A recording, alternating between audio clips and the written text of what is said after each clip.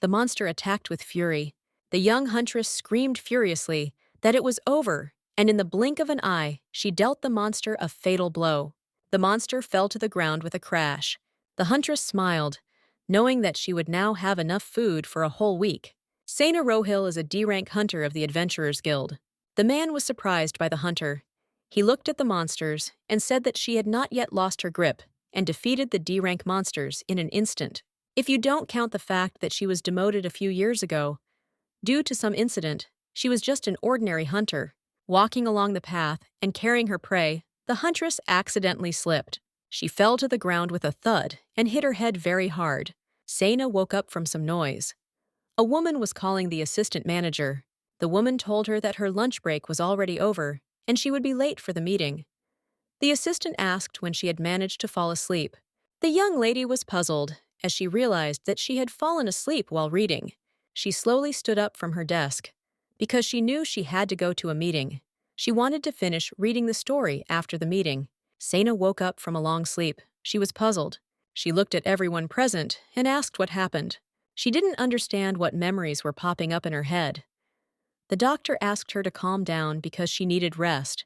The young lady realized that she had been transported into a character from a book. The doctor came closer to her and asked if she was okay. Sena was very strong, wary, as she could not remember the whole story except for the first episodes. The doctor looked at her and said with a smile that she had hit her head very hard, but miraculously was not hurt. The doctor said that such an injury was common among hunters. Sena realized that up until this moment, she had lived an ordinary life as a hunter. She wondered if hunters who were transported into such works did not become equal to God. She screamed furiously. The huntress wanted to see the status screen. A dead silence and an incomprehensible atmosphere reigned in the ward. The doctor looked at the patient closely and asked if she had just said status screen. The doctor shouted to the nurse to quickly register the patient as she needed to have an operation immediately. As she had lost her mind, the young huntress was surprised and said that there was no need for that, as she was perfectly fine. The huntress was very puzzled, as she had to spend all her earnings on the hospital bill. She didn't know how she was going to pay for food this month, but she still couldn't believe that this was just a made-up universe. She didn't know what the point was, that she had worked so hard in her past life. Sena didn't know what role she was supposed to play in this story. She knew that a character who couldn't bring up the status screen was unlikely to be the main character. She thought she would be lucky if she ended up being one of the minor characters. But she still knew that first, she needed to remember if there was a hunter character in the book. She remembered the title of the book, but she wasn't sure about the plot. The man looked at the young lady and called her. Ellen looked at the man with a smile. Sena heard the name and realized that it was the name of the main character. The man looked at the young lady and said that he had come to her to confess his feelings. He smiled and said that he loved her. The huntress was surprised. As her neighbor's name was the same as the heroine's name, she was very surprised and began to put the facts together.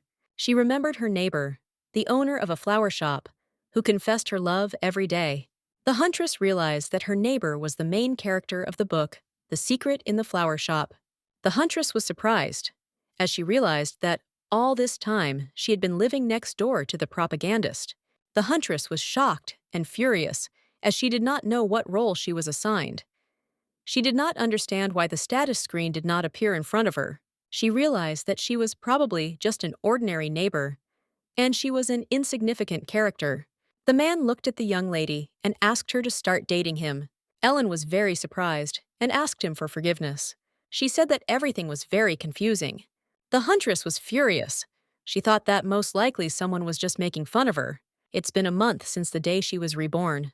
At first, she was shocked when she found out that she was an insignificant character, but after a while, she came to terms with it. During this time, she remembered something about the original work. The story revolved around the search for the main male character. Every day, a new man came to the young heroine and confessed his love to her. She had a bunch of minor male characters coming to her, whom she was supposed to turn down. Every day, only one man confessed his feelings for the heroine. Sena thought that at this rate, it would take forever to find the main character. She knew that in any case, the confession scene was over for today. But suddenly, she saw a young man. She was very surprised, as he approached the heroine with lightning speed. The heroine was surprised. She looked at the young man and asked if he had come to buy flowers today. He looked at her and timidly said that he had come to her to tell her something. Looking at the main character with embarrassment, the young man said that he loved her. Ellen looked at him in surprise. Dion looked at her and asked if she would marry him. Sana was shocked because she did not expect such a turn of events, since she knew that the heroines had already confessed their love today. At that moment, the boring rule that she had been following for the entire month was broken. Sana was very surprised and amazed, because she realized that the man who broke the rules was not like an insignificant character. Sana was surprised and shocked. She did not expect such a turn of events. Dion looked at her and said that he promised to make her happy. Ellen timidly asked him for forgiveness. He looked at her and asked if it was because she thought he was unworthy. She said it wasn't that. Ellen looked away from the young man. She said that they had only known each other for a month. The young man was puzzled and said that it turned out that they had only spent 1 month together. Looking away from her, he said that his feelings were not limited to this time, however.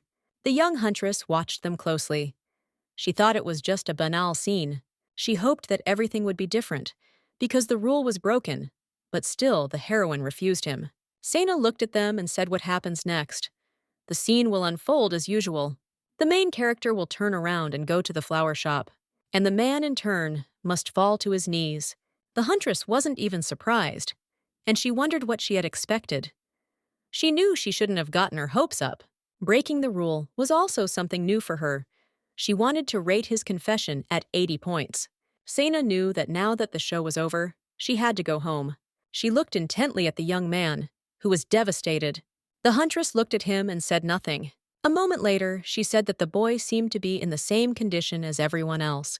Every man who confessed his feelings to Ellen in front of her house fell into the same despair. Unfortunately, this was also the case with today's second candidate. Sana was not surprised, but she still couldn't believe he was still crying. She knew that by now they usually pulled themselves together and left. But this young man behaved differently. She knew that a man who broke the rules of 1 man a day was definitely different from the rest. His face stood out from the others. Sana was surprised because he was crying and screaming the main character's name. Sana thought that the man was probably truly grief-stricken. Sana decided to give him more time than the others. She thought he would leave soon. The huntress was surprised, because he sat there all this time and did not leave, even when it started to rain. The huntress knew that even if he broke the rule and the heroine refused him, she had to move on. She approached him and asked if he had any idea how long he had been sitting there and crying in front of her house. But Dion looked at her and asked for forgiveness. Sana looked at the young man in surprise, as he had silver hair and blue eyes. He was very handsome. A moment later, she realized who he was. The huntress looked at him and asked if his name was Dion Fravel. He looked at her in surprise and asked if she knew him. Sana asked him, puzzled, what such an important man like him was doing here. Sana looked at her acquaintances and asked who Dion Fravel was. Her friends were surprised that she really didn't know who he was. They said that he was the eldest son of the head of their guild. They were very much delighted with his beauty, for he had silver hair and blue eyes, which was very unusual in their empire. They said that the eldest son of the Fravel family makes people fall in love with him at first sight. Sana said that this simply couldn't be, since if such a guy was in their guild, then she would have probably heard of him. Her friend said that not everyone knows about him, since the leader did not allow him to join the guild, since he has a very bad character. They said he was very hot, but still had a nasty personality. Sana said with a smile that if he was really real, she would like to meet him someday. The huntress was surprised and confused, as she realized that it was Dion Fravel in front of her. She understood that now in front of her was the infamous son of her boss, who, moreover, was sitting in front of her house. She understood that even if he was not the most respected guy, he was still her boss's son. She thought that if he was on her side, she would surely get her rank back. The young man looked at her intently and asked what she wanted to tell him. She asked him for forgiveness and said that she didn't want to keep such a long pause and make him wait. She looked at him and said with a smile that he was just sitting in front of her house. The young man looked at the young lady in surprise. A moment later, he turned his gaze to the door. He looked at her and asked for forgiveness. He said he had not planned to disturb her. She looked at him and said that everything was fine, and she also asked if he wanted to come over to her place for a while since it was raining. Dion looked at her in surprise. He looked away, embarrassed, and thanked her. Some time later, he was sitting on the sofa drying himself. Sena came closer to him and said that she had tolerated the warm tea. She looked at him in surprise as she saw that he was all wet and attractive. She looked at him for a moment, dumbfounded. She looked at him confusedly and wondered what she was doing. She came closer to him and pushed a cup of tea towards him. The young man thanked her with a smile. Sena smiled and said no thanks. She knew he thought it was just a shabby place. She was surprised because she realized that he was not like the guy from the rumors. She knew that he must be a scumbag with a nasty character, but still she was surprised because she had not seen him like this. But she was puzzled because she didn't remember seeing a boy with silver hair and blue eyes in the illustrations for the novel. A moment later, she realized that he was most likely a minor character. She understood that he was nothing more than one of many who would ultimately fail to win the heart of the main character. She thought that he would soon be just a tool to make the real male lead jealous. Sena thought that even the headmaster's son was powerless against the plot of the book. She thought that his breaking the rules was simply the author's mistake. The young man said that he was grateful to her for what she did, and he also asked if she saw everything that happened. The huntress asked what he was talking about. The young man said that he knew that she was sitting on the bench when he confessed his feelings. She looked puzzled and said that it was true, and she just didn't want to disturb them. But he didn't need to worry about it like that. It was just a part of life. Dion asked if she could listen to his story until the rain stopped. Sena said that she would listen to him and he could continue telling his story. The young man thanked her. Dion said that he has known Ellen since childhood, as they were friends, and she was his first love. Sena was surprised. Sena was ready to swear that the heroine said that they had only known each other for a month. Dion said, puzzled. That was what she thought. There was silence for a while. Some time later, he said that she erased his memories. Ellen Euclid, the main character of this world, because she was the illegitimate child of Marquis Euclid. She was bullied while growing up. Eventually, she ran away from home. However, she could not forget her painful past, so she found a witch and erased all her memories. Sena remembered the entire backstory about the heroine. She was surprised and realized that she seemed to have a photographic memory. Dion said that when he was younger, he went to a ball, but he was there, all alone. He said Ellen was the only person who approached him. Ellen's warm hand guided him forward, but he was shocked that such a sweet girl was suffering. When he learned that she had erased her memories and escaped, he searched every corner of the capital to find her. And when he finally found her, he didn't care that she didn't remember him. He knew he could protect her no matter what. It was then that he thought that he could just start all over again. When he saw that many men were coming to her, he began to lose patience. He said that, by the way, he saw a suspicious man. Sena asked what he was talking about. Dion said that the man looked like an ordinary visitor, but his noble origins were obvious. Sena asked what exactly he was talking about, and she also asked if the young man by any chance thought that Ellen's family had sent him. Dion said that he was also very worried about this, because the people from the house of Euclid were also looking for her. Dion said that he was nobody to her now and could not help her. Now she understood why he wanted to marry her. The young man was silent for a while. He looked at his companion and said that it seemed the rain had stopped. He looked puzzled and said that he had taken up too much of her time and that it was time for him to go. She looked at him and asked if he would be too sad about it. Dion asked what she was talking about. Sena smiled and said she was sure there was still hope. Dion looked at her and smiled and thanked her for listening to his story. He left, and she sat down on the floor with lightning speed as she was very tired. She hoped that he was not offended by her. Sena decided to take a shower first and then go to bed. A moment later, she thought for a moment, as he called her by name as he left. She was very surprised, as she had not told him her name. The next day, there was a rumble in the street. The huntress was furious because she couldn't get enough sleep because of the noise outside. She threw the pillow down in anger, as she could not get enough sleep. She was golden, as if she had gone to bed very late the night before. She said, puzzled, that she had woken up earlier than usual. With lightning speed, she went to the door and opened it, as she wanted to see who was making the noise. While opening the door, she accidentally hit someone. Sena looked at the young man and asked if he was okay. The young man smiled and apologized for standing in front of her house, as he did not notice that he had caused her inconvenience. The huntress looked at him in surprise and asked what the noise was and what was going on. The huntress looked at the young man in surprise and turned her gaze to the knights. She asked him what the knights were doing here. She asked in surprise if they had come to arrest someone. The young man said that they were here because of the lady who owned the flower shop, as the commander wanted to make her his personal gardener.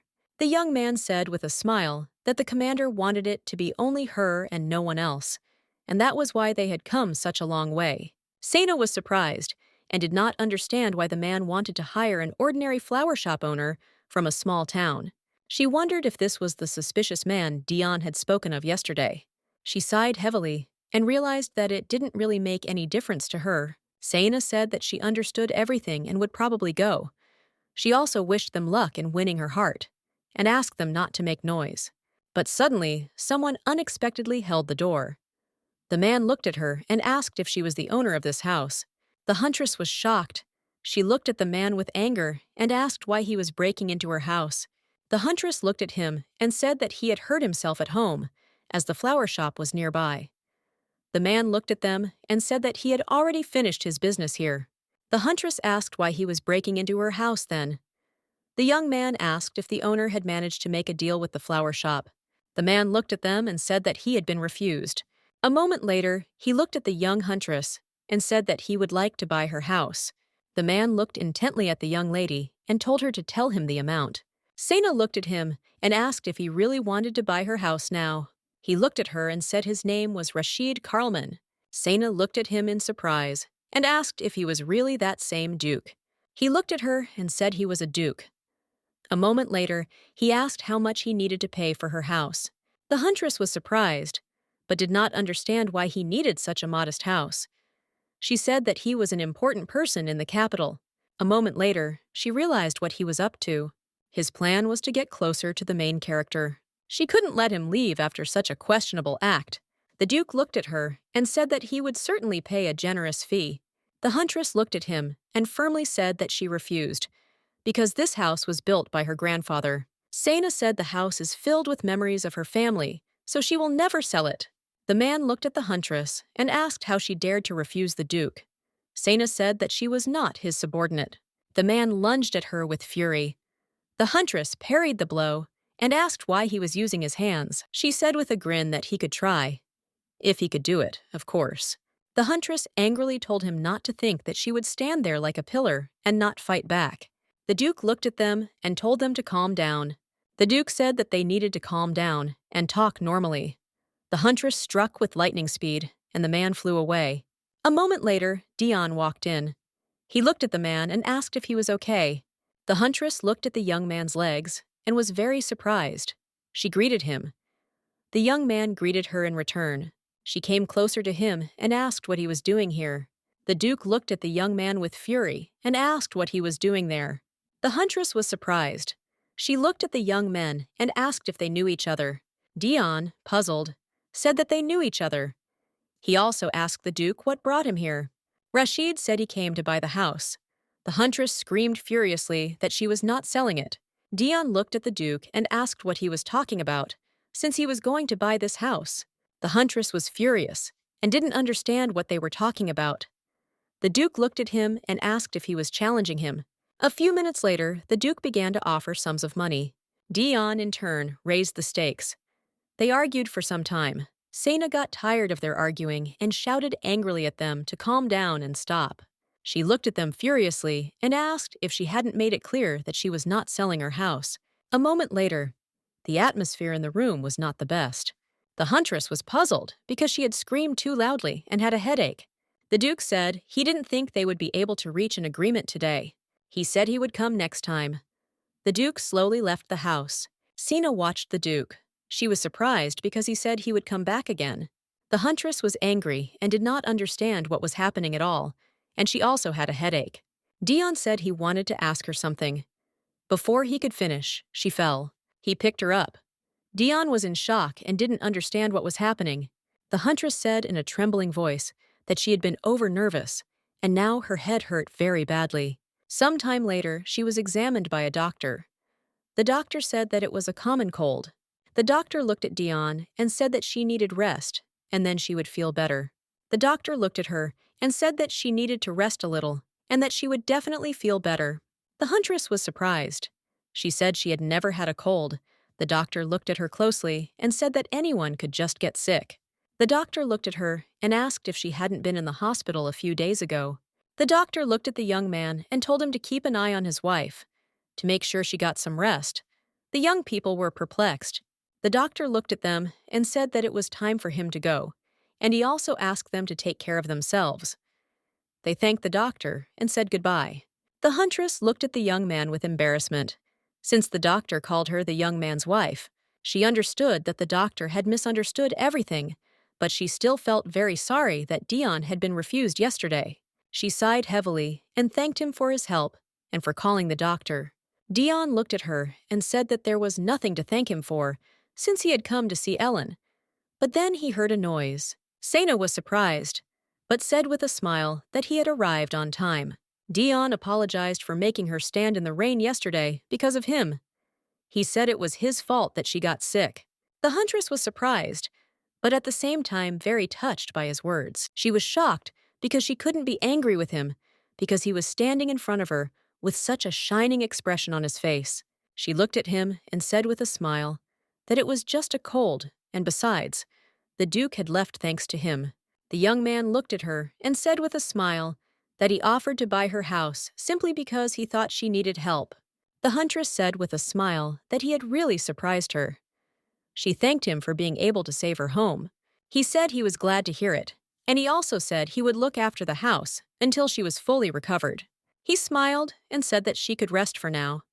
Sena asked him in surprise what he was talking about, as she thought he was going to the neighboring house. He looked at her and said with a smile that everything was fine and he would come there another time. He said that she looked very tired, so she needed to rest, and he would stay here until she got better. Sena looked at him and said that she wanted to ask him something. Dion said that she could ask. She looked at him and said that on the first day when he left, he called her by name. The huntress looked at him intently and asked if she had told him her name. The young man looked at her in surprise and said what she told him.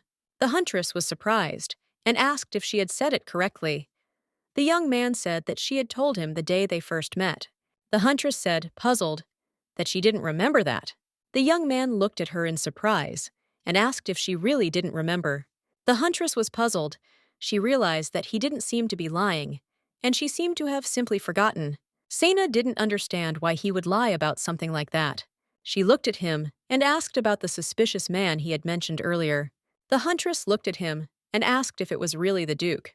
The young man said it wasn't him.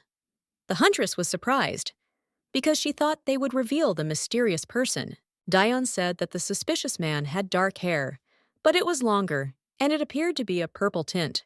The young huntress realized that it was probably not the Duke. The boy said he also thought it wasn't him. Sena frowned and said she wondered who it could be.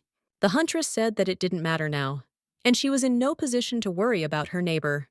She was puzzled by the fact that the Duke had previously said that he would definitely return. She said angrily that if he tried to buy her house again.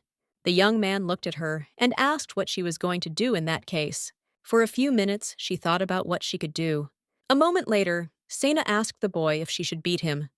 The boy was surprised and said that she shouldn't do that. She said that if she beat him, she could be arrested, and she needed to do it in such a way that there would be no witnesses. Dion looked at her in surprise and asked if she really wanted to beat him up when there were no witnesses. He laughed and said he thought it might work. The huntress looked at the young man and thanked him for his help. She wished him a good journey. He told her not to worry and said goodnight. As he walked out into the street, he glanced sideways at the flower shop. He whispered what she had said when they first met. He smiled and said that technically it wasn't a lie. The young lady slowly laid out the flowers. She wondered how the Duke had gotten home yesterday evening.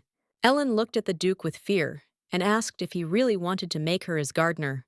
The Duke said that it was, and he needed someone with such excellent abilities as hers. Ellen was surprised, because she realized that he needed her for her abilities, not for her looks. The Duke was the only man who had ever spoken to her like that. But Ellen still knew that working as a gardener on the Duke's estate was too much for her. Ellen thanked the Duke for his wonderful offer, but to his regret, she refused.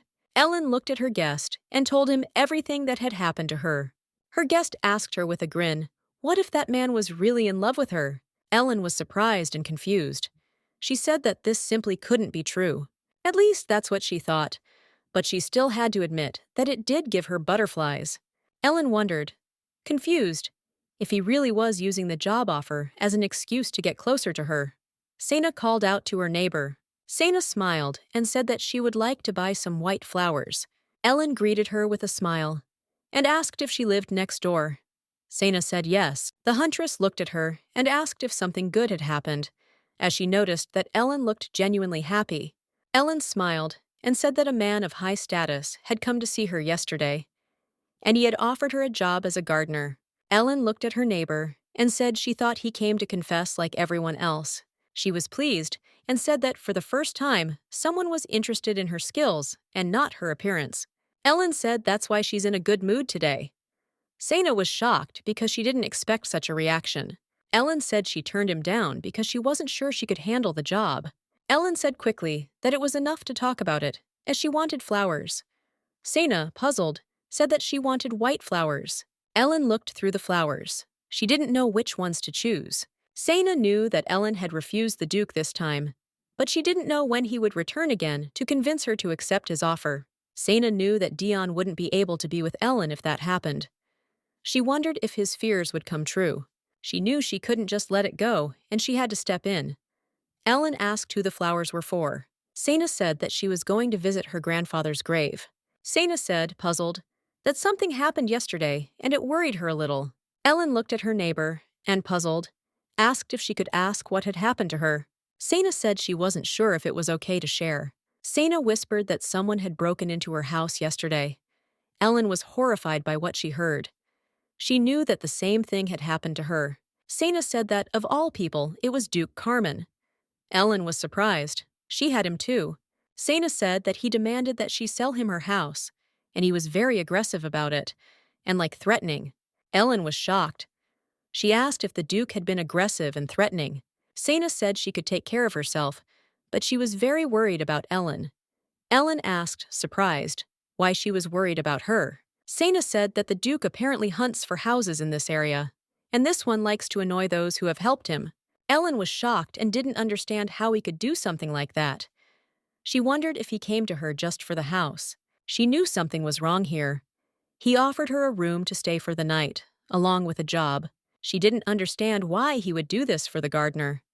And after the story, she realized that it was all for the sake of the house. Ellen looked at her neighbor and said that now everything was clear to her. Jonah now understood his grin. Ellen thought he was just an immoral person. Ellen said she had no idea he was that kind of person. Sena said that since she was a hunter, she was able to protect herself, but she said Ellen was much more vulnerable. Sena looked at her neighbor and told her to be careful and try not to get involved with him. Sena asked her neighbor to try to ignore him. Ellen was shaking with fear and said that she would do her best, and also thanked her neighbor. Sena said with a smile that there was nothing to thank her for, since they were neighbors after all. The huntress was very happy because she understood that the Duke would not come even one step closer to Ellen. The huntress told Dion that Ellen thought the Duke was a terrible person, so he had nothing to worry about anymore. Dion said it seemed like she had made the Duke look bad in front of Ellen. Sena said angrily that she didn't do it on purpose. Sena said that Helen understood it that way, because that was how she was brought up, and it was just a friendly conversation between neighbors. Sena said that everything she said earlier was based on irrefutable facts. Dion asked her what would happen if the Duke found out about this. Sena looked at Dion and said that Ellen had left the house and he needed to hurry to her. Sena said, puzzled, that she was now entering the house. Sena told him to hurry up and start a conversation with her next time. Dion looked at her and thanked her. He said that he would definitely do so. She noticed that her friend was depressed, but she still knew that being rejected had hurt his pride. Placing her hand on his shoulder, she told him not to count and to give it his all. Looking at him, she said with a smile that she would definitely help him. To Sena's surprise, Dion placed his hand on her head. He looked at her and told her to think about herself, as she still had a fever. He looked at her and told her not to do that next time. She was surprised and asked what she shouldn't do. Dion told her not to get in the way of the Duke, only to help him. He looked at her and said with a smile that he had now decided to let Ellen go. Sena was surprised and did not understand how he could leave after such words. She thought he was in great shock, but she was also puzzled, since he had previously said that he was in love with her. She was very worried that he might, like last time, go cry alone. She remembered how he had burst into tears the last time. Sena felt like he was hiding somewhere and crying loudly. She was worried that he would wander the streets in tears. The men looked at him intently and asked if he would share his money with them. Sitting on the damp ground, he burst into tears, and the men came closer and closer to him. The huntress was in shock. She couldn't allow this to happen. She knew he had to cross the square first to leave the city. She rushed towards him. The huntress was shocked because she heard a scream. She thought it was her friend. She knew she couldn't leave him alone, and rushed towards the scream with lightning speed. She knew it was a very dangerous area. She ran up and called him. A moment later, she saw a man who was on the ground. Dion looked at the man with a threatening and angry gaze. The huntress was surprised as she saw the cold and gloomy look of her friend. She looked at him in shock and didn't understand what was going on. Dion stepped on one of the attackers. He looked at the man and said that he was having a bad day. Dion looked at the man and asked why he didn't calm down. Dion looked at someone and told him not to hide and to come out. Sena was scared because she thought he was saying this to her. He looked into the distance and asked if he really thought that this wall completely hid his boar carcass. Dion looked and said, "Turner, it's time to go out." Turner told the gentleman that he looked too scary. Sena was surprised because she didn't know who this man was. Turner asked if he had killed the man. Dion said he had not. Dion said that man will take care of himself. A moment later, they ran away screaming. He was surprised and didn't understand why they were running away so quickly if they were going to die anyway. Turner that people from above contacted him and asked if he was really investigating. Dion asked him if he was going to gossip about his idleness. Dion said that it was good. And even if he was from that side, he wouldn't do that to him. The girl looked at him and said that they needed to leave already. Slowly they began to leave the street. The huntress was in shock, as she could not believe that she had just seen the true identity of her friend. She realized that he was a killer. Dion and her friends were walking down the street. The girl looked at him and asked what was wrong with him, as he seemed out of his mind. She looked at him and said that they had tracked down Ellen, so he had nothing to worry about. Dion frowned and said that wasn't the problem. She looked at him and asked if it was because of Sena. She looked at him and asked if they had finally met. Sena was shocked by what she heard. There was a lot of chatter in the building. Sena was puzzled because her friend was completely different. He was different from the Doan she knew. She heard their conversation, and she was curious about what he was investigating. She wanted to know who these people were up there.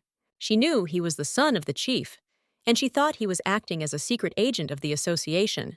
The girl at the table shouted that the next one could come. The young huntress ran up to her in a hurry. The girl greeted the huntress with a smile and said that she was glad to see her. The huntress smiled and said that she was also glad to see her. Anna looked and asked if she had really come as usual for an errand. Anna said that they hadn't received any good assignments lately. Sena said that she came to ask something. Sena asked if Anna knew who Dion Fravel was. Anna said he was the chief's son. Sena looked at her and asked if she knew anything else about him. Anna thought about it and said that she knows he is hot but crazy. She said that he was born from her first marriage, but apparently the head's brothers and sisters really caused trouble for this wife, because the woman was of low status, and after that, she died quite quickly. Everyone gossiped that her death was due to the abuse of the head of the clan. She said that it seemed the young man believed in the same thing, and since then, he began to take revenge on them. The chief's younger brother, Silon Fravel, broke off his engagement because Dion stole his bride. Also, Isabella Fravel's younger sister had her engagement broken off because of Dion. Anna said that he seduced her fiancé. Anna looked at her and asked if she now understood why they said he was hot and just crazy. Sena was shocked. She didn't understand if they were talking about the same person. Anna looked at her and said that, in other words, she didn't need to get involved with him at all. The huntress was surprised and asked her interlocutor who else was contacting him. Anna said she assumed they had run into each other somewhere. Anna said about her companion that she should stay away from him because he is a very dangerous person. Sana said that she understood everything and thanked her, and also asked her to make sure that there would be some good assignments. A moment later, they heard some noise. Anna saw someone come in. She said he was very handsome. The huntress was surprised and asked who she was talking about. Turning to the side, she saw the Duke. Sana was surprised and didn't understand why he was here. She understood that it was better for her to leave before he noticed her. After saying goodbye, she ran away in a hurry. Sana knew that things would definitely go wrong if they met. Unexpectedly for herself, she collided with someone. In the confusion, she asked for forgiveness. The man smirked and told his friends to look at who was in front of them. He looked at her and said he thought she was already dead. The huntress thanked him for his concern and said that she was fine. He looked at her and asked if she was going to be so formal. He said that they were both hunters. She knew she had to leave soon. She looked at him and said with a smile that since they had finished greeting her, she could leave. He looked at her and said he was impressed that the chief didn't kick her out. He asked if she was ashamed to appear before the association. Marcel said mockingly that like father, like daughter. They all said that she was his exact copy. The man asked with a grin if this meant that she would meet the same miserable death as her father. She came closer to him and told him that he should watch his words, since her father was still alive. He looked at her and asked with a grin if she was still clinging to that stupid hope. She looked at him and said that they were not friends at all. She asked why every time they met, he started talking to her. She looked at him and said that it was presumptuous of him. Marcel ground his teeth nervously and angrily. She said she would like to give him one piece of advice. She told him to brush his teeth. She said with a smirk that now it was no wonder that every girl ran away from him. He looked at her in anger and asked how she dared to say such a thing to him. He looked at her and told her to shut her mouth. Sana told him to stop getting on her nerves and go away. She looked at him with a smirk and said that he couldn't even beat her in a fight.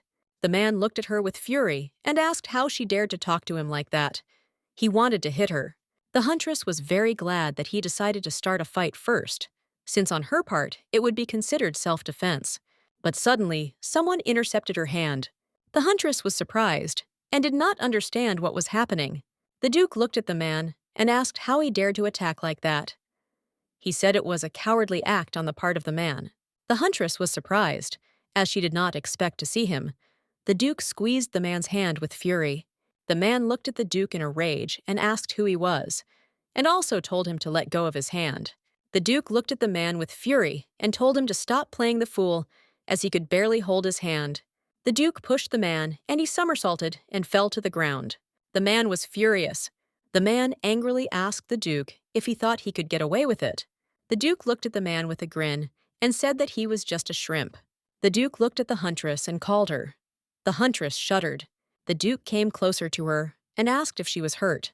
The huntress was shocked. She did not understand why the Duke had intervened. Sana knew that talking about self-defense would not help, since he had struck first. She looked at him and said that everything was fine, and also thanked him for his concern. She was furious because her plan had failed. The Duke looked at her and asked if she was sure that nothing hurt anywhere. He looked at her closely and asked if she was by any chance the owner of that house.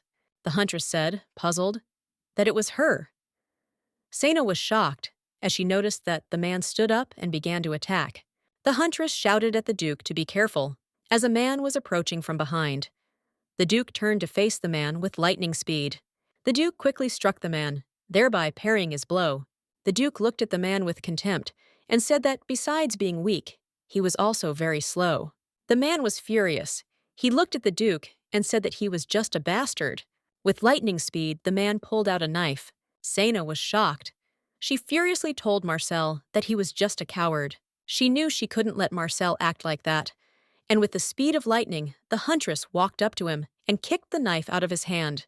A moment later, the Duke struck the man and he fell to the ground. Marcel fell to the ground with a crash, and all his supporters shouted at him. Marcel's supporters asked him if he was okay. The huntress in turn was very pleased, as she understood that he finally got what he deserved. A moment later, guards flew up to them and angrily asked what they had done within the walls of the guild. The guard looked at them and said that they were under arrest. The huntress was in shock, as she did not expect such a turn of events. The huntress was furious because she understood that this was just some kind of bad luck. The huntress was very puzzled that the guards came running just when they had struck their only counterattack. She knew that if she had gotten into trouble once, they could have tried to negotiate. She looked at the Duke and couldn't understand why he was there without protection. She looked at him closely. The Duke was not in very good condition. She looked at him and asked if he was okay. The Duke looked puzzled and said that everything was fine and that he would be picked up soon. He said that his advisor would definitely come. Sena looked at him and said that it was very good. He looked at her and asked for forgiveness for that time. The huntress was surprised and asked what he was talking about. The Duke looked at her and said he was talking about the time he broke into her house without her consent. He said he made sure Garrett was given the appropriate punishment for his actions. Sena asked who Garrett was. She looked at the Duke and asked if he meant the knight who had broken into her house with him. The Duke said he was just a lazy fool who had never bothered to get proper training.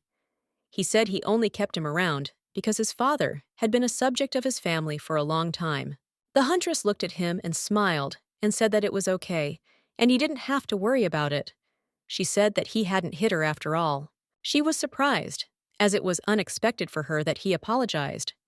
She knew that most nobles in a similar situation would have acted differently.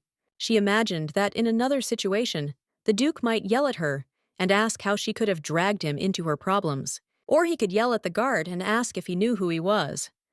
She wondered if he shouldn't be acting like that right now. Looking at Marcel, she knew his family was only noble because of the title, but he still acted like a privileged jerk. She was puzzled and did not understand why the Duke was so strange. 3 hours later, the Duke sighed heavily. The huntress was surprised and did not understand why the advisor had not yet arrived here. Sena looked at the Duke and asked if he thought something had happened to his advisor. The Duke looked at her puzzled and asked what, for example, could have happened to him. The huntress looked puzzled and said she wasn't sure, but she still wondered what might have happened to him. The Duke, in turn, was very irritated. The huntress laughed. She was puzzled because she did not understand what he wanted to hear from her. She told him to let her think some more, since they were in the same boat now, after all. The Duke asked in surprise if she really thought they were in the same boat. Sena came closer to the guard and said that the thing is that her companion is actually a duke. She said with a smile that she thought it would be in their best interest to let them out quickly. The guard asked her with a grin what she was talking about, and he also asked why such a nobleman would allow himself to be brought here. He said that if he really was a duke, someone would have come for him long ago. A moment later, they heard footsteps. The huntress was very happy and surprised. She knew that it was most likely the advisor coming for the Duke. The man greeted the guard and said that he had come here for Sena Rohill. The Duke and the huntress looked at the man in surprise. The man looked at them and said that he was the butler of young Master Marcel. He said that he was here on his behalf and wanted to demand payment of 1,000,000 rupins. The huntress was furious. She looked at the man and said that this was ridiculous. The man said that this amount took into account the damage that she had done to him today and all the other harm that she had done to him up to this point. The butler looked at her and said that after all, it was her father who killed his master's mentor. The huntress was furious. She looked at the butler and said that it was a lie. She said with fury that it was nothing more than an accident while on duty. Rashid came closer to her and asked what the man was talking about. Sena said that, long ago, Aliyah Asl, Marcel's mentor, took on the task together with her father. The butler looked at her with disdain and told her that she had to accept the fact that Aliyah had taken on the request because of her father, and that was why she had been killed. Sena was furious. She said the woman had merely accepted a mission as a hunter. She said her father had done nothing wrong to her. The butler looked at her with disdain and said that in any case, she must make sure that she made amends for the damage by the end of the next day. He looked at her and said there was one condition. He looked at the Duke and told the huntress that in order to seal the deal, her accomplice would have to be tied up and beaten by his young master. Then she wouldn't have to pay the amount. The butler looked at her with disdain and said that if the man knelt down now, he would probably escape a blow or two. The assistant ran to the master. In a hurry, he asked where the Duke was.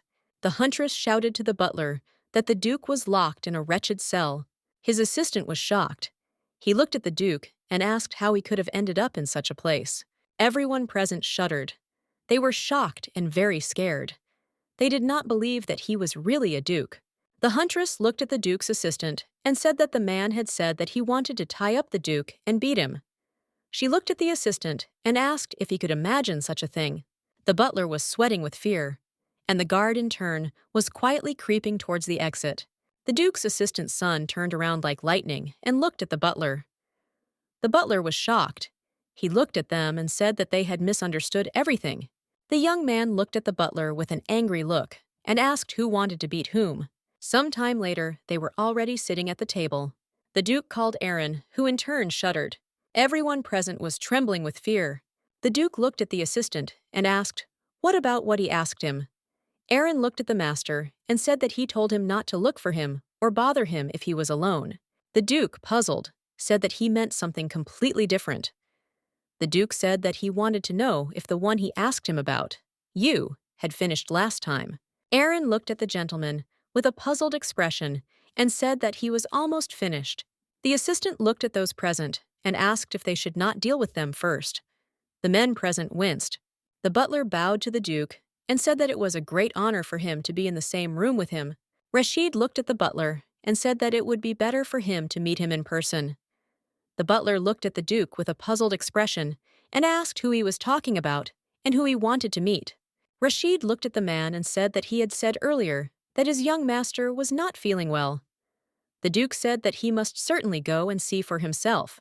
The butler, puzzled, said that there was no need for that, as he knew that the Duke was very busy.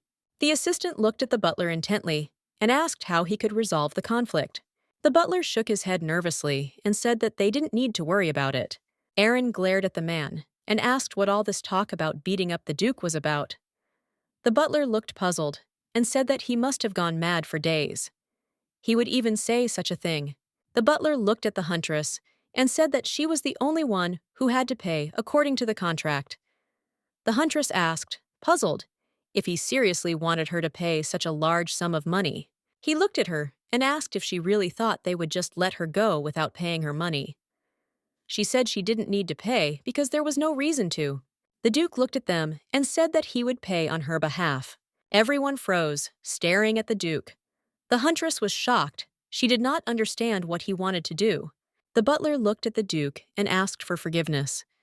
He said it was the huntress's duty. The Duke looked angrily at the man and asked if he really had any problems.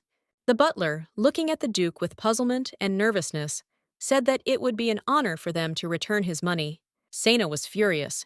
She asked the Duke why he had to pay her half.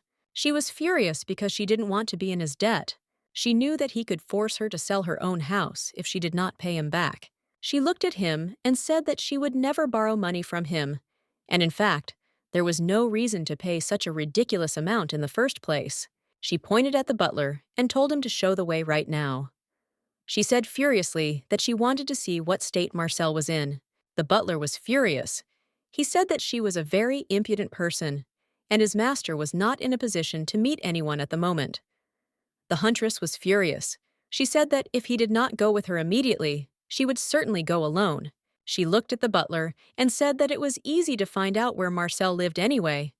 The butler was shocked. He said that she had better stop right now. Sena was in shock. She screamed at the butler to let her go. The butler screamed at her that he had already told her that his master was not well. The Duke looked at them and said he thought that as cellmates, they should be in the same tray. The Duke looked at her and asked if she hadn't said that before. Sena looked at him in shock. She didn't expect him to act like that. His assistant was in shock. Aaron came closer to him and whispered to the gentleman if he was feeling unwell. The Duke sighed heavily and told his assistant to be quiet. Sena was furious, because instead of the required amount, they agreed to half. But the worst thing was that the Duke actually paid the entire amount. She knew that this meant that her house would be replaced. The huntress turned around with lightning speed and told the Duke that she refused to sell her house. The Duke looked at her in bewilderment. She said furiously that she meant her house. She said that she would never, ever sell it. The Duke looked at her and said calmly that she should not do that. Sena looked at him in confusion and asked what he was talking about. He looked at her and said that she didn't have to sell him her house. He asked her if that was what she was so worried about. She looked at him in surprise and asked why he had paid the amount of money on her behalf then. He looked at her and said that it was done to make up for his actions last time. He smiled and said that moving forward, he wouldn't pester her to sell her house. He smiled and said it would be nice if she could let him know if she ever changed her mind. She looked at him in surprise and asked if he really just gave her the money. Rashid looked at her and said that it was true. A moment later, he said goodbye to her and left. The huntress was stunned and did not understand if he was really leaving now after coming all the way to her house. The huntress wondered if he had just escorted her there for a reason. She looked after him in surprise and wondered what was wrong with him. The next morning, she woke up and heard some noise in the street. She still decided to see what was happening on the street, since the noise did not stop. She moved closer to the window because she wanted to know what was going on this time. She was surprised because she saw that a lot of people had gathered, and there was also police. The huntress felt a strange chill in her body because everyone was walking near her neighbor's house. She ran like lightning because she wanted to see what happened there. Saina was very worried about her neighbor and wondered if something could have happened to her. When she ran to the place, she saw a lot of people and their chatter did not stop. Out of breath, she looked at everyone in horror. They were shocked and couldn't believe that this had happened. Saina grabbed the woman's hand. She asked her what was going on and what had happened in the flower shop. The frightened woman looked at the huntress and said that a thief had broken into this house. The huntress was shocked. Those present whispered as they saw blood. The huntress was very scared because she heard about the thief and saw blood. She looked in horror at the body being carried. Saina thought it was her neighbor's body. With lightning speed, she ran up to them. The man blocked her way and told her she couldn't come in. The huntress was furious and said she had to check if it was Ellen. The man said angrily that she couldn't go there. The huntress squeezed his shoulders. He was shocked because he didn't understand where she got her strength from. Saina pushed him angrily, and he fell. She grabbed the blanket. She hoped to see someone other than her neighbor. A moment later, she saw a frightened man. He looked at her with horror. He asked in a trembling voice who she was. The huntress was in shock. She did not understand what was happening. The man asked again who she was. Ellen looked at her neighbor and laughed. She asked her if she was really that worried about her. Saina, looking away, said that she was told that there had been a burglary, and then she saw someone being carried out on a stretcher, and of course, she became worried. She smiled and said that she was safe and sound and that everything was fine with her. Saina looked at her neighbor and asked who that poor fellow was lying on the stretcher. Ellen said it was one of the police officers who came to her when she filed the report. She said he just slipped on some water she accidentally spilled and hit it really hard. And his face was covered because he was too ashamed of the fall, which is what started all the confusion. The huntress was shocked. She flinched because she thought that the officer was just a fool. She looked at her neighbor and asked if they had caught the thief. Ellen said that they hadn't caught him because the thief had escaped through the window before the police arrived. She said with a smile that she thought he left when he realized that she had nothing to profit from in the house. Saina said with a smile that she was glad Ellen was okay anyway. Ellen said she breathed a sigh of relief, as it would have been far more dangerous if he had mocked her while she was sleeping. Saina wondered if this situation with the thief was part of the plot. She thought that if the Duke had bought her house and started living there, everything would have been different. She imagined the moment when a thief broke into her neighbor's house. The man looked at her and told her furiously to give him everything she had. Ellen screamed with horror on her face and asked for help. A moment later, the Duke burst into her house and, looking intently at the man, angrily told him to let her go right now. The young lady looked at the Duke in surprise. The Duke, in turn, looked at the young lady and asked softly if she was hurt. The young lady looked at him with loving eyes. Saina knew that something like that could happen. She understood that her neighbor could be in danger because of her. Ellen looked at her neighbor and said that she was indeed fine. She smiled and said that she was well aware that their neighborhood was not the safest. Saina said, puzzled, that they were in a very questionable area. Looking at her neighbor, she knew that more incidents would happen in a dodgy neighborhood. In other words, it was the perfect place for the main character to get into trouble. Sana understood that this also meant that the heroine could face a real threat if she kept the protagonists from taking action against her. Sana didn't know if Dion could protect Ellen on her own. Ellen took her neighbor's hand and asked her to calm down. She said with a smile that she was very glad that she was next to her now. Sana looked at her neighbor in surprise. She didn't expect such pleasant words from her. Ellen smiled and said that a few days earlier, many neighbors had come to check on her. Ellen said with a smile that the fact that she is surrounded is the greatest blessing. Sana smiled as she looked at her neighbor. A moment later, she saw someone outside the window. Sana looked at her neighbor with a puzzled expression and said that it was time for her to go. Ellen was surprised by such a quick change in her neighbor. She looked at her intently and asked if it was really time for her to go. Sana said in a hurry that it was time for her to go, as she remembered an urgent matter. Sana smiled and told her neighbor not to forget to close the doors. Ellen said with a smile that she would certainly do everything and said goodbye to her neighbor. A moment later, the young lady plopped down on the sofa. She was very glad to have such a kind and helpful neighbor. Sana ran like lightning after the man she saw outside the window. She knew that he was definitely following the protagonist, but she was still puzzled because she didn't know who it could be. She didn't understand why he needed to follow them. A moment later, she saw his silhouette. She looked at the man and shouted who he was.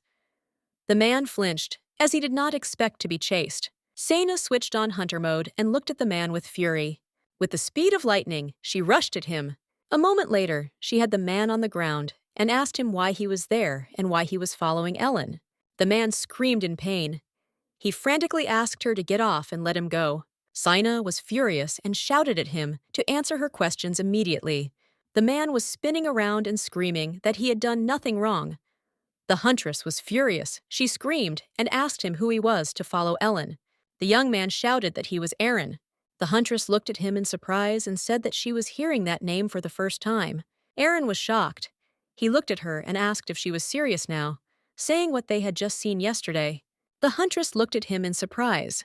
A moment later, she remembered where she had seen him. A few minutes later, she realized that it was the Duke's advisor. She looked at him with horror, because she did not expect it to be him.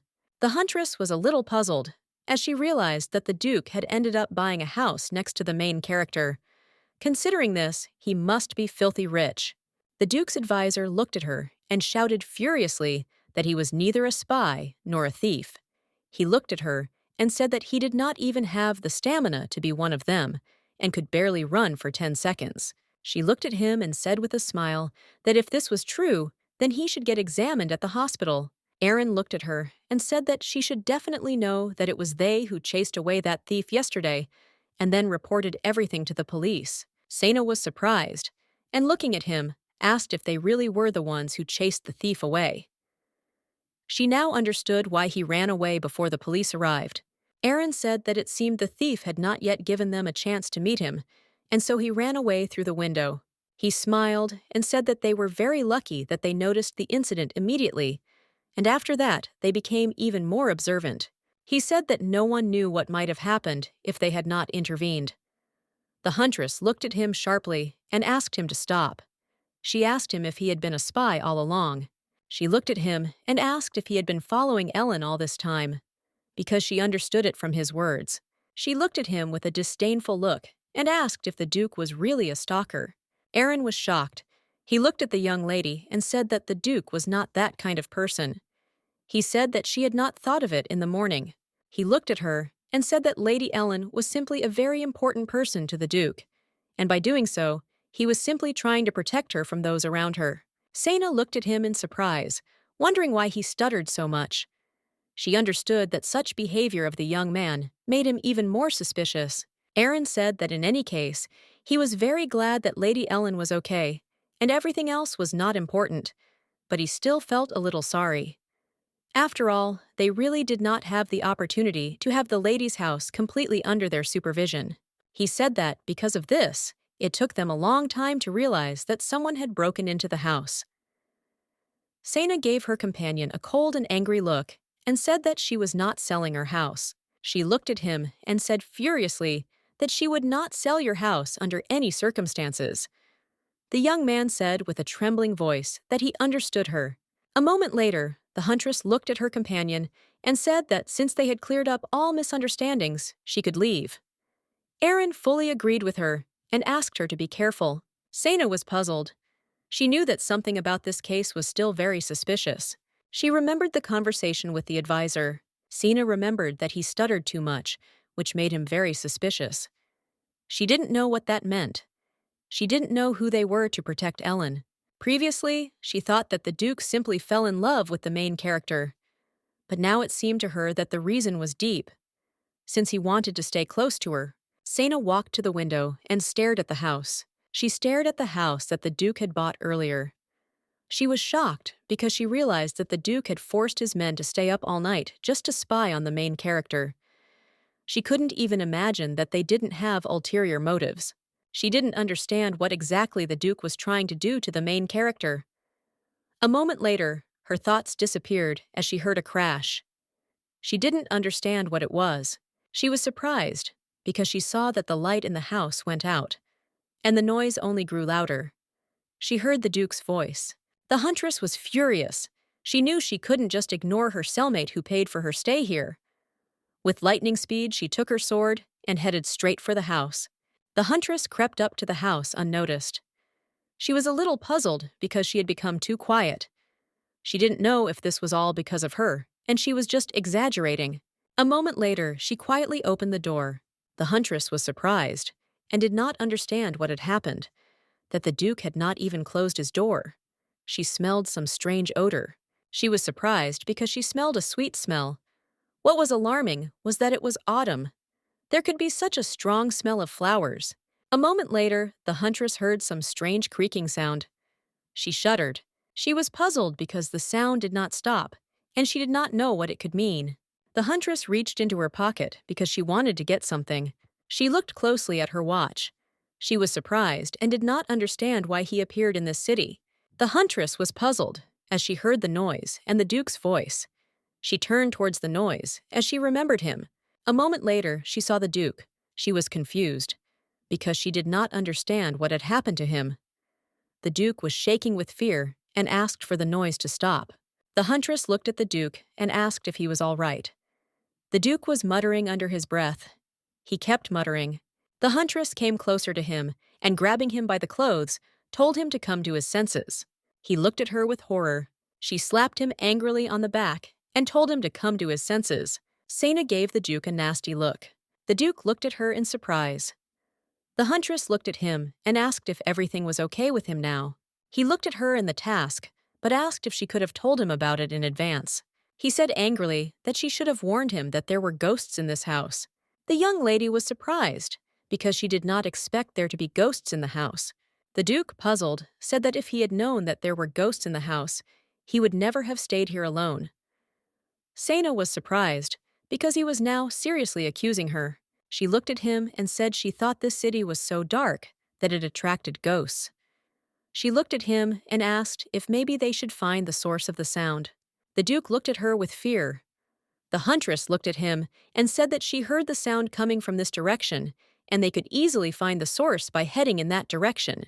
The Duke looked at her with fear and said that she said they might meet a ghost. The huntress looked at him sharply and said that it was just a joke. A moment later, she asked him to wait a little. She looked at him and asked with a grin if he was afraid of ghosts. The Duke shuddered. The Duke looked at her with anger and confusion and said that he was not afraid of ghosts at all. The huntress mocked him as she saw that he was not afraid of ghosts at all. She looked at him and said that in that case, if he and she were not afraid of ghosts, then they should go and look for the source of the sound. The Duke was shaking with fear, but he said that it was a great idea and they could go. He asked her to show him the way. With lightning speed, the huntress turned around and with a grin told him to follow her. A few minutes later, they were walking towards the source of the strange sound. The huntress froze. The Duke asked in a trembling voice if this was really it. The huntress looked at him and said that she would open the door now. When she entered the room, she saw nothing, and there was silence in the room. The Duke was shaking with fear. He looked at his companion and asked her to give him some time to prepare. She asked him what he was saying. The huntress asked if he really wanted her to open the other door right now. Opening another door, she said with a grin that the other room was also empty. The Duke looked at her with fear and imperceptibly pulled himself together. He timidly said that he was very sorry and also asked if they should go to the other room if there was nothing there. The huntress smiled and said that she was coming only after him. Sina felt sorry for him, of course, but she still liked to tease him. She looked at the door and said that there was a sound coming from there and they needed to go there. The Duke looked at her with fear and asked if she really wanted to go down to the basement. The huntress said that she could go down herself and he could stay upstairs. The Duke said angrily that he would not allow her to go down by herself. He said, puzzled, that perhaps there were no ghosts there at all. She looked at him in surprise and wondered how he was going to protect her if it wasn't a ghost. But she was still genuinely touched by his sudden gallantry. She looked at him and told him not to worry, as she was a professional hunter, and he should know that, and she was not easily hurt. The Duke, puzzled, said that in any case it would not be safe to go there alone. Sena looked at him sideways and said that if something really happened to her, there was something he needed to know. The huntress said that if something bad happened to her, her house would become his private property. The Duke was shocked. He looked at her and asked what she was talking about. He was furious because he didn't expect her to say something like that. He looked at her and told her not to make him laugh and not to say something like that. A moment later, she laughed and asked him to relax, as it was only a joke. The Duke was furious. He looked at her and asked how she could even joke at such moments. She looked at him and asked for forgiveness, saying that she had her reasons. The Duke said in a rage that whatever the reason, she should know the right time and place before making such a joke. She knew that very well, but she also knew that nothing conquers fear like blinding anger. They slowly descended into the basement. The young huntress glanced sideways at the Duke and said that it would be better if he stayed here, since such things were really her specialty. The Duke looked at her in surprise and asked if she really wanted to go alone. Sena said that he did not need to worry and that she could manage on her own. She was puzzled because it was getting darker and it was difficult for her to see anything. A moment later, she took a mana stone out of her pocket. The huntress looked closely at the door and realized that the noise had stopped. The Duke looked at her and said that they could go back right now. Since the sound had stopped, it meant that everything was fine. But still, the huntress knew that this was not right. She walked down slowly. The Duke looked at her with fear and asked if she was serious about going there. The Duke angrily told her to go back. The noise continued, and they walked towards the door. The Duke trembled with fear and squeezed the huntress's shoulders tightly. He looked at her and asked if she was sure of her actions, and also asked if she had changed her mind. The Duke looked at her and said that it was not too late to stop, but the huntress was very angry. He pulled her clothes and asked if she was listening to him. She was furious and looked at him and told him to let her go. The Duke, in turn, looked at her with a pitiful look. The huntress quickly turned around. She could barely contain her laughter. She was shocked and did not understand how it happened that he had the nickname of a cruel monster. She saw that he was not like that at all. The Duke appeared to her in a different light. Standing before the huntress, he trembled with fear. She looked at him and told him to listen to her carefully. The huntress looked at him closely and said that what was below was not a ghost at all. She said that it was most likely a demon. The Duke looked at her in surprise. Sena looked at him and showed him the stone. The huntress said that this stone reacts to demons. Sena looked at him and asked if he had heard of it. She said that mages often use it too.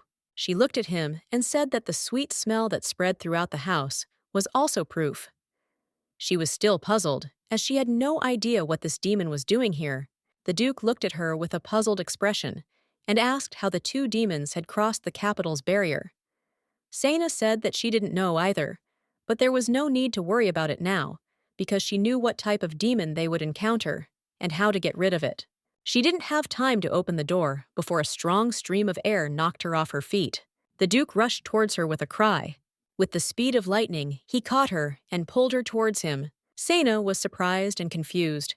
She did not understand why he pulled her so abruptly. The Duke looked at her angrily and asked if she was okay.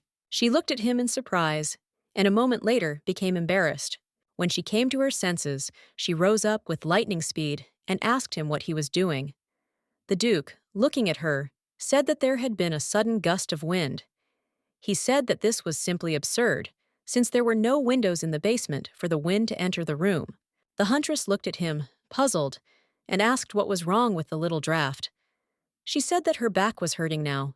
The huntress looked at the ground in surprise, as she did not know where her stone had rolled. A moment later, she saw her stone. Sena was surprised and puzzled as she noticed a woman who looked like Ellen sitting in the corner. The huntress looked at the doll in surprise and said with a smile that it looked like it was just a fake.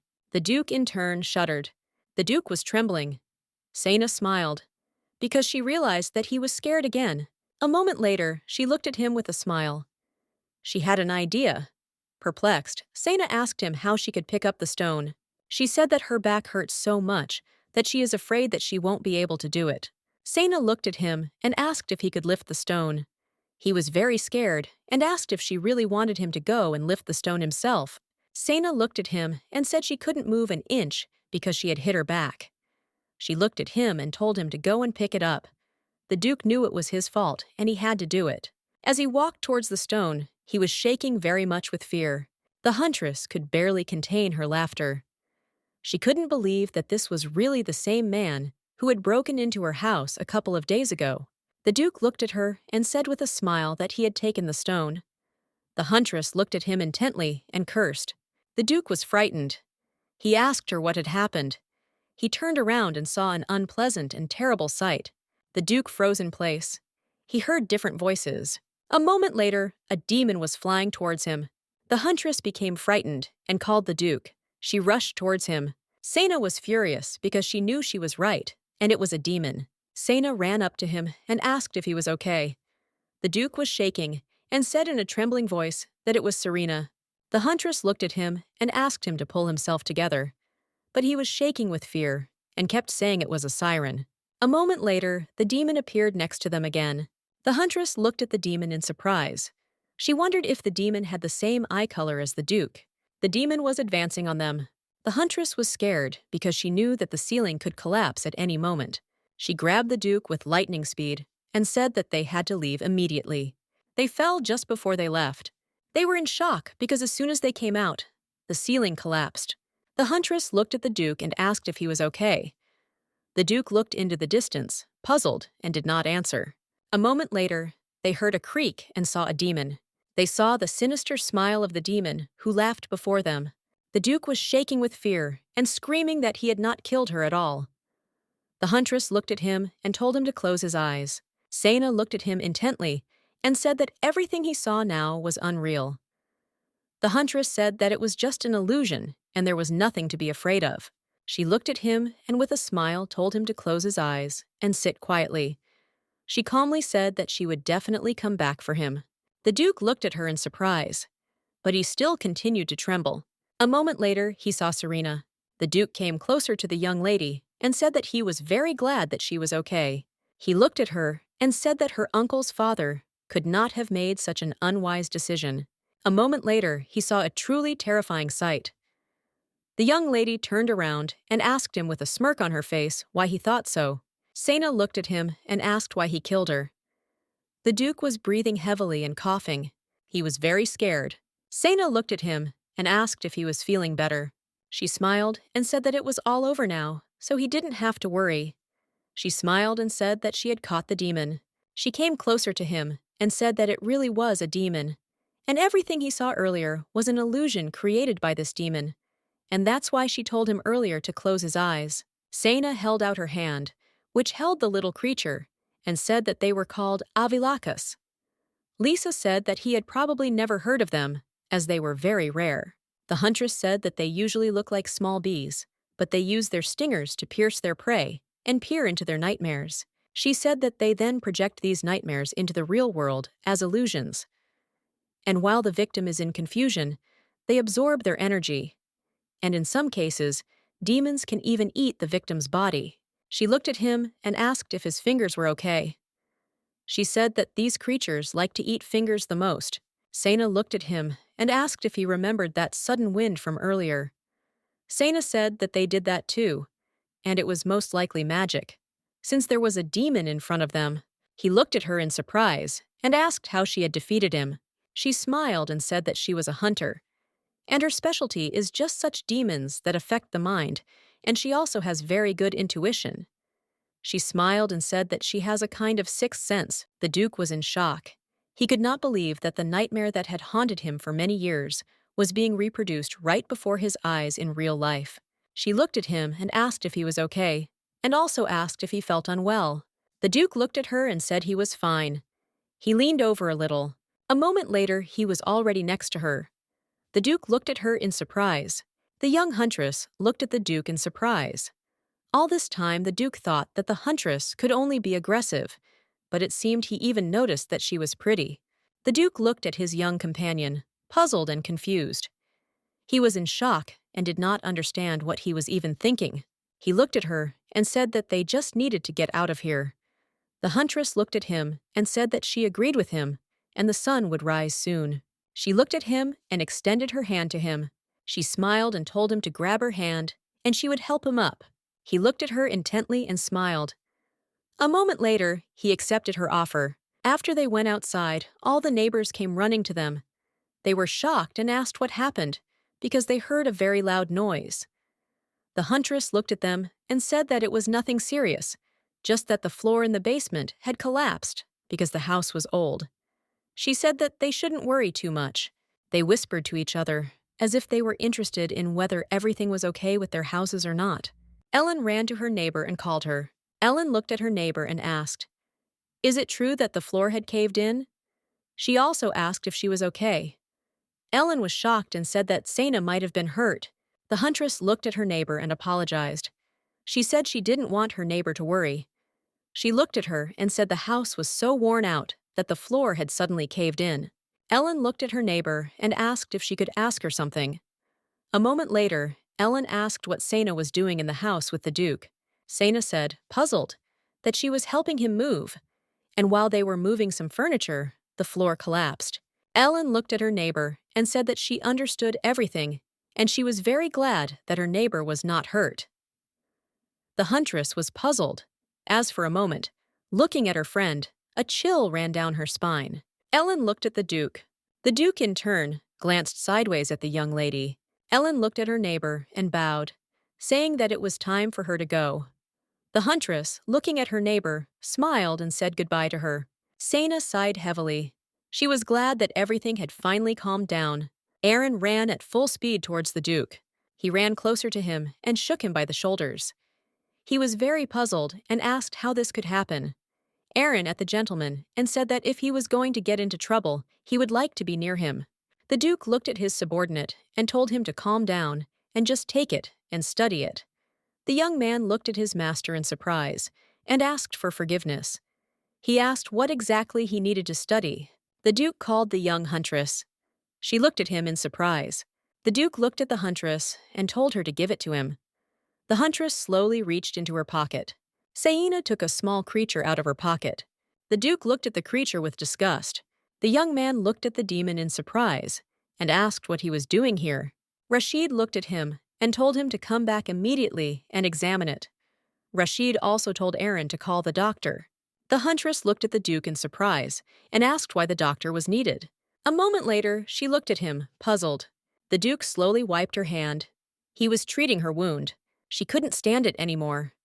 She looked at him and said that she would handle it herself from now on. The Duke looked at her, puzzled and angry. Sana felt damn awkward. She knew that such burns were common when working with mana stones.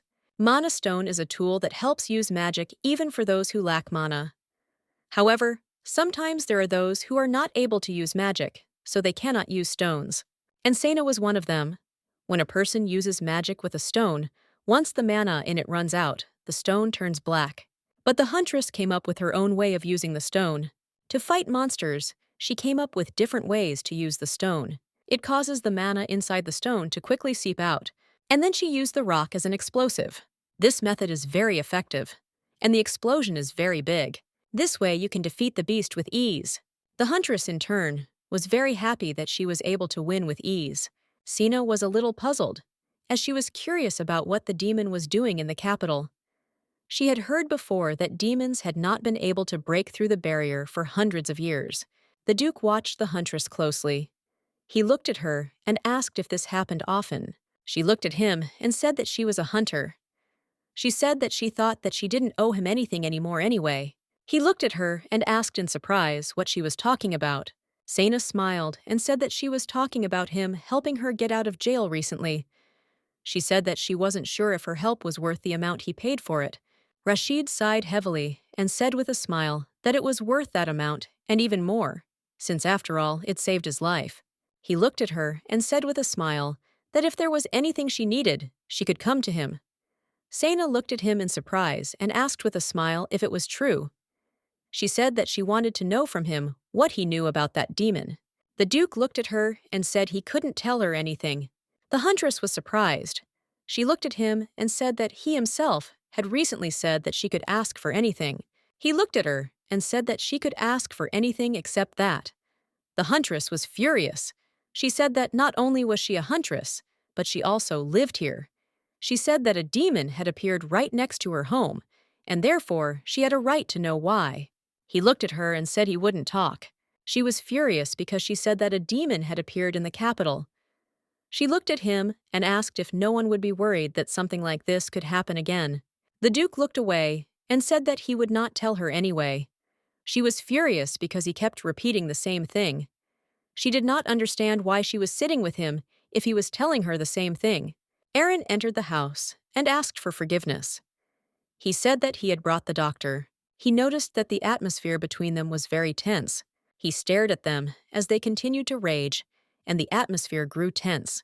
The young man asked, puzzled, if everything was okay. The huntress was furious. She looked at them and shouted that everything was fine. Sana was furious. The huntress looked at the Duke and wondered if he thought she had no other places to get information. Sana wanted to tell him that she had her own methods, but she remained silent. The huntress walked down the street and recalled what had happened. Sana was puzzled by the fact that she had seen a demon in the city. She understood that even though it was a lower-class demon, it was still there.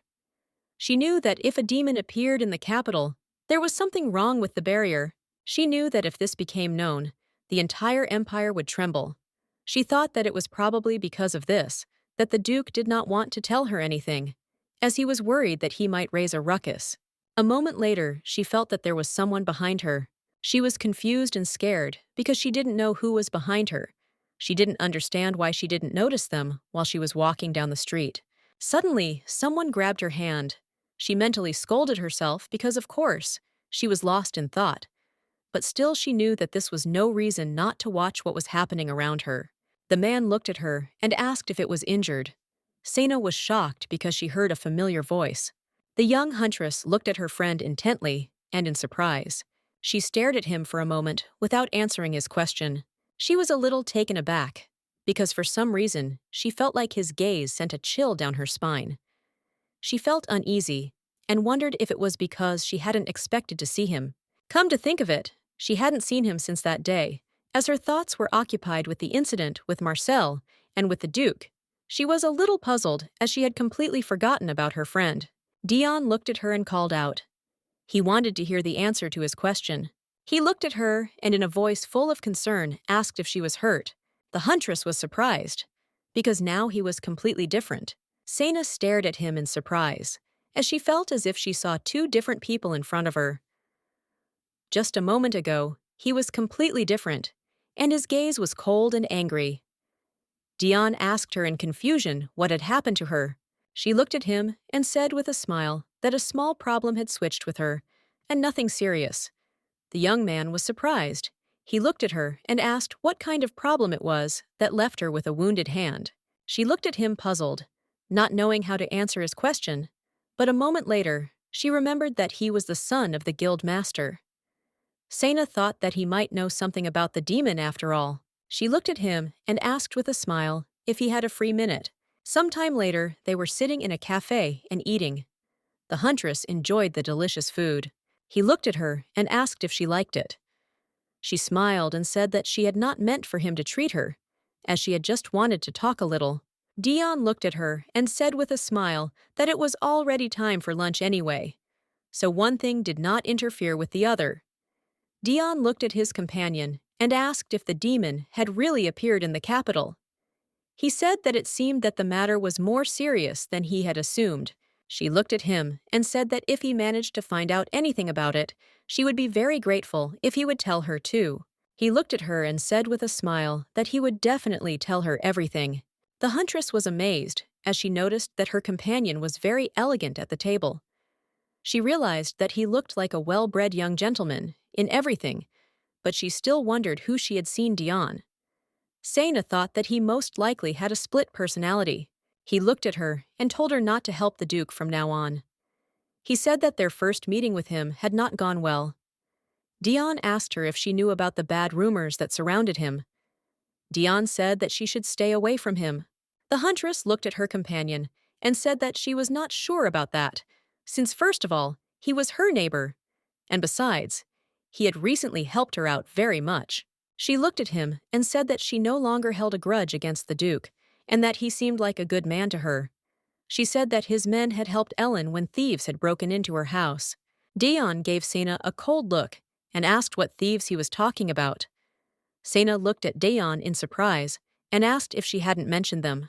The huntress told her companion everything and said that he had nothing to worry about, as the young lady was fine. Dion looked at her silently. A moment later, he looked at her and asked, "What about her?" The huntress looked at him in surprise. She looked at him and said that she was okay, since the thief had not broken into her house, but into the neighboring one. She looked at him and asked if he wanted to visit Ellen. Dion looked away and said he was thinking about it. She could see that he was still worried about how he would meet Ellen. Sena knew that it didn't matter how real he was. Still, Sena thought his feelings for Ellen were false.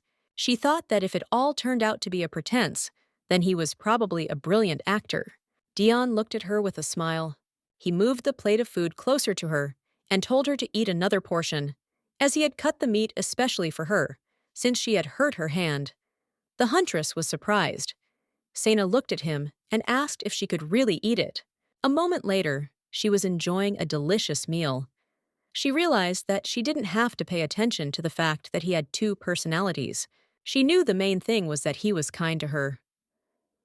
Dion looked at her and asked what she was going to do after dinner. The huntress thought for a moment.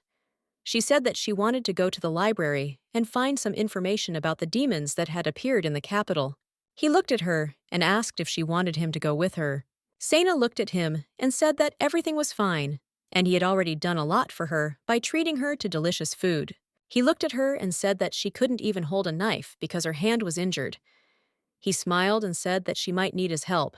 She looked at him puzzled and said that he seemed to be right. Sometime later, they came to the library. The huntress was looking around the library. Sena was a little puzzled, as this was not part of her original plan. What she really wanted to do was ask the guards if they had any leads on the demon case. She wanted to quietly and inconspicuously get some useful bits of information that would lead her to answers. But she still knew that she would be too conspicuous if she walked around the capital with her friend. She understood that in the future, with his help, she could meet with the guild's mages. The huntress decided to push all thoughts aside and focus on the demon she saw that morning.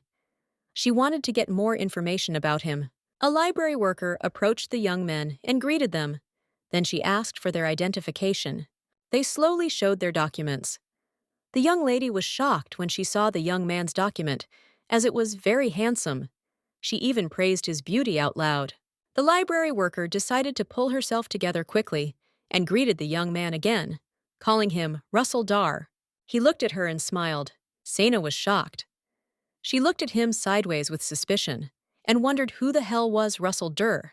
The librarian looked at them and said with a smile that the book they were looking for was there. She smiled and wished them a pleasant time. They walked slowly in the direction the girl had indicated to them. The huntress looked closely at her friend. She was surprised and did not understand why he was just walking and keeping silent. She stared at him. Sena wanted him to reveal his identity and tell her who Russell Durr was. She wondered if this guy was really the Dion she knew. She had previously heard that several hunters had had the chance to meet him in person. She thought that he was most likely a simple fake. She glanced sideways at him, intently. A moment later, she asked him what was the matter. He looked at her and said that he needed to tell her something. The huntress was surprised. She didn't think he would reveal his identity so quickly. Looking away from the huntress, he said that the truth was that. Sena looked at him intently and impatiently. She wanted him to explain everything to her as soon as possible.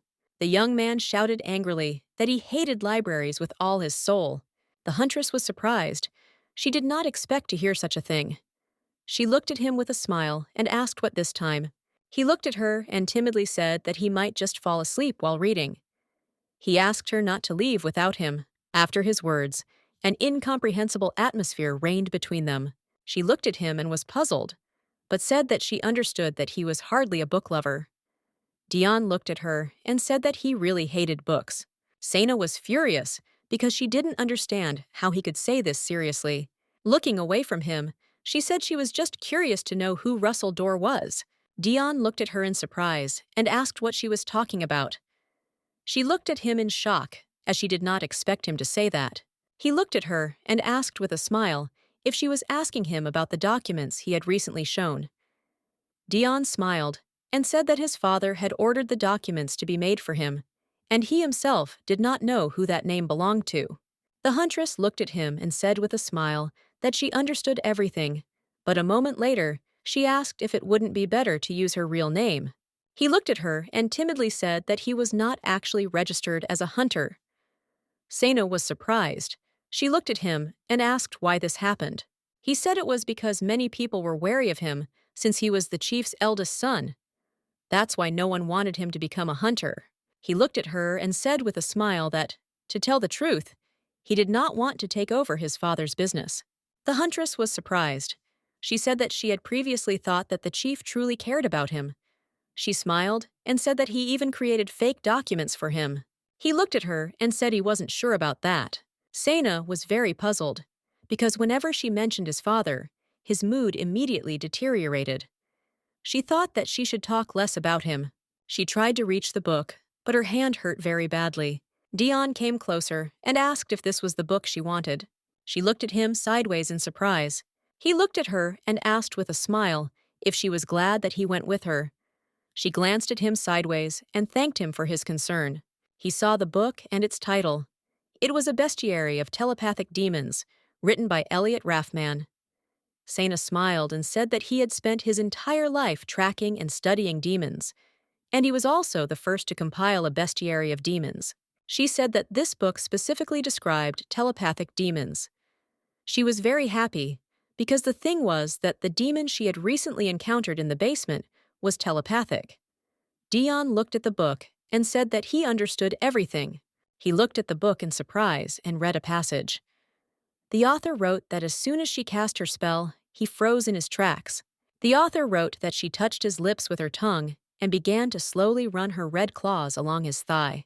With lightning speed, the young huntress slammed the book shut.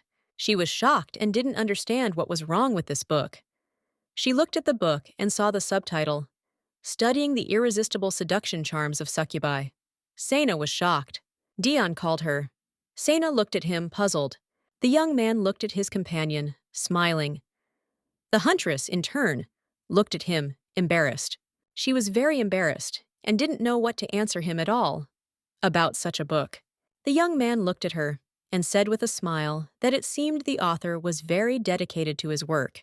She looked at him confusedly and said that it seemed so. She looked at him and said that he could go sit somewhere and she could handle it herself. With lightning speed, she ran away from him. Dion was in shock. He only had time to shout at her to settle down. He was very surprised because she left, and very quickly. The huntress was very angry because she had counted on the book. But something went wrong. She had heard before that he had fought demons, risking his life in the name of science. She was very angry. Sena knew he didn't have to go so far as to end up describing his encounters with the succubi in such detail.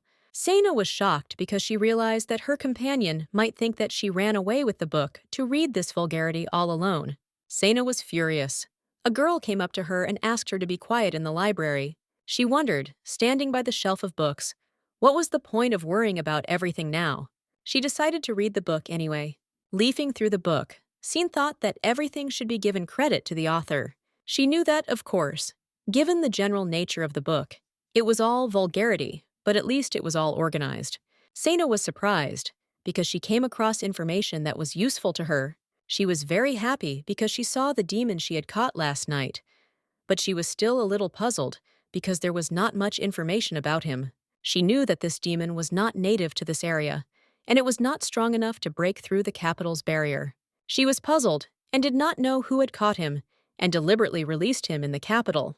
Sana stretched after reading for a long time. She realized that it was time to go back.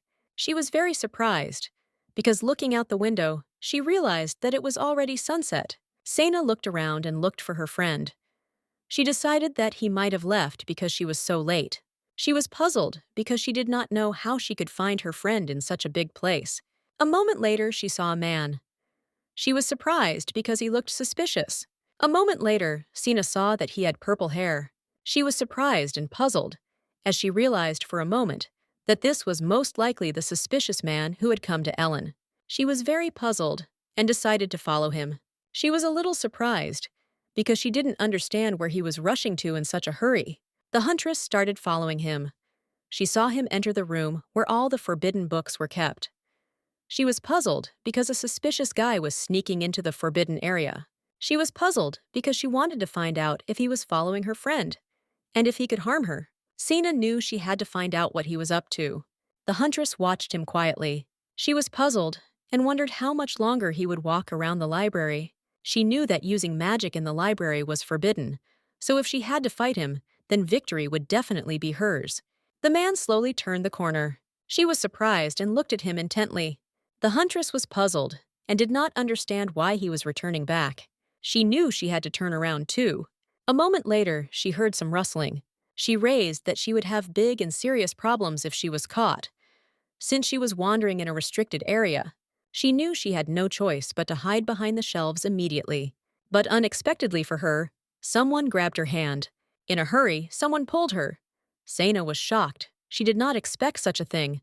She screamed furiously to be let go. A moment later, she heard her friend telling her to be quiet because it was him. The huntress was surprised and did not understand how he was able to find her. She looked at him in surprise and asked what he was doing there. Dion looked at her and told her to be quiet, and he would explain everything to her later. A moment later, she heard the man approach another man and say that he had searched everywhere for him. The huntress was surprised, as the man called his opponent. And at that, my lord.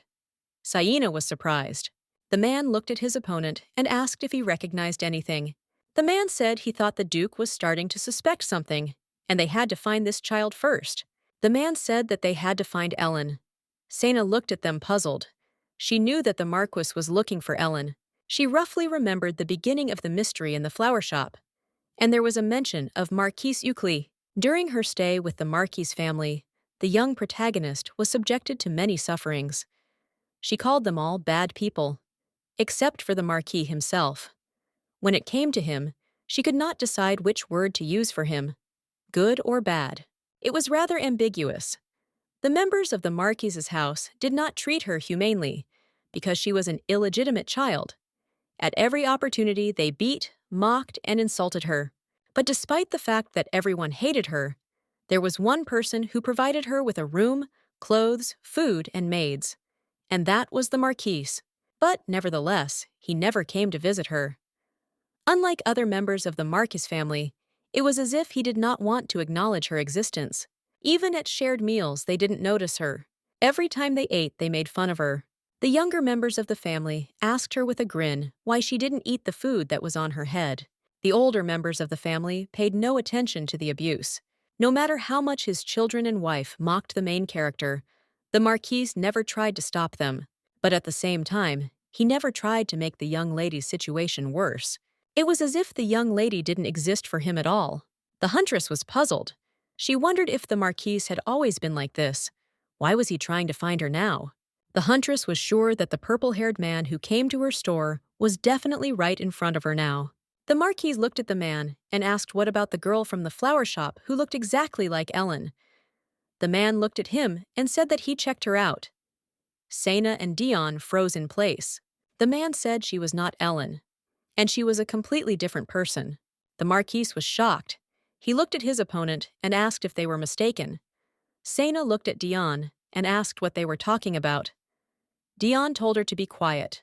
The man said that when they first came to her store, she was very kind and nice to them, just like before. But the second time she attacked his subordinate with a broom and drove him away. The Marquis looked at him and said he hoped that was not the reason he had claimed the girl was not Ellen. The man looked at the Marquis and said that, of course, it was not that, for he had made sure for the third time that she was not Ellen. The Marquis looked at him puzzled and asked what she did the third time. The young lady was very angry and cursed them with fury. She shouted that he should live a better life than this. The young lady was very angry at the man. She screamed that he was just a crazy pervert. The Marquis looked at his opponent with bewilderment and told him to stop this pointless conversation. The Marquis said he had heard enough. Sena and Dion were in shock. They did not expect that their sweet and kind Ellen said all this. Sena looked at her neighbor and asked if Ellen understood everything she had told her earlier. The huntress looked at her intently and said that if she wanted to survive in this dangerous world, she needed to know a few bad words. The huntress told her neighbor that if she thought she was approached by one of the Duke's men, she should tell them exactly what she had just told her. Sena looked at the young lady and asked if she understood her. Ellen said that she understood. Sena looked at her and said that it was very good, and now they needed to practice a little. Ellen screamed with fury all the curse words that her neighbor had said to her earlier. Sena was shocked because she realized that her neighbor repeated everything that she had taught her back then.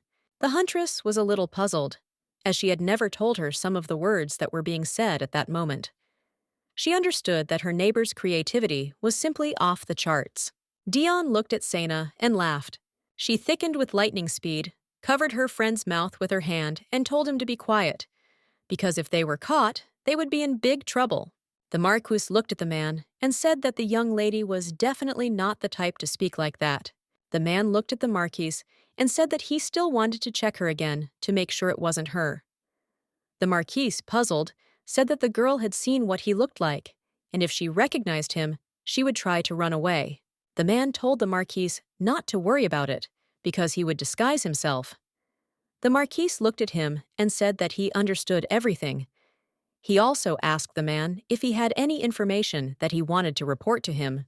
The man looked at the Marquis and said that this was all the information he had for today. Sena was surprised, as she noticed that they were finally about to leave. The Marquis looked at the man and said that it was time for them to leave now. Dion, still laughing, looked at Sena and asked how she came up with the idea of teaching Ellen swear words. Sena looked at him in surprise and asked how he knew it was her. Dion smiled and said that it was written all over her face. The huntress was puzzled, saying that she had taught her neighbor the words so that she could use them against the Duke and his men. She said she thought it had some effect, albeit in a slightly different way. Dion laughed and said that in the end it worked, and besides, it was really quite effective. The huntress said she felt like he should pay her, since he enjoyed it so much. He looked at her and said with a smile that it was a great idea. He smiled and said he couldn't even remember when he laughed so hard, and it was all thanks to her. The huntress was puzzled and said she was just joking. He looked at her and asked her with a smile if it was true. She realized that she really should think about what she was saying to her boss's son. He looked at her and said with a smile that he was actually joking too. The huntress looked at her friend, surprised and puzzled. A moment later, she looked at him and asked if he wasn't worried. The young man looked at her in surprise and asked what she was talking about. The huntress said that the Marquis was looking for her neighbor, and perhaps he would try to bring her back. The young man did not really answer her question. She was surprised because he didn't react to everything that was happening. She knew that her neighbor could be taken to a horrible place and abused again. She wondered if he was being too careless. The huntress understood that her neighbor's safety was very important, and it would cause her a lot of trouble if dangerous people continued to hang around her. She knew that if they started fighting each other, and as a result they could damage her house, she was furious at the thought and swore that she would kill them all. The young man looked intently at his companion. She looked at him in surprise, as she noticed his intent gaze. She looked at him and saw a beautiful and soft smile on his face. Sena looked at him and asked why he was looking at her so intently. Dion, confused and embarrassed, apologized to her for making her feel awkward. He said he was just curious because when he was around her, time flew by. He said he also had a lot of fun with her. She was surprised because he said he was having fun with her. She looked at him and asked what he was going to do after all this. Dion said he wasn't sure because he hadn't thought about it at all. She looked away from him and said that it was all true, since she knew that he had not yet thought about it. A moment later, she looked at him furiously and asked how he could not think about it. She asked what about Ellen. He looked at her in surprise, but said nothing. The huntress was furious because he had no reaction. She wondered if he was not supposed to be in love with the main character. She didn't understand why he was acting like this. She was furious and couldn't understand how he could react like that when he was told that his loved one could be in danger. He looked at her and said that her friend was safe thanks to her. He asked her if she was going back home now. Dion smiled and said that he could take her now. The huntress was in shock. She didn't understand what was wrong with him. She didn't understand how she was supposed to understand this. Anna looked at the huntress and said that, perhaps, in reality, this could only mean that he no longer loved her. The huntress was shocked. She said that this simply couldn't be, since he had previously said that she was his first love, and that he had been in love with her for a long time. Anna said that she understood everything, and in that case, he tries not to think about it anymore and move on. The huntress was a little surprised, as she did not expect him to change his mind so quickly. She quietly said that it was because this was the plot line and was meant to be like that from the beginning. Anna looked at her in surprise and asked what she said. The huntress looked at her and said with a smile that she hadn't said anything and that she didn't need to bother her head. The huntress was a little confused, as she had driven the Duke away to help the young man get closer to her neighbor. She didn't know what to do next. Sena didn't know who would protect her now. Anna looked at the young huntress and asked who they were talking about. Anna smiled and told her that Sena should just not say that they were talking about her. Sena smiled and said that it was not about her, but about her friend. Anna looked at the huntress with a smile. Osina said that they needed to stop this conversation, and she came to her to ask something. Anna looked at her in surprise and said that she thought she just came to ask for dating advice. Sena said in surprise that she said it wasn't about her. Anna looked at her and asked what she wanted to ask her. The huntress asked if there was anyone from the Operational Investigation Department in the association now. Anna looked at the huntress and told her to wait a little and she would find out. Anna was surprised, because she saw information that today everyone had left on business. The huntress looked at her in surprise and asked if the entire department had gone somewhere. Anna said that it was very strange, since this usually did not happen. The huntress thought about it. Sena thought that maybe the Duke was deliberately preventing outsiders from contacting the departments in order to hide the demon case. She looked at her and said that maybe there was something wrong with the recording and they were already back. She looked at the huntress and asked if she could go up and wait for them. Sena looked at her in surprise and asked if she could do that. Anna said that she could, and the department was on the 3rd floor. The huntress was a little surprised. Since the door was closed, she thought that she should just rush in. But still, she knew that it was too much. The huntress thought they probably wanted to let everyone know that she was interested in talking. She knew they would be unlikely to answer her questions if she met them. She was surprised because the door was unlocked. She couldn't believe it and wondered if the author had given her the power to open doors. The young man looked at her and said that she had come earlier than he thought. The huntress was in shock and couldn't believe what she was seeing. She looked at him and was puzzled, but asked what he was doing there. Dion looked closely at the documents. A moment later, he looked at her with a smile and said that he had been waiting for her. Sena was very surprised. She asked Dion in confusion if he was really waiting for her. Dion looked at her and said with a smile that it was exactly like that. He asked her if she didn't remember what she had told him yesterday on the way home. He looked at her and said that she herself said that she would go to the Operational Investigation Department today. Sena was shocked because she remembered that she said such a thing. But still, she was angry because she did not mean that she wanted to meet him today under such circumstances. Sena looked at the door in confusion and asked Dion how he managed to open the door. A moment later, she asked him if the door was not locked. Dion looked at her with a smile and said that he opened it. He showed her the key and said that he had opened the door with this very peg. On the key was written the name of a man, Andy Roswell. Sana was shocked. She looked at him and said in a puzzled tone that he should not say that he stole it.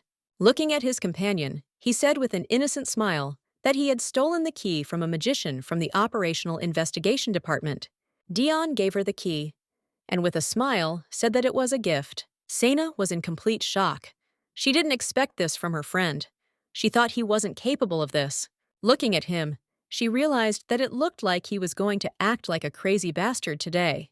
They hurriedly went through document after document, searching for the necessary information. While going through the documents, Sana asked Dion when he had arrived, since there were no mages from the department here. Without looking up from the documents, Dion said that he had arrived and there was no one there. The office was empty. Sana looked at him and asked what he thought would happen to the key's owner when the key was discovered missing. Dion calmly said he didn't know, but he would probably get a scolding from his boss. She looked at him puzzled and asked what would happen if strangers were able to get into the office using the key. He looked at her and said that then he would surely get an even bigger scolding from his boss. The huntress was shocked. She didn't want the human, who was innocent, to get scolded. In her mind, she asked him for forgiveness. She hoped that he would survive. He looked at her sideways and said that that was why they needed to search everything quickly and leave as soon as possible. The huntress, puzzled, said that she understood everything. The huntress looked at the documents and saw that there was nothing there. She did not see the report about the demon that was found in the Duke's house. She was puzzled, since they had already searched everywhere. He looked at all the documents and said that it was impossible for the department to miss such a case. Sana said that they were most likely hiding it and would probably not tell them anything if they asked. The young man looked at her and said that she was absolutely right. A moment later, he said that it meant that they had to try another way. He looked at her and said with a smile that they needed to clean up and then go. Sana looked at him and asked him, puzzled, if she could ask him something. He looked at her and asked her with a smile what she wanted to know. She looked at him and timidly asked if he had really given up on his feelings for Ellen. Turning away, he said that it was so, and he decided to let her go. Sana was surprised, because she realized that her friend Anna was right. He looked at her and said with a smile that he thought the young lady would be better off with the Duke. The huntress was surprised and wondered if the secondary character really wasn't destined to end up with the main character. She came closer to him and put her hand on his shoulder. The huntress said tenderly, with a smile, that he was beautiful just the way he was. She told him not to think so badly of himself. The young man was surprised. He looked at her and asked if she was serious. Sana smiled and said that attack is it. She said that he will definitely please someone and will become the best husband. She smiled and told him not to be upset, as she is sure that he will meet a wonderful person one day. She knew his split personality thing was a wake-up call of sorts. He looked at her and asked with a soft smile if she would make him feel better. The huntress was surprised, as she did not expect to hear something like that from him. He looked at her intently and with a soft smile, as he was waiting for an answer. She looked at him and timidly said that she doubted that she could make him laugh as much as she had yesterday. Dion looked at her in surprise, holding her hand near his heart. He laughed and asked if she really thought he was asking for something like that. She was surprised. Sana looked at him and asked if that was not so. She looked at him in surprise and confusion and asked what she could do to make him feel better. Still laughing, he said that she just needed to stay close to her. Sana looked at him with confusion and asked what he was talking about today. Dion looked at her and said that today would be great. Dion asked her if she didn't think it would take him more than one day to feel better. She realized that he wanted her to spend time with him whenever he was in a bad mood. She understood that this was a natural desire for someone who had just had their heart broken. She knew that he just needed a friend to help him forget the pain. He looked at her and said that since they had already brought it up, how about we go out and get something to eat together? Sana was a little puzzled, as she was indeed very busy today. After all, she urgently needed to find a new job. She looked at him and asked if maybe they could meet another day. The young man was a little confused and upset. She looked at him and said with a smile that they needed to leave quickly. She said that they needed to clean up quickly before anyone came. She was a little surprised, because she didn't understand why I felt guilty towards him now. She told herself that it wasn't her who left him. After they had cleaned up, the huntress said with a smile that now everything looked as if they had not been there. Dion looked at the room and said that they had cleaned everything perfectly. He looked at her and said that it was time for them to go. The huntress was surprised and shocked as she heard someone coming. The huntress took her companion by the hand and said that they needed to leave quickly, as they had illegally entered the room. The huntress looked warily in the direction from which the sound came. The young man was surprised as she pressed him against the wall, but at the same time, he was very embarrassed by such closeness. He looked at her in surprise and called out.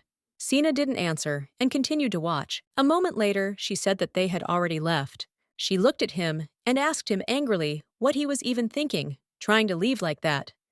She asked him what if someone saw them. Dion thought for a moment and said that they could tell them that they had urgent business to attend to. She was furious and didn't know who would believe it. Sena knew that if they were any closer to each other, she would have punched him in the face 100 times. She decided to calm down a little, because she knew that it was about her boss's son. She looked at him and told him to listen to her carefully. She looked at him and asked if he knew how attractive he was. The boy was puzzled. He looked at her and asked if he was attractive. Sena looked at him and asked if he was serious about not understanding. Looking at him, Sena said that he had shiny silver hair, bright blue eyes, and a damn cute face. She said, puzzled, that everyone would be looking at him wherever they went. Sena said that even that librarian from yesterday probably sang songs about him all day. The young man, looking at her, laughed. She was furious.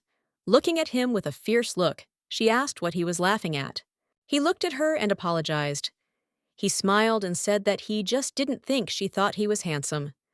Dion smiled and said that she was very serious about it.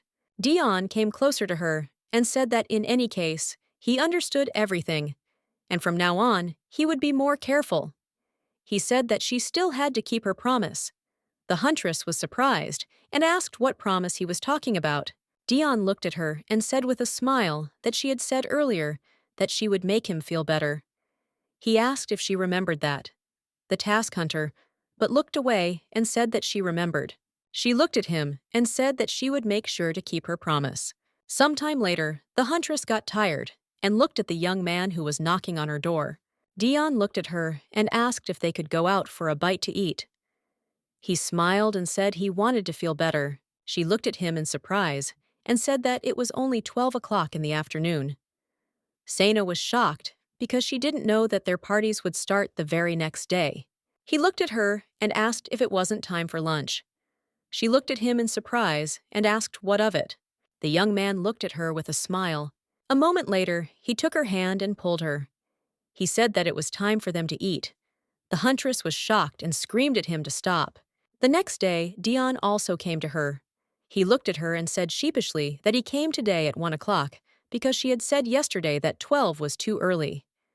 He sheepishly said that he promised her that this time he would not drag her out by force. The day after that, he also came and asked with a smile if she wanted to check out the new dessert cafe. And the next day, he came to her and asked her if she liked Western food. He said with a smile that he was in the mood to try it today. Sena looked at him puzzled and asked why he didn't come in first. She said she had to clean the house today. He looked at her and thanked her for the invitation. A moment later, he walked into her. She was shocked because she noticed that he was not even embarrassed to go inside. She was shocked and furious because she didn't know that her promise meant hanging out with him every day. She was shocked because she hadn't even started her investigation into the demon and the marquise.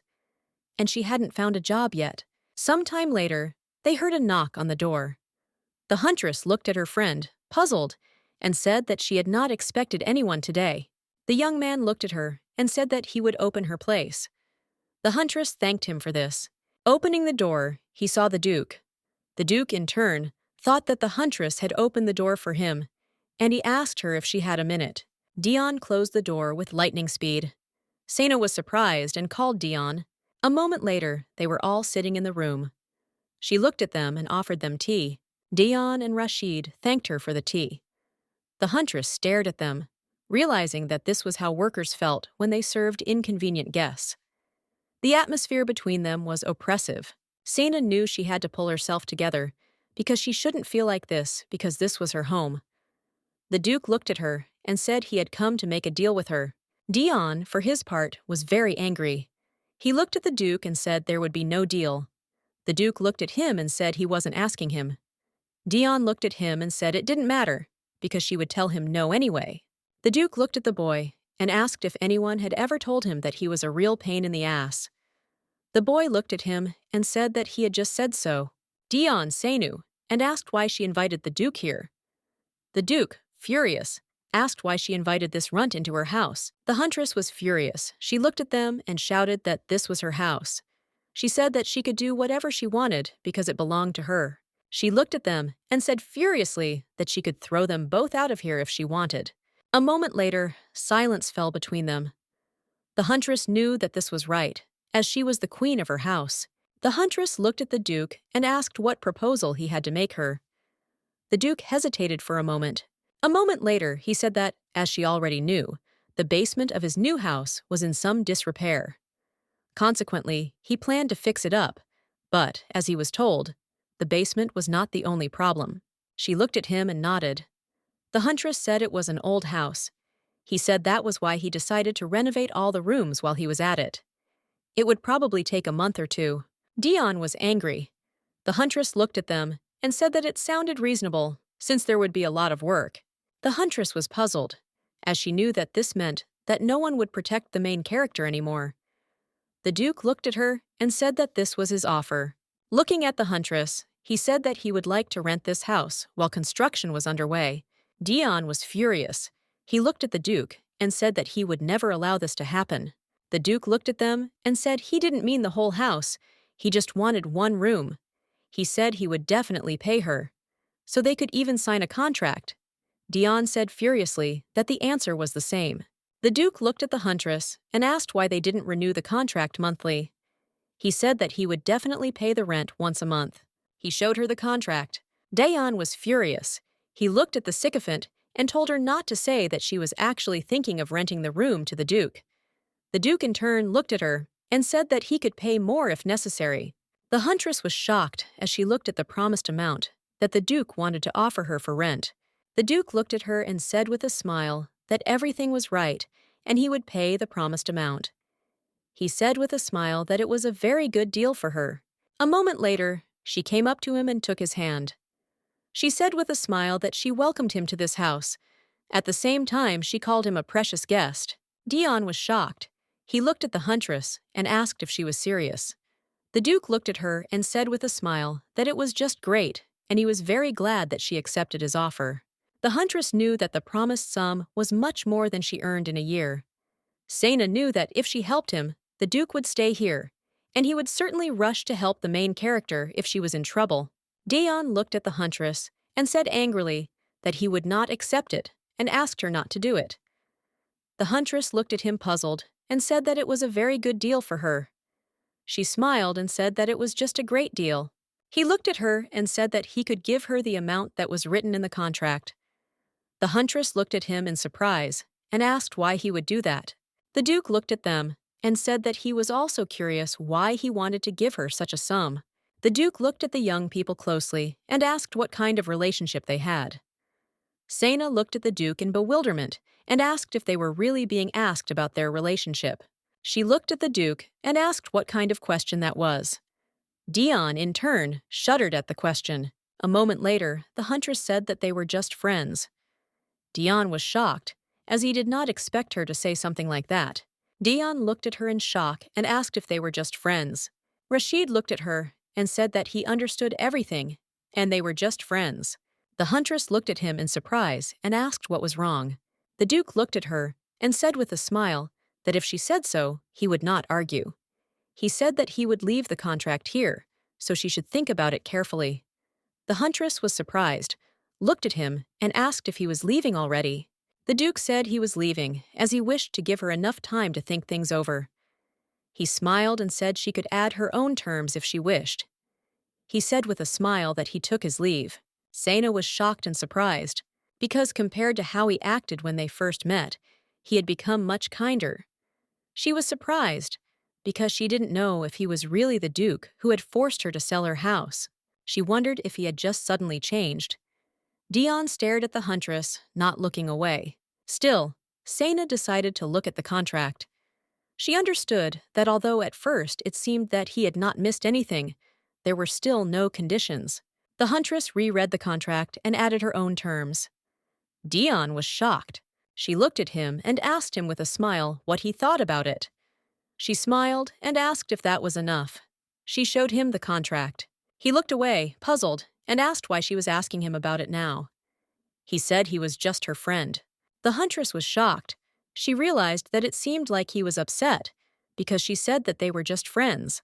He looked at her and asked if she was going to sign this contract. She looked at the contract and said that she needed money. Dion looked at her in surprise and asked why last time. Sena looked at him in surprise and asked if he was talking about the time she didn't want to sell him her house. He looked at her and said that she had refused him without hesitation then. She agreed with his statement and said that the Duke had also offered a huge sum then. A moment later, she said that this time the circumstances were different. She said that the Duke had not asked her to sell the place outright. He had only wanted to rent it for a while. She looked at him and said that he didn't even demand it, unlike last time. Dion looked at her and said that she was right, but he still said that he could give her that kind of money. She looked at him and said that it was not only about money, because she wanted a duke. He was shocked. Dion looked at her with fury and shouted at her. What should she understand? She looked at him and said that he understood everything perfectly well. She looked at him and said that when the thief broke into her neighbor's house, the Duke was nearby. But if he had not been nearby, her neighbor could have been in serious danger. She looked at him and said that besides that, from what they heard from the Marquise, the guy with the purple hair was going to visit her neighbor again. Sena looked at him and said that if the Duke stayed here, her neighbor would at least avoid the worst outcome. Sena looked at Dion and asked if that was what he meant when he said that Ellen would be better off with the Duke. The young man was shocked, as he remembered his own words about how she would be better off with the Duke. He looked at her and said with a smile. In other words, she decided to accept the Duke's proposal solely because of his words. Dion suddenly went limp. The huntress was shocked, as she did not understand what was happening to him. Sena didn't understand why he was suddenly so upset. A few days later, the Duke began to slowly settle into his new home. His servants moved all his belongings. She was very happy.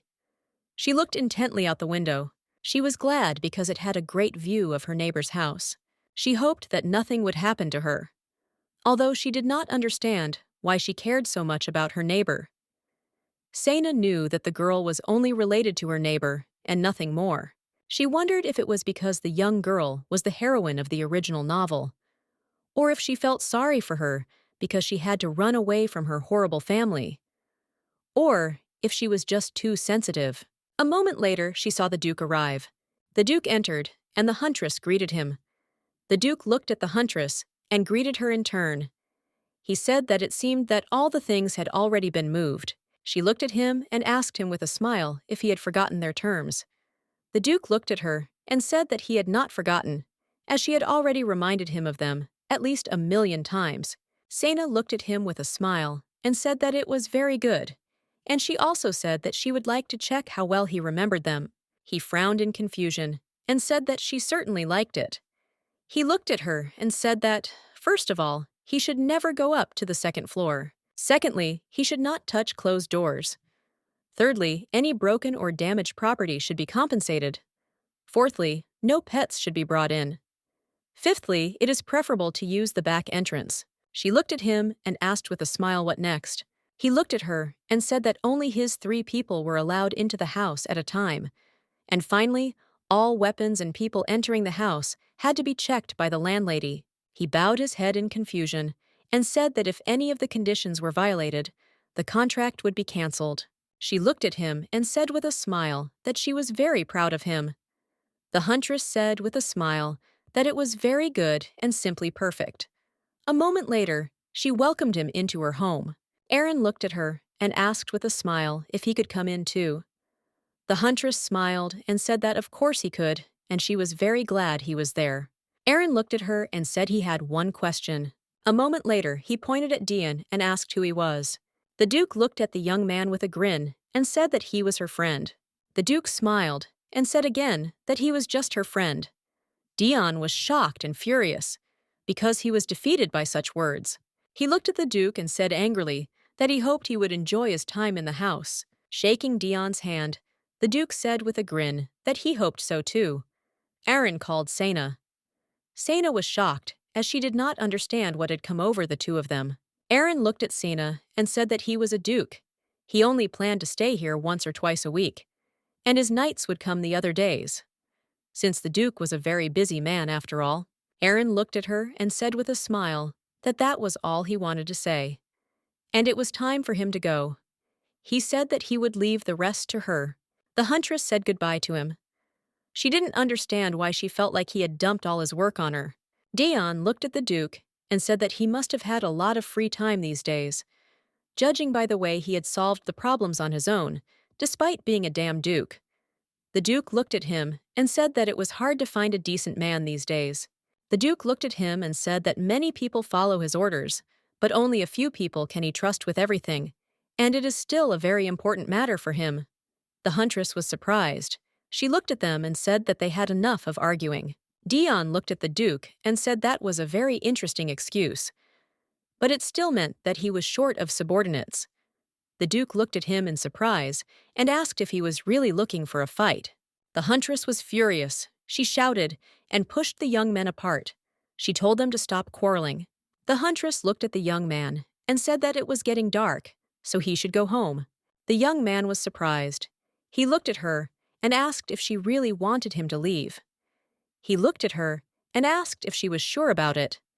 The huntress said that she was absolutely sure, and it was time for him to go to bed. She said he could come back tomorrow or the next day. The huntress wanted to open the door, but for some reason she couldn't. She was locked in, looked at the door and said that she didn't understand something. She was shocked because she didn't understand why her door wouldn't open. The Duke looked at her and asked what was wrong. Dion looked at the huntress and the door and asked if it was broken. He asked with a grin what they should do now. He said with a cheerful smile that it looked like he wouldn't be returning home today because the door was stuck. Sometime later, they were all sitting in one room. The huntress was surprised and puzzled. She did not understand why the door, which was not locked, did not open. The Duke looked at her and said that not only the door wouldn't open, but the windows wouldn't open either. He said it was as if they were locked inside a barrier. Dion looked at them and said with a smile that it wasn't that bad. He said that then he would probably sleep here tonight too. They sat in a depressing atmosphere. The Duke looked at the young huntress and asked her what she thought it might be. The huntress said she was just about to check it out. The huntress took a watch out of her pocket. Sena looked at it and said that it looked like they were dealing with a demon. Dion was shocked. Rashid bowed his head silently. He was raising what they would have to go through. The huntress looked at her watch and said that this was indeed the work of a demon, but she still didn't understand how long he had been hiding in her house. She knew that meant they had to look for him, but first they had to figure out what kind of monster it was. Dion looked at her and asked if she was okay. He said she didn't look very well. She was shocked because she couldn't believe that there was a demon in her house. She rose from the table in a rage. She was determined to protect her home. The Duke looked at her and asked if she had found out that it was indeed a demon. The huntress slammed her fist into the window in anger. The young men were shocked. They said angrily that it was dangerous and also asked what she intended to do. The huntress looked at them sideways and asked if it wasn't strange. She said that she had hit the window very hard, but there was still not a single scratch on it. She looked at them and said that the demon had locked them in the house. She said that, after all, it was easier to capture live prey that was in captivity. The Duke, in turn, was breathing heavily, as it was very hot. Dion said, puzzled, that he felt as if he was going to die. The huntress did not pray fervently for someone to help her. They were in shock and did not understand what the demon was doing. The huntress said that this demon seemed to like its prey cooked. She said that it was a very rare type of demon. The young man looked at her in surprise and asked how she knew about it if it was so rare. The huntress looked away, puzzled. But later she said that she read about him in a book. The Duke looked at her in surprise and asked if the book mentioned a similar incident. The huntress said that the book described a similar incident, and it spoke of a demon who liked to steam his victim before eating it. Besides, on the next page, there was talk of the devil they had seen earlier in his new home. The Duke shuddered at her words. The huntress looked at the Duke and said that if they knew more about this creature, it would help them now. The young man came closer to them and said with a smile that they needed to calm down and drink some water, as it would cool them down. He also asked them to move away from each other.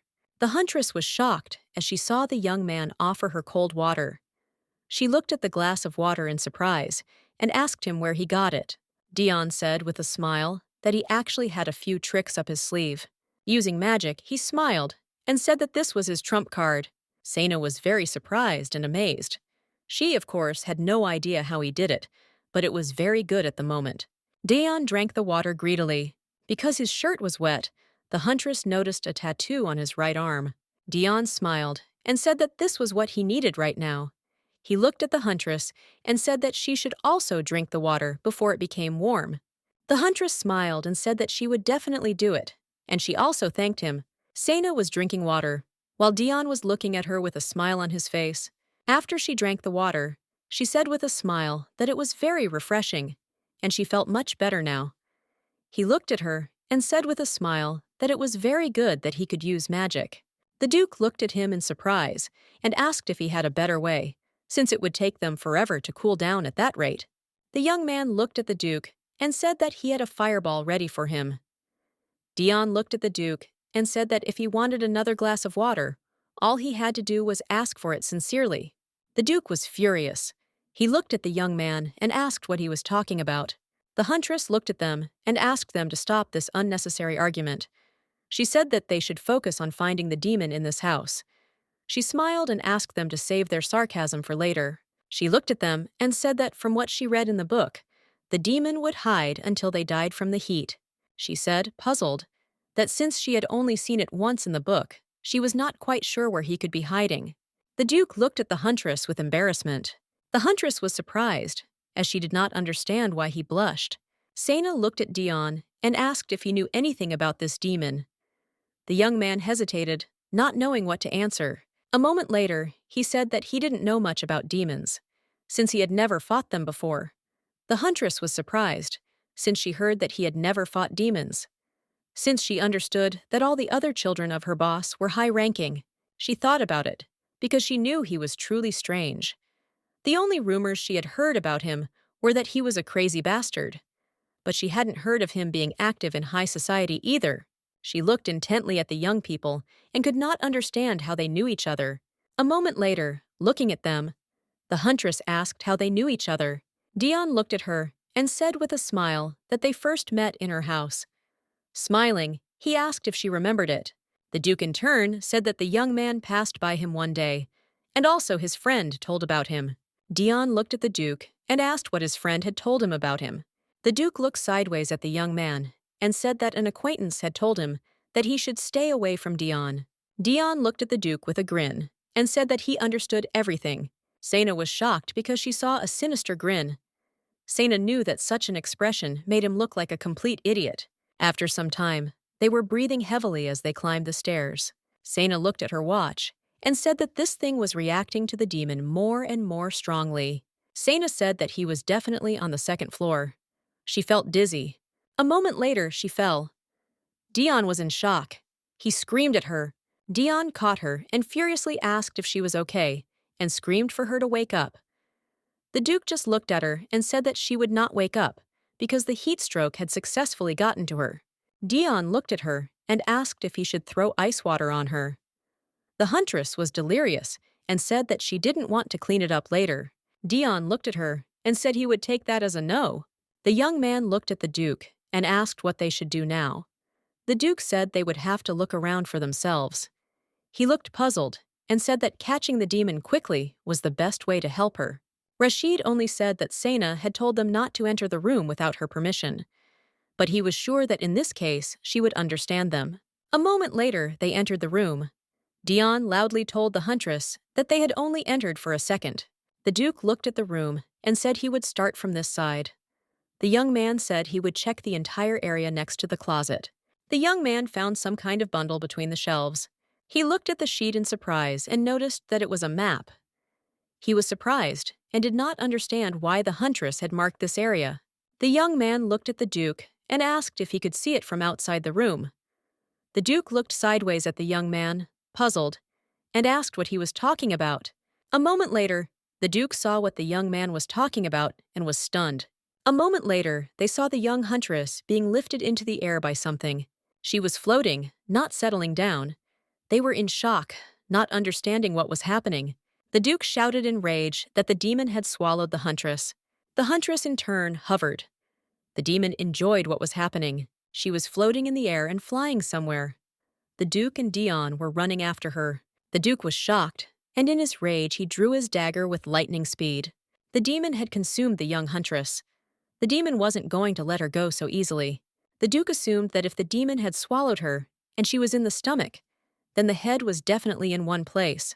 He mutilated the demon with lightning speed. The demon looked at the young men with disdain. The Duke was shocked as he saw that the demon's tongue had grown again. Dion used his magic to shout at the demon to get out. Moments later, he attacked the demon with his magic. Dion wanted the demon to get at least one hit. The Duke said angrily that the demon had come down and they should follow him. The young men ran after the demon in a hurry. Dion looked at the Duke and told him to pull himself together. The young man said that if they delayed even a little, the huntress risked being digested. The Duke, puzzled, said that he knew about it. Dion said that it made no sense. He said that the huntress had said earlier that the demon cooked its prey before eating it. The Duke looked at the boy and asked if that was true. He said that the demon was insanely hungry. The young man looked at the Duke and asked what he would say to his plan then. Dion told the Duke that he would act as the new victim, and the moment the demon opened his mouth to eat him, he would use his magic. The Duke looked at him angrily and said that he thought he was the only one here who needed to pull himself together. Dion plopped down on the bench, puzzled, and said he had no more ideas. He said he had reached his limit too. He said that at the moment, all he could think about was blowing up the whole house. A moment later, they stared at each other. They both wondered what the huntress would say to their words. Dion said that she would definitely scold them for a long time. The Duke in turn agreed with him and said that they would be better off just finding this demon. Dion asked, puzzled, where he could hide. He accidentally threw the bag of salt on the ground. The salt scattered and landed on the remains of the demon. The Duke saw that a reaction had occurred. The Duke cried out. The young man looked at him in surprise and asked what he wanted to say. The Duke looked at the young man and said with a smile that salt was the demon's weak point. Dion looked at the Duke in surprise and asked what they were talking about. The Duke pointed out to the youth the saliva that was with the salt. He said that this saliva turned black when it came into contact with the salt. The Duke said that if they covered his body with salt, the demon would certainly become visible to them. Dion looked at the Duke with a puzzled expression and asked if he really meant to say in other words that they would have to run around the whole house and spill salt. The young man looked at the Duke and said with a smile that he had an idea. Sometime later, the Duke was lying on the ground covered in salt. He was in shock and at the same time furious. He was furious and didn't understand how this had happened. The Duke stared at the boy, having only recently realized what his plan was. His plan was bait. Sometime later, they saw a demon heading towards the Duke. The demon hissed and growled. A moment later, they saw him in full form. Dion attacked the demon with fury. The young man pissed and struck him with lightning speed. He fell to the ground and hissed. The demon writhed and made strange sounds. The Duke, in turn, took out a dagger, as he wanted to attack the demon. A moment later, the Duke struck him. The demon, in turn, did not tremble violently, and a moment later fell to the ground with a crash. Dion looked at the demon and said that they had done it. The Duke, in turn, breathing heavily, said that it was all over now. They looked at the demon with confusion and wondered where the huntress was. Since nothing happened after they defeated the demon, Dion looked at the demon in shock and asked what happened to the huntress.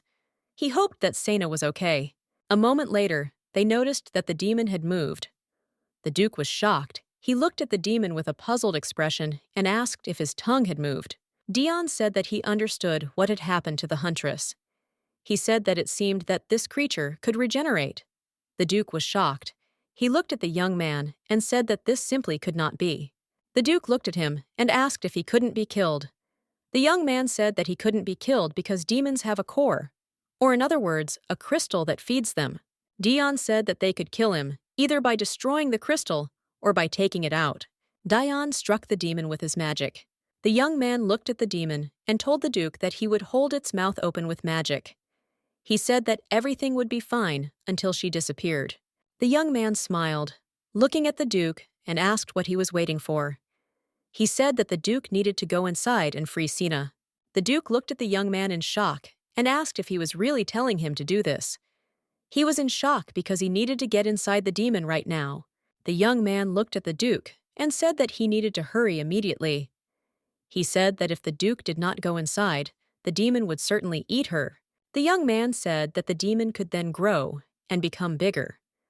The Duke, puzzled, said that he understood everything and asked the young man to be silent. A moment later, the Duke heard the cracking of ice. He looked at the demon, puzzled and surprised. A moment later, the demon devoured the Duke. The young man looked at the demon in surprise. A moment later, he told the Duke with a grin that that was why he had to hurry. The young man looked at the demon with a grin and said that it seemed like he wanted to break free. He used fire magic. The demon, in turn, was all ablaze and writhing. The young man looked at the demon and told him not to break the house. He looked at the demon with fury and said that the huntress would certainly be angry if he destroyed the house. The demon ran in fear. A moment later, he froze. Dion looked at the demon in surprise and realized that since he froze, it meant that the Duke had found Sena. Suddenly, the demon roared with a furious roar. He was throwing up the contents of his stomach. A moment later, the Duke and the huntress found themselves outside. The demon growled and writhed for a while, and then in an instant, he fell to the ground with a crash. Dion was approaching the young men. The Duke was breathing heavily, holding the huntress in his arms. Dion looked at the Duke and said with a grin that he was a little late. The Duke shuddered and asked him angrily why he had not climbed up to them himself. The Duke showed the boy the crystal and asked if it was his. The Duke asked what would happen if he took out the stone. The young man glanced sideways at the Duke and said that he could see for himself what would happen next. A moment later, they turned around and saw an incomprehensible sight. They saw the demon disintegrate. A moment later, it was gone. Rashid sighed heavily and said that they got off easy this time. Dion looked at the huntress and asked the Duke if she was okay now. The Duke said he wasn't sure, since she hadn't changed. The Duke looked at the huntress and asked her, puzzled, if she could hear him. The huntress, in turn, hugged the Duke tightly and muttered something indistinctly. The Duke was shocked by the young lady's behavior. The young man came closer to them and told the huntress that she must wake up immediately. The huntress, in turn, hugged the Duke tightly and asked him not to wake her, since today was already Saturday, and she wanted to sleep longer. The young men looked at each other intently and angrily. They called her, but she did not answer. Dion looked at the huntress and said that she didn't need to go looking for some pervert. He looked at her and said that she should hug him. The Duke looked at the young man with puzzlement. The huntress, in turn, muttered something, lying on Dion's shoulder. Some time later, the huntress woke up in her bed. The girl came closer to Sena and said with a smile that she had finally woken up. The girl said that they were very worried about her, as she had been sleeping for quite a long time. The huntress looked at the girl in surprise and asked for forgiveness. Sena did not understand what was happening. The young maid smiled and said that the huntress seemed to be interrupting in complete confusion. She said that the huntress was currently in the Duke's palace, as the Duke had brought her here. She picked up everything that was happening and realized that she had passed out due to a fever. The maid looked at the young lady and said that the Duke had brought her here because she had fainted. The maid said that they had a doctor, so it was easier to wash her. Sena was in shock and didn't understand what the maid was talking about. The maid looked at her and said that the Duke had warned her that she would not like it if they washed her while she was unconscious, so they had simply dried her with a towel. The maid smiled and said that she could now prepare her bath. Some time later, Sena took a bath. She was very happy because she felt much better. Dion looked at her and asked her sheepishly how she was feeling. The young men looked at the young huntress in surprise. She came closer to them and said that she felt fine. She was puzzled and said that she did not remember anything at all after she fainted. Dion looked at her in surprise and asked if she really didn't remember anything at all. She looked at them and said with a smile that she didn't remember anything except a salty taste, although she didn't feel any difference before and after. Dion looked at her and asked if she remembered how she hugged the Duke. The huntress was perplexed. She looked at the young people and asked what they were talking about. The young man looked at her and said with a smile that she hugged him very tightly. He smiled and said that she hugged him very, very tightly. The Duke looked at her with embarrassment. The huntress, in turn, was in shock. She froze, as she was uncomfortable with what she had done. The huntress was shocked as she remembered hugging the pillow. A moment later, she realized that she was hugging the Duke. The young man looked at her and said that she was mumbling and hugging him tightly. The young lady was shocked by everything she heard. She came closer to the Duke and asked for his forgiveness. She said, puzzled, that she had no idea what she was doing and that she was very sorry. The Duke looked at her and smiled and said that everything was fine and that she didn't need to worry. She was shocked and said that she couldn't believe that she had done something so terrible. She said that she was out of her mind. Sena looked at Dion and said that he should have stopped her. The second she did, Dion smiled and said that he did. The huntress smiled and said that she was very glad he was there. She also thanked him. The Duke looked at her in surprise and said, puzzled, that he would not call it completely terrible. The huntress noticed that the Duke looked very angry. She thought that he must really find it disgusting. On the other hand, she understood that it was a sign of respect to always keep some distance between oneself and a nobleman. She came closer to him and said that this would definitely not happen again, and she was very sorry. She said that from now on, she would not even come close to him. The Duke was shocked. He looked at her and said that she could come near him. The young man looked at the Duke and said with a smile that now that he knew she had not done it on purpose, he was sure that his lordship would forgive her. The Duke looked at her and asked why she didn't stay for at least dinner. The huntress came closer to the Duke and grabbed him by the clothes. Sena looked at him and said that it was her fault, because she had literally just said that she would not go near him. The Duke looked at her and asked if she needed anything. She looked at him and said that she would like to discuss something with him. The Duke looked at her in surprise and asked what she wanted to discuss. She looked at him and said that she wanted to discuss what happened last time and this time. He looked at her in surprise. She looked at him and asked if he thought it was time to reveal the truth. She looked at him and asked him to tell her the reasons why all these demons appeared in the house.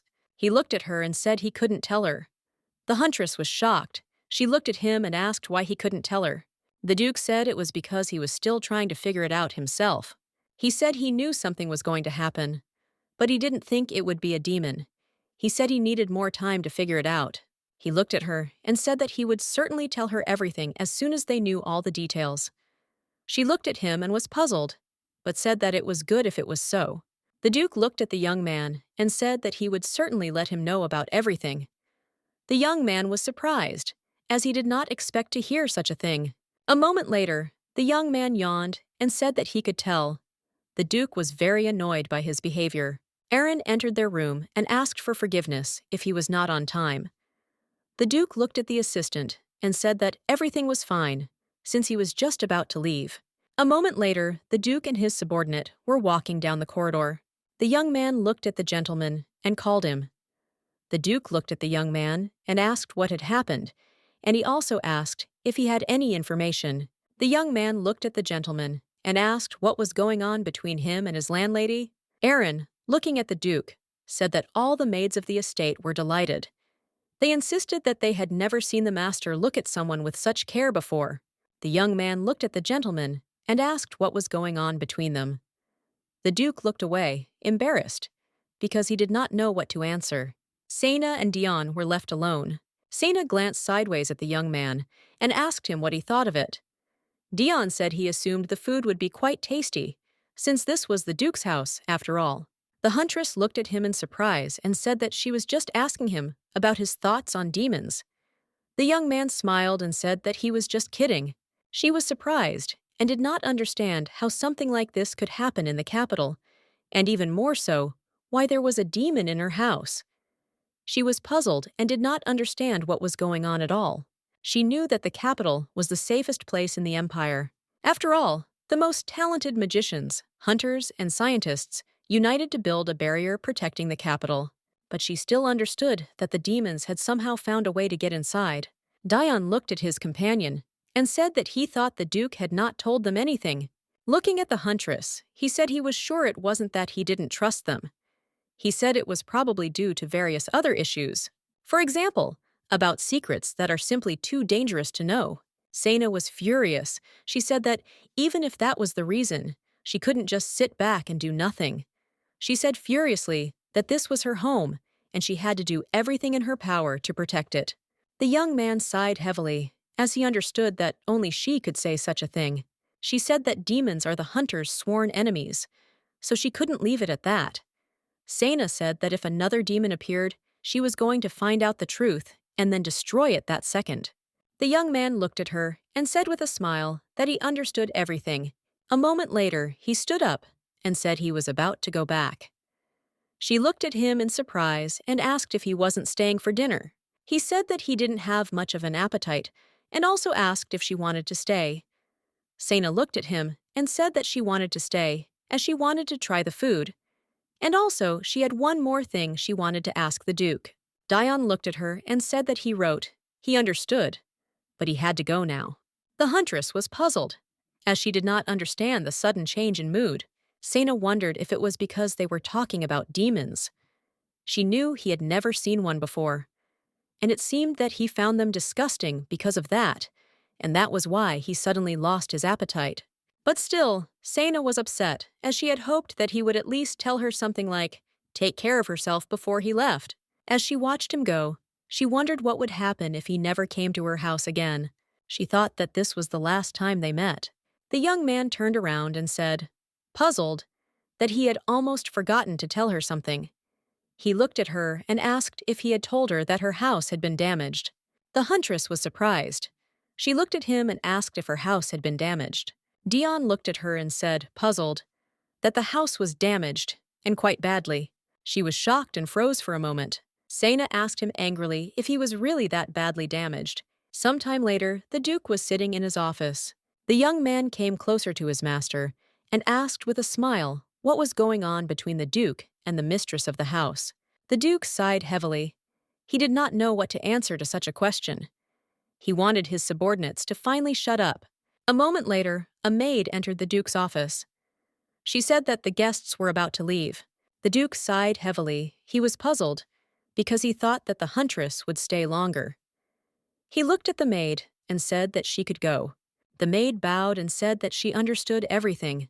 The young maids whispered to each other, as they thought that this was the first quarrel of the young couple. The Duke was puzzled and did not know whether he should follow her. The Duke sighed heavily. He wondered in his mind what he had just thought of, because he couldn't just go after the huntress. He remembered her apologizing to him, for hugging him. He knew all she had done was spend some time in his arms, but it had been disgusting to her. She had said she would never come near him again. The Duke understood that the huntress was not averse to being constantly near Dion. Still, he wondered if he felt disgusted hugging her. He muttered quietly that he knew he needed to make a better impression of himself. The subordinate came closer to him and asked what the Duke was thinking. The Duke looked at the man and said that he was not thinking about anything. A moment later, the Duke looked at the man and asked what kind of gifts girls like. The man was surprised by this question. The man looked at the Duke and asked if he really wanted to give a gift to the girl he was looking for. The Duke said timidly that it was true. The Duke froze in shock. He was puzzled, as he had completely forgotten about Ellen. He thought about her and felt uneasy. The man looked at the gentleman and asked if it was for some other lady. The Duke timidly said that it was for her. The Duke was shocked. He stood up from his chair. He couldn't believe that he had forgotten about her. He thought that he had probably just been too distracted. The man looked at the gentleman and asked where he was going. The Duke said that he wanted to visit the girl's house. The man looked at the gentleman puzzled and asked for forgiveness. He said that today was not his day. The man said that according to his assistant, he had quite a lot of work to do. The Duke looked at the man angrily and asked if he could go after he finished his work. The man looked at the gentleman timidly and said that of course he could go, as it was up to him. The Duke hoped that he would be able to finish all the work before evening and then go to Sena. He did not know why he should go to her. He went through all the papers with rage and haste. He knew he had a reason, because he had to keep an eye on Ellen. Dion opened the door and asked if he was serious. Dion looked at the Duke and asked why he had come again. The young man looked at the Duke and said with a smile that he could go inside. The Duke looked sideways at the young man and said that he was talking as if this was his home. The Duke asked if Sena was there.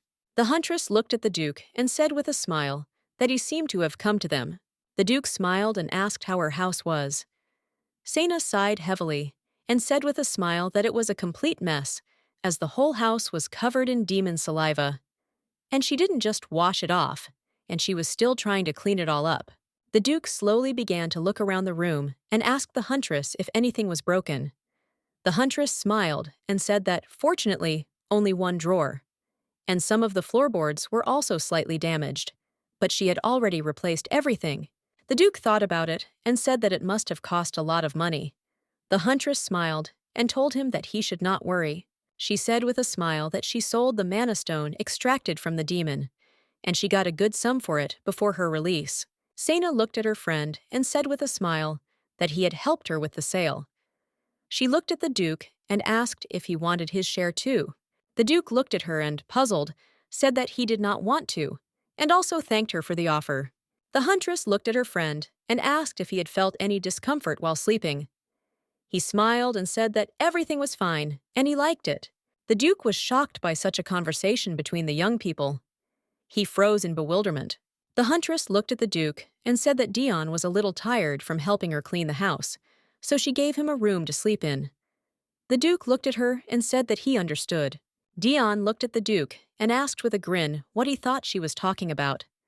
The Duke looked at the young man with a gray expression and told him to be quiet. The huntress looked at them closely. She was glad that they were similar. They began to get closer. The young man looked sideways at the huntress and said that she had nothing to worry about, as he had slept well. And that was what he had missed so much in the Duke's house. The huntress was surprised. She looked at him and asked if it was true. The Duke watched them closely. He was furious. He knew that the young man was lying to the huntress. After all, he spent every second at her bedside. Back then, he looked like he was ready to destroy any demon that stood in his way. He didn't know if it was really the same person, because now he was smiling brightly at her. The huntress looked at him and said timidly that she was worried because the room she had given him had been empty for 10 years. But she was glad he had slept well. The young man was surprised and asked if this was true, as the room was surprisingly clean. Sena smiled shyly and said that her grandfather lived in that room. She said that she cleaned it every day, so it was in good condition. Dion looked at her in surprise and asked for forgiveness. He said that he had not wanted to cause her any trouble at all. Sena looked at him and said timidly that it was nothing like that. Sena asked what he was even talking about. She said that she was sure that Grandpa wouldn't mind, considering that he had helped her with many things. They chatted amiably with each other. The Duke looked at them puzzled and asked what work still needed to be done. The huntress looked at him in surprise and asked what he was talking about. She asked if he meant himself. The Duke looked at her and said that he was also to blame for the damage to her home. He asked her if he shouldn't work hard too. She smiled and said that he had caught the demon after all. The young man looked at the Duke and said with a smile that he could cook dinner. The huntress looked at her friend and said that they couldn't ask the Duke to do it. The young man smiled and said that it was because nobles couldn't cook. The huntress agreed with him. She said that they shouldn't expect the Duke himself to be able to cook anything. The Duke looked at them and said that he would do it immediately. They looked at the Duke in amazement. The Duke looked at them and said angrily that he would prepare the dinner himself. Sometime later, the Duke was completely armed and ready to cook dinner. The Duke was slowly preparing the food. He was a little surprised because he was not doing well. The young man looked at the Duke and asked Sena if he would be okay. The huntress looked at him, puzzled. She sighed heavily, for she knew that the Duke would never have cooked before. She knew that he probably only ever ate what the servants cooked for him. She came closer to him and asked why they didn't take it upon themselves. The Duke looked at her and said that it was all right and he would do it. She looked at him and said that he was here as a guest, and she couldn't make a guest work. The Duke looked at her with embarrassment because she took the knife from him. The huntress smiled and asked him to leave everything to her. The Duke looked at her and said that they could cook together then. The huntress smiled and said that of course they could do it together, and she would chop the vegetables immediately. The Duke said that in that case, he would take care of the other ingredients. Dion glared at them. The huntress threw the ingredients into the pot. She was a little surprised, because she was supposed to add butter first. But unfortunately, she forgot to do it. A moment later, Sena threw in the butter and said it made no difference what order. She smiled and said that adding a little wine might do the trick. The Duke looked warily at what she was preparing. He was scared because he did not understand what kind of dish it was. She looked and asked with a smile if it wasn't obvious what she was cooking. The huntress said with a smile on her face that she was making beef stew. The Duke was surprised and stunned. He timidly said that this dish is prepared slowly and gradually. She looked at him and said with a smile that it was. But since they were all hungry, she had to boil it on high heat to cook it faster. He looked at her in surprise and said that she hadn't even added beef. The huntress looked at the dish and said that it was so, and she would immediately add everything. The Duke shuddered. He looked at her in surprise and asked her, dumbfounded, to wait. A moment later, he asked if she had a cookbook at home. The young lady frowned and said that perhaps the book was somewhere on the shelf in the drawing room. She said that they did not need it anyway. The Duke looked at her and said that he just wanted to look at it. That was all. The Duke asked her to bring the book. Sena began to grumble. She said she was almost certain that the book would tell her to do exactly what she was doing. A moment later, she sighed heavily and walked into the living room. The Duke looked at the prepared food with fear. He did not understand what she had prepared at all, and whether it was edible. Dion looked at her and asked if she had finished cooking. The young lady looked at him and was puzzled, and said that she had not finished anything, as the Duke wanted to see her cookbook, and so she had to go and find it. The Duke looked at her with a sweet smile, as he had previously thought that she was not so petty when it came to her, the things that interested her. Some time later, the Duke prepared a wonderful dish. Everyone was shocked by what the Duke had prepared. They were stunned. Dion looked at the prepared food and said with a smile that it looked pretty good. The huntress smiled and said that it was much better than hers. She looked at the Duke with a smile and said that he was an excellent cook. The Duke looked at her and said with a smile that he was simply following the instructions in the book. She looked at him and said that his cutting had improved too. The Duke smiled and said that maybe it was because he knew how to use a sword, and he had gotten used to the kitchen knife very quickly. The Duke smiled and said that they should sit down to eat before it got cold. Dayon smiled and said he never thought he would live to see this day. He said he never thought he would be eating stew cooked by the Duke himself. A moment later, he saw another dish being prepared. Dion looked at the dish in surprise and asked what it was. The huntress smiled and said it was a stew she had made herself. She smiled and told him to try both and then tell him which was better. She smiled and said she was confident in her cooking skills too. Dion looked at the prepared dish with puzzlement and fear. He said that it looked delicious. She looked at him and asked him with a smile what he thought. She said it looked very tasty. The young man, puzzled, said that the dish was simply amazing. The huntress smiled and said that first they would try what the Duke had prepared today. She looked at them and wished them bon appétit. The huntress enjoyed the delicious food. After Dion tasted the prepared food, he blossomed before our eyes. He was amazed because the dish was wonderful. The young lady looked at the Duke and said with a smile that he seemed to have a natural talent for cooking. Dion looked at the Duke and asked if he could have more. The Duke smiled an embarrassed smile and said that of course it was possible, since they still had a whole ton left, so they had to eat it. The Duke knew it had been an eternity since he had shared food with others. He knew that, in the end, he had no family or friends with whom he could share food. The huntress looked at him and said that she thought he was a duke for a reason. The Duke looked at her in surprise. She smiled and said that he seemed good at everything. He looked at her sheepishly and said that he was just following the recipe. The huntress was puzzled. She wondered if maybe she should have gone alone. Dion looked at the huntress and asked what it was. The Duke looked at the young man and said that there was quite a lot of interesting stuff here. She looked at them and told them to be careful, because it was very easy to get lost here. The Duke looked at her warily and said that they were little children. Dion smiled and told the Duke not to worry so much. At the store where she had just been, they said that the carpet would not be delivered until tomorrow morning. She went over in her mind what else she needed to buy. She saw the lamp and remembered that the demon had broken her lamp at home. She was puzzled because she had a lot of things to buy. She approached the merchant and asked how much the lamp cost. Dion saw some kind of statuette and asked the merchant what it was. The merchant said it was a dragon. He smiled and said that this thing was called a dragon that protects the mana stone. Dion was amazed and said with a smile that it was simply incredible.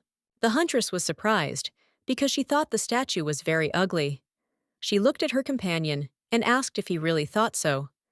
The merchant smiled and said that he had made it himself and that he had very good taste. The merchant looked at the young man and said that he must be very fond of dragons. Dragons are mythical creatures, so no one has ever seen them in real life. But you can still see a dragon on the product detail. The merchant smiled and said that they could exist after all, and somewhere out there, the legend that they could use magic could also be true. The young man looked at the merchant in surprise and asked if magic wasn't about demons. The merchant looked at the young man and asked who could know. He said it was just a theory, but demons could actually be dragons. The merchant looked at the young man and said that they humans do not like demons. He looked at the young man and asked if it was not strange that they were using magic that belonged to demons. In order for humans to be able to use magic, it was necessary to create a connection between the two races. The merchant looked at them and said that he was sure that one of the races was dragons. He told the boys to just think about it, because in fairy tales about dragons, dragons are always friendly with people. The merchant said that it could be that the demons were divided in their opinions, and as a result, they decided to remain in demonic form due to their hostility towards humanity, while others made a contract with humans, reincarnating as dragons. He smiled and said that he doubted that all demons were evil and brought misfortune. Dion looked away, puzzled, and said that this thought would definitely enrage the temple. The huntress was furious, as she didn't care about such reasoning. In her entire life, she had never seen a single dragon. She didn't understand why they should bother her so much. She knew that such talk was quite dangerous, since it caused public outrage, and they were in the sacred empire after all, but it still sounded plausible. The huntress glanced sideways at the young man. She looked at him in surprise and asked what he said. The merchant smiled and said that he was pleased to see a young man who was interested in the stories of the past. He smiled and said that such a dragon lamp was perfect for people like him. Dion smiled and told the merchant that it was because he was telling the story with great interest. The merchant smiled and said that it was because the story had been stuck in his head for quite some time. The young man thought for a moment. The huntress was furious.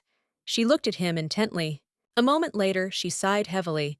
The huntress looked at the merchant and said that she would buy the statue. The man looked at her in surprise and said with a smile that it was a very good choice and that he would immediately pack it.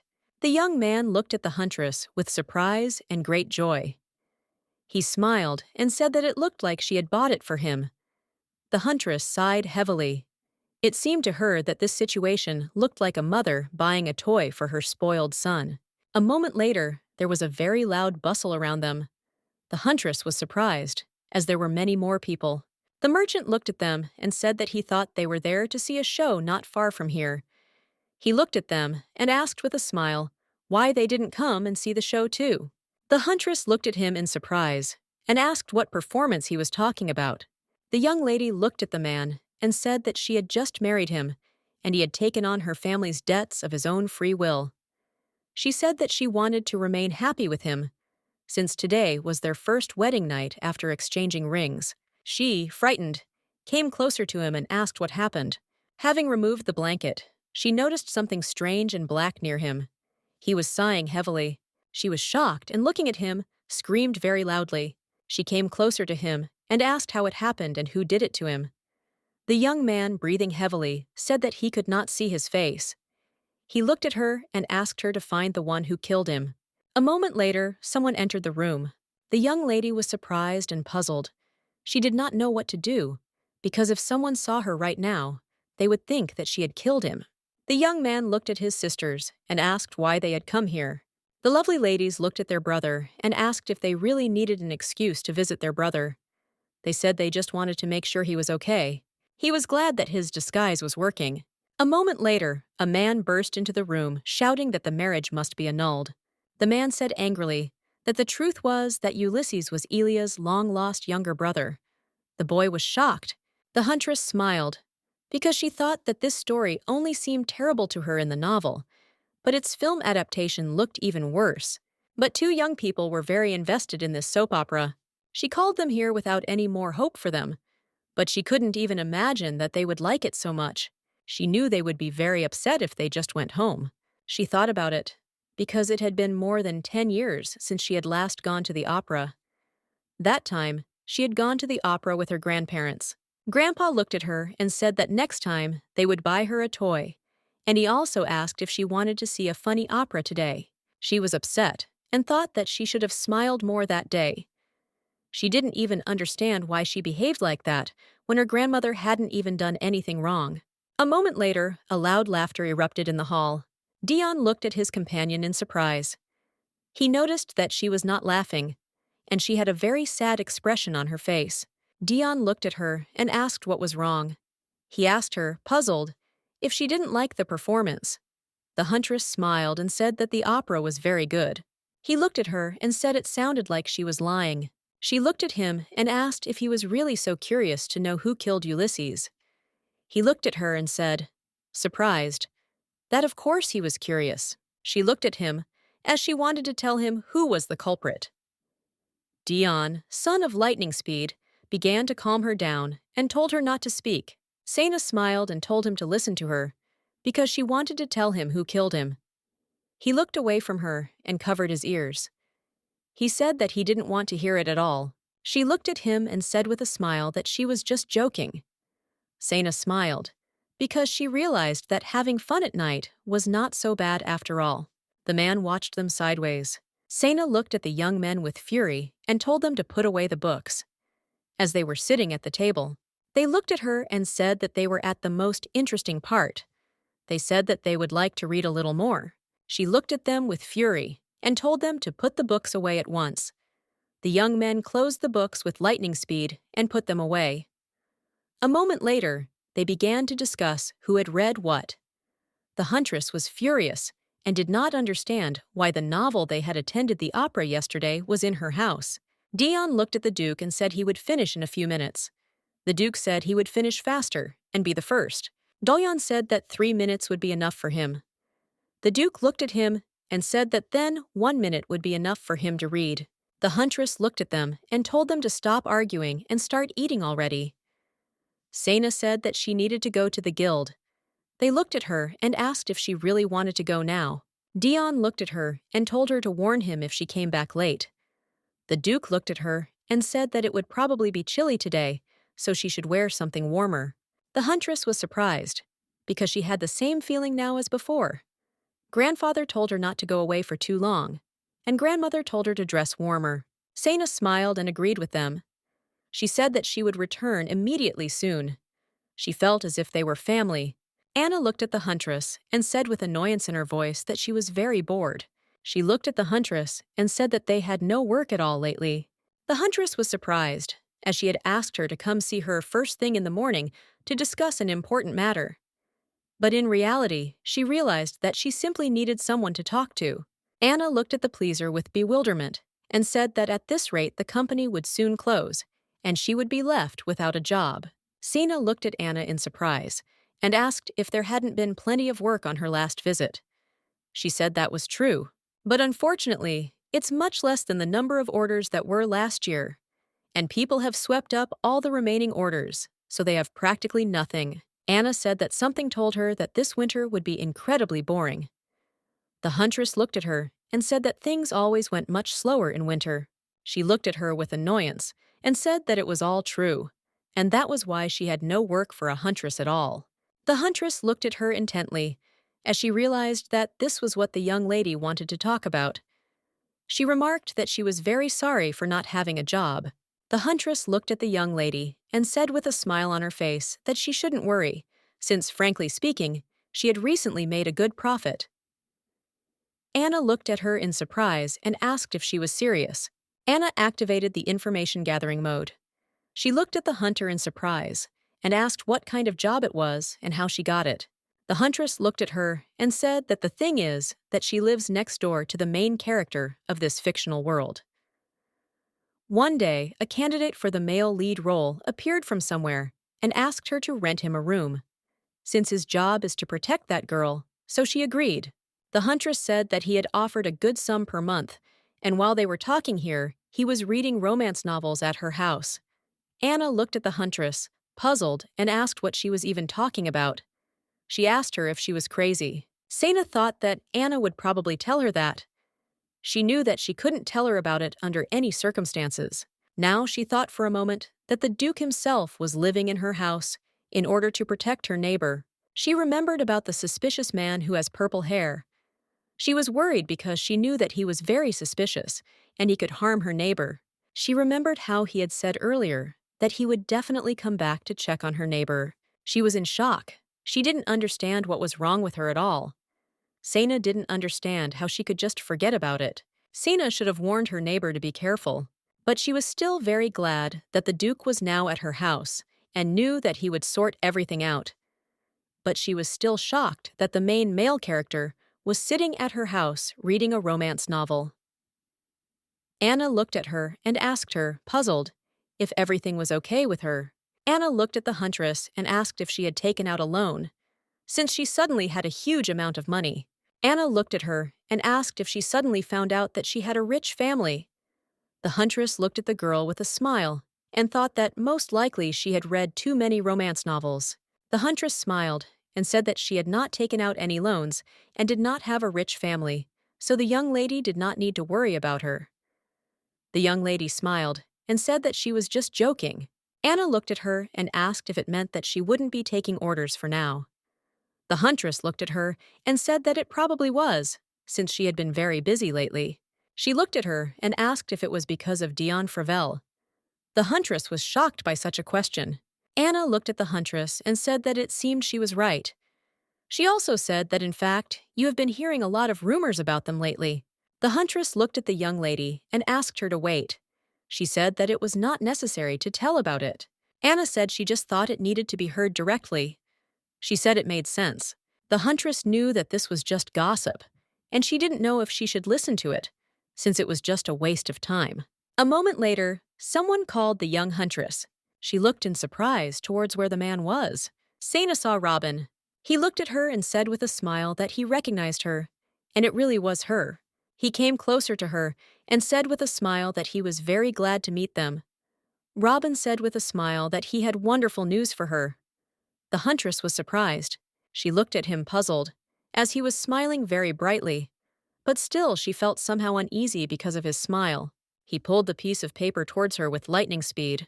He looked at her and said with a smile that they had received the order, and now they had work. Anna looked at him and said with a smile that this was very good news. Robin smiled and said that this was just good news, and even very good that the task was not very dangerous. The huntress was in shock. She did not understand why the job appeared only when she did not need it at all. The little boy cried very loudly. The man looked at the huntress and said with a smile that he could see that she still enjoyed helping others. He looked at her and said with a smile that she was very similar to her grandfather. She thought about it because she knew that she didn't really like all this. Either way, she knew she had to help.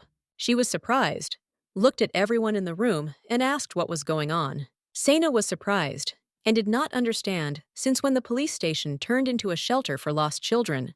The young man looked at her and asked her not to stand there, but to do something. The huntress looked at him, sighing heavily. She said she would figure it out herself. She said the baby was crying because he was holding it incorrectly. She tenderly took the child, holding it in her arms. She tenderly patted him on the back. The huntress said with a smile that one must be patient with children. All the men present were in shock, as they did not expect the boy to calm down so quickly in the arms of the huntress. The man smiled and said that he knew she knew how to look after children properly. She looked at him and asked with a smile why hunters do such work. A moment later, the sweet children were asleep. Robin looked at her and asked her whose children she thought they might be. She looked at him in surprise and asked if he was making fun of her. The huntress said she couldn't tell by their faces alone. He looked at her and said that she knew a lot about different people. He asked her if she still kept in touch with her grandfather's friends. The smart girl sat down next to her friend and said that she communicated with them because they helped her a lot, but she had never heard of them having another child. She didn't understand where children came from. Robin said he found one baby crying on the street. He decided to bring it to the station, and by that time there were already 4. Robin said that the problem was that none of the knights knew how to take care of children. That's why he immediately ran to the association for help, where fortunately he came across her. The huntress was shocked. She looked at Robin and asked if none of the parents had come forward to look for the missing children. Robin said no one came. He said he doubted those kids would have stayed on the streets if they had been tried to find them. The huntress was puzzled and did not understand how 5 children could get lost at once. She stared at the children and wondered if this was just a coincidence. The huntress walked slowly back home. She thought about everything that had happened. At the police station, they thanked her for her help. But the young huntress was still puzzled and didn't know if they would be able to properly take care of the children. She thought that she should have stayed with them for another day, but she pushed the thoughts away because she knew everything would be okay and she had done enough. The huntress understood that she needed to hurry home as her friends were waiting for her at home. She slowly opened the door and said with a smile that she was already home. Dion looked at her and said that she was late. She said with a smile that it was her fault because everything was taking so long. She looked at him in surprise, as she did not understand why the sound was coming from below. She looked at him and asked what was wrong. Dion looked at her and asked if she had any problems. The Duke was furious because he had given the wrong book. He turned to Dion and said that he was doing it on purpose. The Duke looked at the young man in surprise and asked what had happened. Dion said he wanted to ask about that too. The huntress was shocked. She looked at the young man and laughed furiously. The Duke looked at her and asked if she could stop laughing. Dion smiled and said that he was very glad that at least she was having fun. She smiled and said that it seemed that they had been so caught up in that romance that they hadn't even noticed how much younger they had become. Dion smiled and said that was true. The huntress came closer to him and said that he was very cute and very handsome. She looked at him and asked him to take part in the contest with a smile. Saina said that he could take part in a children's beauty contest. She begged him with a smile on her face to agree. Dion, gritting his teeth, said that he would never do that. Saina looked at him and asked with a smile if she could poke him in the cheek just once. He looked puzzled and said that he didn't want to. Rashid looked at her and told her to stop teasing him. The Duke looked at her and asked if she had any idea what had happened. She frowned for a moment and thought. A moment later, she said there were now 5 babies in the arms of the police. The Duke looked at them in surprise and asked if there was a rejuvenation spell. He said he was sure that was it, but if it were magic, he would know about it. The Duke thought about everything for a moment. The huntress looked at him and said that the demon was to blame for everything. Dion looked at her in surprise and asked if there really was a demon that could do something like that. She looked at him and said that it did exist, but she had previously thought that it was just a legend. Because such demons are as rare as dragons, she was very wary, as this was the 3rd time demons had appeared near her house. She was in shock and didn't understand what was happening. Dion looked at her and asked if, by any chance, this demon had appeared in the book they had read before. She said that she had seen something similar and would go to the library the following morning because she needed to reread the book. The huntress looked at them intently. A moment later, she asked them if they would like to just stay with her for a while. The young people dressed slowly. She came closer to the young man and asked for forgiveness.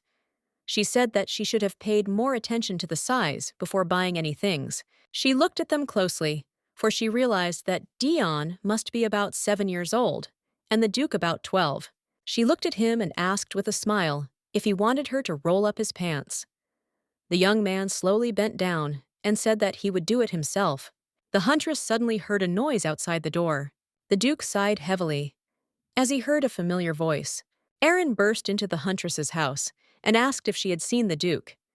He said he hadn't been able to find him anywhere since the night before. Sana said she wasn't sure she saw him and thought he was investigating something the last time she saw him. The man was puzzled. He said he just hoped he hadn't gone off somewhere alone and gotten arrested again.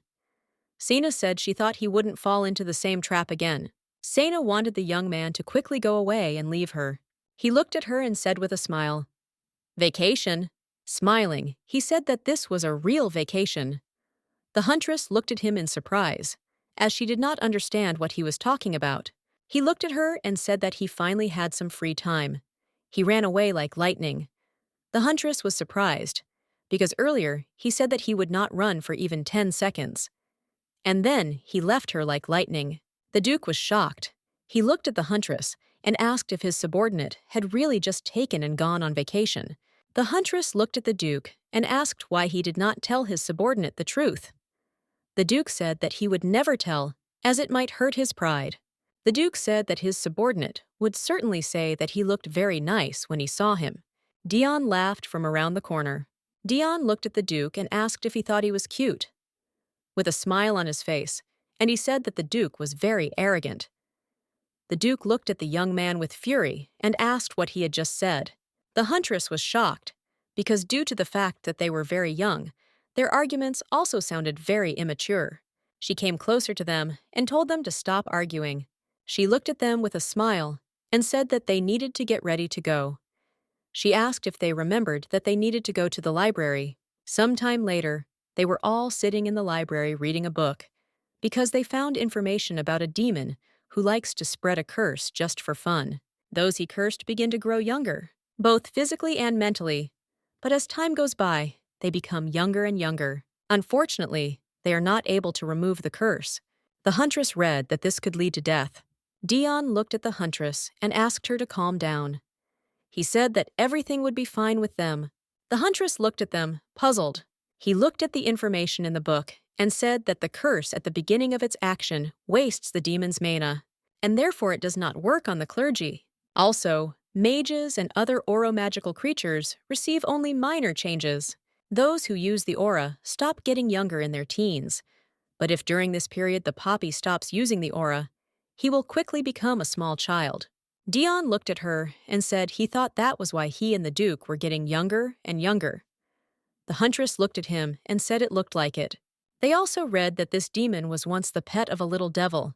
That's why he likes to plot against people. Anyone who pets the demon is immediately cursed. The situation is made worse by the fact that it is too difficult to pass by a demon in the guise of a cute animal. The huntress was surprised to hear that someone could pet a demon. She said that even if the demon looks so cute, it is still a demon. She did not understand what kind of idiot decided to pet it. They glanced sideways at each other, and both said that it turned out that this demon was the cat they had seen before. The young people remembered the cat, who looked very cute. The huntress was holding the cat. Sana looked at it with a puzzled expression and said that it didn't seem like it would work.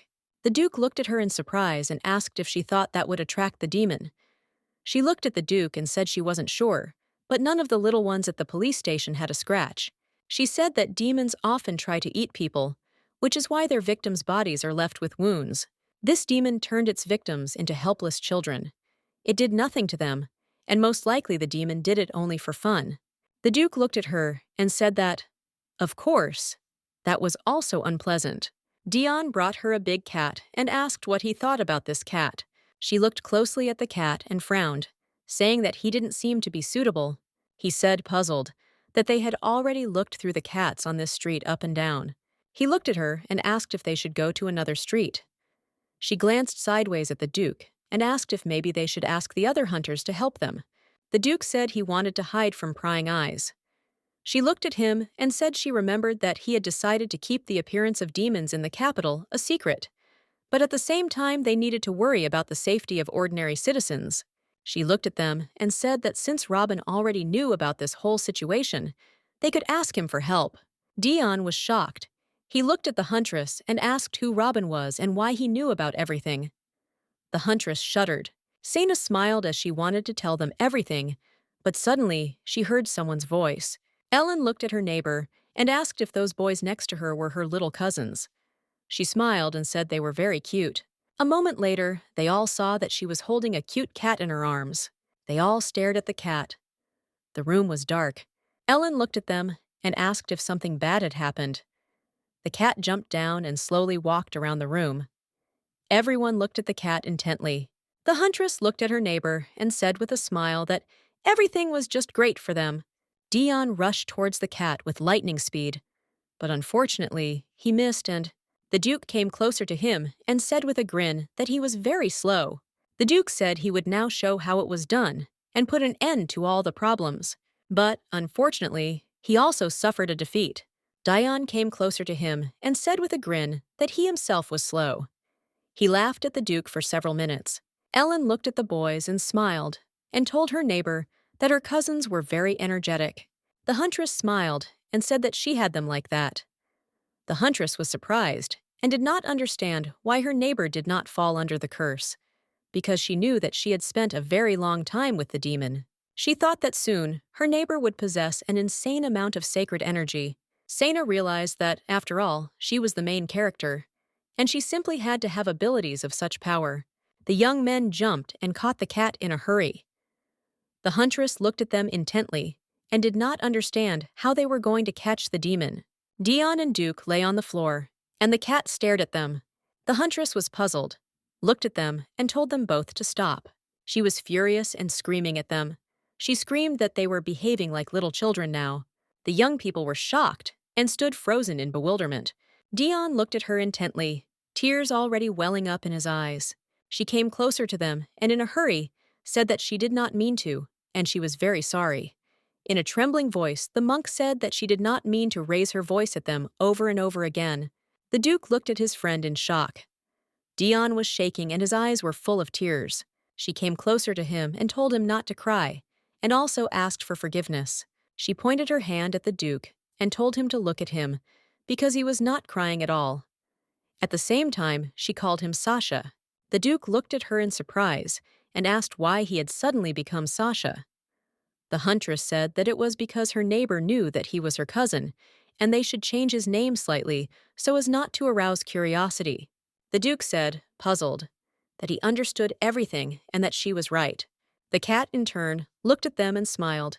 The huntress was furious because she had so many problems on her head. Sana was in shock and did not understand what she could do in such a situation. Ellen looked at the huntress with a smile and said that she was right. It was very hard to look after children. The huntress winced as she looked at her neighbor.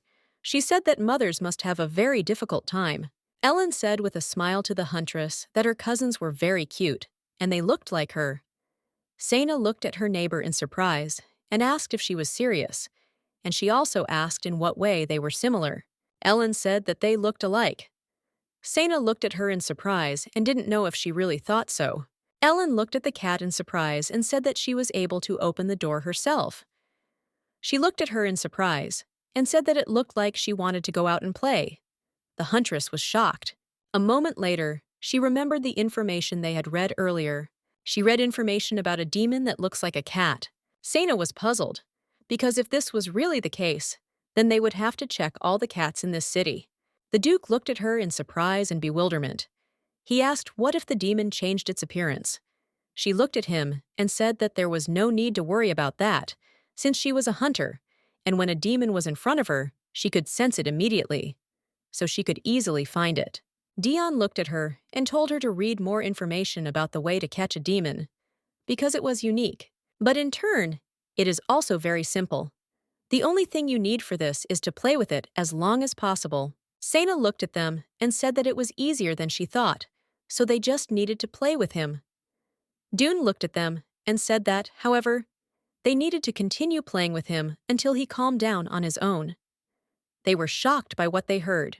The author wrote that since he had never encountered them, readers should find out the time required for this from their own experience. The author wished them luck. They were shocked by this because they did not expect it. They expected more information and some hints. The huntress was furious because the author had given no clues at all, and the book was of absolutely no use. Dion looked at the Duke and called him. He called him Sasha. The Duke was furious and shouted at his friend not to call him that. Sano was breathing heavily. She couldn't catch up with the boys. She was shocked because their stamina had increased due to them becoming children. They ran for hours and didn't care, and she, in turn, was out of breath. She looked at them and yelled at them to stop and stop chasing him. She said they needed to corner him, but still the young people did not stop running. The huntress stopped and cursed them. She screamed furiously, asking if they were even listening to her. She stopped and listened. Looking around, she realized she was in an abandoned area. She knew that some crazy Mac had experimented here by exposing the entire place to mana. She thought that most likely a demon had brought them here, as he had sensed similar demonic energy here. She froze in shock as she heard someone laugh. She was surprised and confused as she heard a child's laughter, but she still knew that it was clearly not Dion. A moment later, she saw something. She was shocked because she didn't know where the sound was coming from. She saw that the demon was moving too fast to tell that it was just trying to make her run in circles. The demon was heading straight for her. He was telling her to play with him. He was calling her by name. The huntress was surprised and puzzled. She looked at him with a frightened look and asked how he knew her name. The demon, in turn, looked intently at the huntress. With lightning speed, he jumped away from her. She was in shock. The huntress shouted at him to wait. She decided not to panic ahead of time, as she thought that most likely the demon heard her name when she was sitting in Ellen's house. But she still knew that if the demon knew her name, it would be very scary. The demon screamed at her because he wanted to play with her. The huntress was furious. She looked at him and said that she would immediately show him what it meant to play. She ran after him. The demon ran away from her and with a grin told her to hurry up. He told her that if she ran so slowly, he would definitely eat them both. The huntress froze in shock. She looked into the distance in surprise and saw the Duke, who was hovering in the sky. The demon looked at her and said with a grin that this was why he told her to hurry up. The demon looked at the boy and told the huntress that he wanted to bet her that the boy would get badly hurt if he fell from such a height. The huntress was in shock and screamed at the Duke to wake up. The Duke heard her voice. He was shocked and did not understand what was happening. He looked at her with fury and asked what was happening to him. A moment later, the demon used his magic and the boy began to fall. The huntress made a dash with lightning speed and ran towards him. She was furious because she didn't want another person to die right in front of her. The huntress heard a very loud sound. She was shaking. The huntress was in shock. She looked at the place where the pillar of dust was. She did not believe that he was hurt. The huntress screamed at the Duke, but he did not answer. She froze in shock, looking towards the Duke. She couldn't believe that something had happened to him. She was in shock because she realized that another person had died right before her eyes. She didn't understand why she had to go through this again. Dion came closer to her and asked why she was sitting still. He said that the Duke was nearby. She looked at him in surprise. A moment later, she saw that he was hovering in the air. The Duke was furious and shouted that he had asked him not to call him Sasha, and he would kill him. Dion grinned and told the Duke that it was very rude of him to thank him like that. Dion said that he had actually come running here to save him. Dion looked at him and said that since he saved him, he would now get his powers back. The Duke was shocked. He asked the young man to wait a little. A moment later, the Duke fell to the ground. The demon looked at the huntress and with a grin said that she seemed very surprised, and she had a very funny expression on her face. The huntress bared her teeth. She was furious. The demon said with a smile that he hadn't had this much fun in a long time. He said that they could play longer next time. He said with a grin that it was time for him to leave. The huntress was furious. She stood up with lightning speed and started running after him, screaming that he wouldn't dare leave her so easily. She clutched the stone in her hand. The huntress shouted that they were no longer playing tag. The demon rushed forward. He looked at her and said that he was sorry that they were not playing anymore. The huntress threw a stone at the demon in anger. A moment later, there was a deafening explosion. The cat lay motionless on the ground. The huntress slowly approached the demon. She was surprised because she could just lift it. She knew it was a high-ranking demon. The demon laughed as he looked at the huntress. The huntress was shocked as she realized that he was just pretending to be caught. The demon looked at her and said with a grin that they hadn't seen each other for a long time. The demon looked at her and said that she just shouldn't tell him that she was still looking for that thing. The huntress was surprised. She looked at the demon and asked what she was looking for. But a moment later, she asked how he knew her. The demon looked at her and said with a smirk that of course he knew her. He said that in any case, she could say what she wanted. He said that she deserved to have one wish granted, since she had defeated him. The huntress was shocked. She looked at the demon and said that she still had questions. Sena asked the demon how he knew her, and she also asked if they had met before. The demon smirked and said that it seemed like her wish was the answer to the questions. The huntress looked at him and said that she had a wish. Sena told the demon to return everything back to how it was.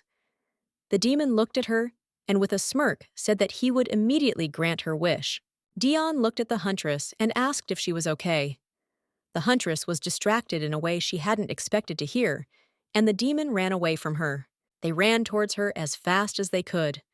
She was surprised and did not understand why they were still small. The huntress looked at the demon in surprise and said with rage that he was going to grant her wish. She looked at him and asked why they had not changed. The demon smirked and said that she had not said so just now. The huntress was furious. She screamed at the demon that he was a deceiver, and she also screamed furiously at him to bring them back quickly. The young men calmed the huntress down. The demon looked at her and with a smirk told her to calm down, as he always keeps his word. The demon looked at them and said that they would see each other again. The huntress was furious and couldn't understand how he could just leave. The duke looked at her and asked what had happened. The huntress looked at the duke and said that it was a long story, but it was all over now. Dion, in turn, was trembling. Sena looked at them and said that they would soon return to their original form. She noticed that Dai bowed. A moment later, Dion fell to the ground. She was shocked because she noticed that he was breathing heavily. Dion stood up slowly. She came closer to him and touched his head. The huntress gently asked if he was awake, and she also asked how he felt. Dion looked at her with surprise and confusion. Looking away from her, he said that it was probably just a normal temperature, something that happened when he used mana beyond his limit. He said that he only really felt like that when he lost control, but this time he thought his baby body just couldn't handle his usual level. She looked at him and said that's what the doctor had told them. Looking away from the huntress, he said that he would feel better after a little rest. She looked at him intently. Sena looked at him and asked if he wasn't interested himself. He looked at her in surprise and asked what she was talking about. She was furious and said she was wondering why demons kept hanging around her house. She said it was the third time. Sena said that this time they were both in danger. She looked at him and said that he knew that mana that was out of control was difficult to suppress. He looked at her in surprise and asked with a smile if she was really worried about him. He was in seventh heaven. The huntress was surprised, as she did not expect such a reaction from the young man. She looked at him and said that it was not something he should worry about. She was furious and said that he could die if the mana got out of his control again. He looked at her and said with a smile that he knew it. She looked at him intently, the same way she had felt when they had talked about Ellen. Sena was furious because she realized that he had no instinct for self-preservation at all. She looked at him in surprise. Dion was fidgeting on the couch. He plopped down on her lap. Dion looked at her and said that anyway, all he needed now was rest, since he was a sick man. He looked at her and said with a smile that she needed to let him lie in that position for a while. She thought they were right when they said the victims were getting younger and younger. She noticed that he was just like a little child now. She decided to give in to him after all. She decided that she would let him do whatever he wanted, but only today. Sena said with a smile that when her cousins came to visit, they often chatted on this sofa until they fell asleep. Dion looked at her in surprise and asked if she really had cousins. Sena smiled and said that she had 3 of them, and she hadn't seen them for a long time. The last time she saw them was at her grandfather's funeral. They really enjoyed spending time with her, but after the grandfather and his daughters could not divide this house, she never saw them again. Sena muttered quietly, as she was curious to know how they were doing. He looked at her and said with annoyance that this also reminded him of his past. She looked at him in surprise and asked what exactly. Dion looked at her and said that it was when he was that age that his mother died. The huntress was shocked, as she did not expect to hear something like that. Sena looked away from him, puzzled, and said in a trembling voice that she was very sorry. He looked at her and said that she didn't have to pretend to be shocked. She looked at him in surprise and asked if he still had a mentor. The young man, puzzled, said that he did not know, since in fact he had not seen him for a long time. The huntress was shocked, as she realized that she shouldn't have mentioned it. Dion said that in any case, he was not the best father and husband, and he did not even come to his mother's funeral. She was shocked, as she did not expect this from her boss. He said that his father had his own problems, so he could understand. The huntress looked at him with longing and sadness. She looked at him and said that there was no need to defend him, because what he had done here was wrong. She looked at him and said that he had done nothing wrong at all. He looked at her and asked if she knew his father well. The huntress was puzzled and said that she couldn't say that she knew him very well. She had only seen him twice, and both meetings were not pleasant. He was surprised that she had met him twice. The huntress was a little puzzled, as she had told him that she had found these meetings unpleasant. She did not understand why he was so interested. She knew it was no secret, and she could tell him about it. She said that the first time they met was when her parents went missing. Sena said her grandfather's colleague was the first to report that it was due to an incident during a mission. The second was a knight. The third person was the mentor.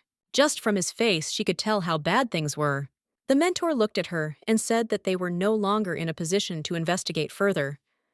Then she thought that all she could do was wait. He looked at her and called her by name, because he saw that she was very upset by the memories. She looked at him and said that their meeting could have been more pleasant.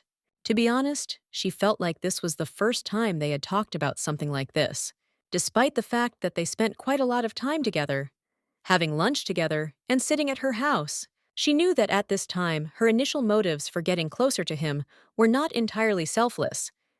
She simply thought that she would be able to get some benefit from it. But now he seemed to her not just a friend, but a rather close friend.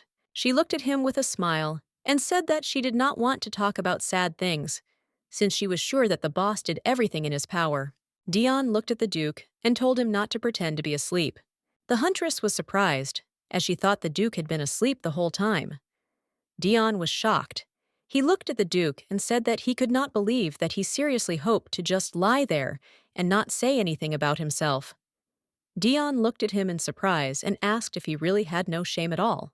The Duke turned closer to them and said that he did not want to tell anything about himself. Dion looked at him and with a grin said that it was not surprising that he had no friends. The Duke told them to stop talking because they needed to get some sleep, because they would have to go to the library tomorrow and read something about the demon. He asked his friend if he wasn't worried that they might never get back to their age. Dion looked at him and said with a smirk that he didn't really care. The Duke was shocked by this answer. The Duke said he was a busy man, and Dion had no idea how much work he had to do, besides keeping his dukedom. And if he stayed in the body of a child, it would be very bad. The Duke sighed heavily. The huntress looked at him and said with a soft smile that a few days wouldn't make a difference. She looked at him and said that his subordinates were away, and his parents probably weren't worried. The Duke said that they were dead. The Duke said that he too had no more relatives left, as they had all died. The huntress was shocked, as she had not expected to hear something like that. She felt very uneasy. The Duke sighed heavily and said that was why he didn't want to tell them anything. She looked at him and apologized for bringing it up. The Duke waved her off and said it was fine. She looked at the Duke and told him not to worry, as they would go to the library tomorrow and learn more about the demon. So they all needed to get a good rest now. The Duke looked at her and asked how she was. Sena looked at him and said with a smile that she could easily last 3 days without sleep. But she was still puzzled because she didn't think her knees could last that long. The Duke lay on the sofa and could not sleep for a long time. He looked at her sideways and asked if she remembered what had happened. The huntress looked at him in surprise and asked what he was talking about. The Duke said he was talking about that incident in the house. She looked at him and asked if he was talking about Serena. The Duke said that it was his cousin, or more accurately, she was the man who tried to kill him. The huntress looked at him in surprise and asked if it was his uncle. The Duke said that it was, and he was originally supposed to inherit the duchy. But it all worked out that his father ended up being the heir, so he became a duke after his father died. Rashid said that his uncle despised him as much as he could, and it got to the point where he wanted to kill him. And from that moment on, he didn't feel safe even in his own estate. The only people supporting him were his butlers, his headmaid, and a few knights and servants. It is only thanks to them that he is still alive. The Duke looked at her and said that of course his kin had tried to kill the few who had stood by his side, and that made him realize that he had to rely solely on himself. The Duke said that many things had happened since then, but it was not he who had killed his cousin. She looked at him in surprise and bewilderment, and asked in a trembling voice who it was then. The Duke said in a trembling voice that it was his uncle. He said that his uncle would rather have his entire family slaughtered than watch them become a bunch of mindless slaves. The Duke said with annoyance in his voice that it was because of him that all this had started, and therefore, perhaps, it cannot be said that he was absolutely pure. The huntress froze in mute shock. He looked at her and told her that she shouldn't worry about him taking her house away from her. She looked at him and said that she understood everything. A moment later, she looked at him, dumbfounded, and asked him what he had just said. She was in shock, not understanding what her house had to do with it. The Duke said he knew she had heard rumors about him, and that seemed to be why she was so worried. The huntress had truly considered him a decent man since the contract was signed, but nevertheless, she was very upset that he hid from her the reason for the continued appearance of demons in the capital. The Duke looked at her and said that he could swear that he did not harm people without good reason. She was surprised, because she realized that all this time, he thought that she was uncomfortable around him. She looked at him in surprise and asked if he had really told her about his uncle's secret to calm her down. He looked at her and said with a smile that he would not call it a secret, because all the nobles already knew about it. She looked at him and said with sadness in her voice that she still doubted that it was easy for him to tell such a thing. He looked at her and said that he thought she was afraid of him. He said, puzzled, that she had said earlier that she would never come near him again. The huntress, surprised, looked at him and asked if she had really said that. The Duke said that she had said such a thing. The huntress looked at him in surprise and asked when she had said such a thing, as she did not remember such a thing. He was shocked. The Duke screamed and said that she had said such a thing when they had arrived at his estate. He was angry with her and told her to forget about it. She was shocked. The huntress looked at him and asked if he was sure she had said that. She said, puzzled, that she really didn't remember that. The Duke grumbled and said that it seemed he had worried about it for nothing. Sina looked at him and asked if he was angry. The Duke said that he was not angry and she did not need to worry about it. Sena looked at him and said that she might have forgotten.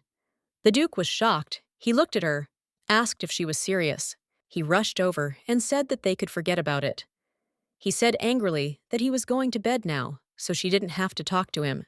The huntress looked at him and called out. The Duke looked at her puzzled and asked what she wanted to tell him this time. Sena looked at him and thanked him with a smile for telling her about that situation. The Duke looked away in embarrassment and said that there was nothing special about it. Sena looked at him in surprise and asked why he didn't go to sleep in his room. The huntress said that he must be uncomfortable here. She smiled and said that he should have a good rest before tomorrow. Sena smiled and said that she would definitely wake him up if she heard even the slightest sound from the door. He looked at her and said that it was not necessary. Sena looked at him and said with a smirk that if he slept so late, he would never grow up. The Duke was furious, and he looked at her and asked if she really thought he was a child.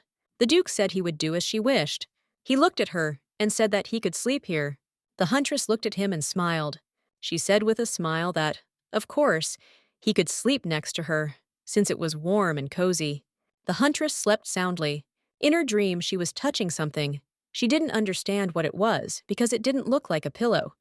She thought it was a doll, but she was confused because she didn't have a doll at home. Dion looked at her and with a soft smile asked if she was awake. The huntress was shocked by what she saw. She did not expect to see her friend next to her in bed. She looked at him in surprise and shock and asked if he had really become normal. Dion looked at her and said with a smile that this was so, and this morning he had changed his appearance. She looked at him in surprise and asked why he was next to her. He smiled and said that he had brought her to her room because the sofa was uncomfortable and that he was going to leave after he had put her to bed. But she didn't want to let go of his hair. The huntress was shocked. She was puzzled. But she jumped up from the bed and asked him for forgiveness. The young man grabbed her hand. Dion said that the Duke had also returned to his original state and had gone to find his assistant. She looked at him and said that it was wonderful. He looked at her and pulled her a little towards him.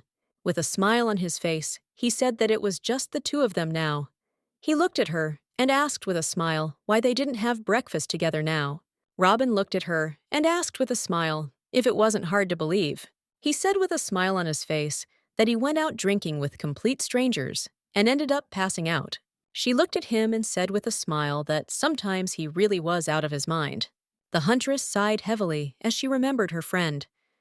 She didn't expect him to just leave for some important business without even eating with her. She thought she could eat alone in peace. But she bumped into Robin of all people. The huntress realized that the demon had made everyone think that they had passed out from drinking in order to smooth out the whole situation that was going on in the city. The huntress sighed heavily, as it seemed that everyone really did blame alcohol for everything. She knew that was the simplest and most convincing excuse. Robin looked at her and said with a smile that it was hard for everyone because of the lack of work in the guild. He looked at her and said with a smile that that was probably why he had drunk so much. She looked at him and said with a smile that it seemed so. The young man looked at her and said that for this reason, he was thinking of returning to his hometown. He said that the city manager had offered him a job as a freelance hunter if he ever decided to leave the guild and return. She looked at it and said it was very good and sounded good. Oben looked at her and asked if she really thought so. He said that, in any case, it was high time for him to settle down. The huntress looked at him and said that she thought so too. Robin looked at her and said he had thought of something. She looked at him in surprise.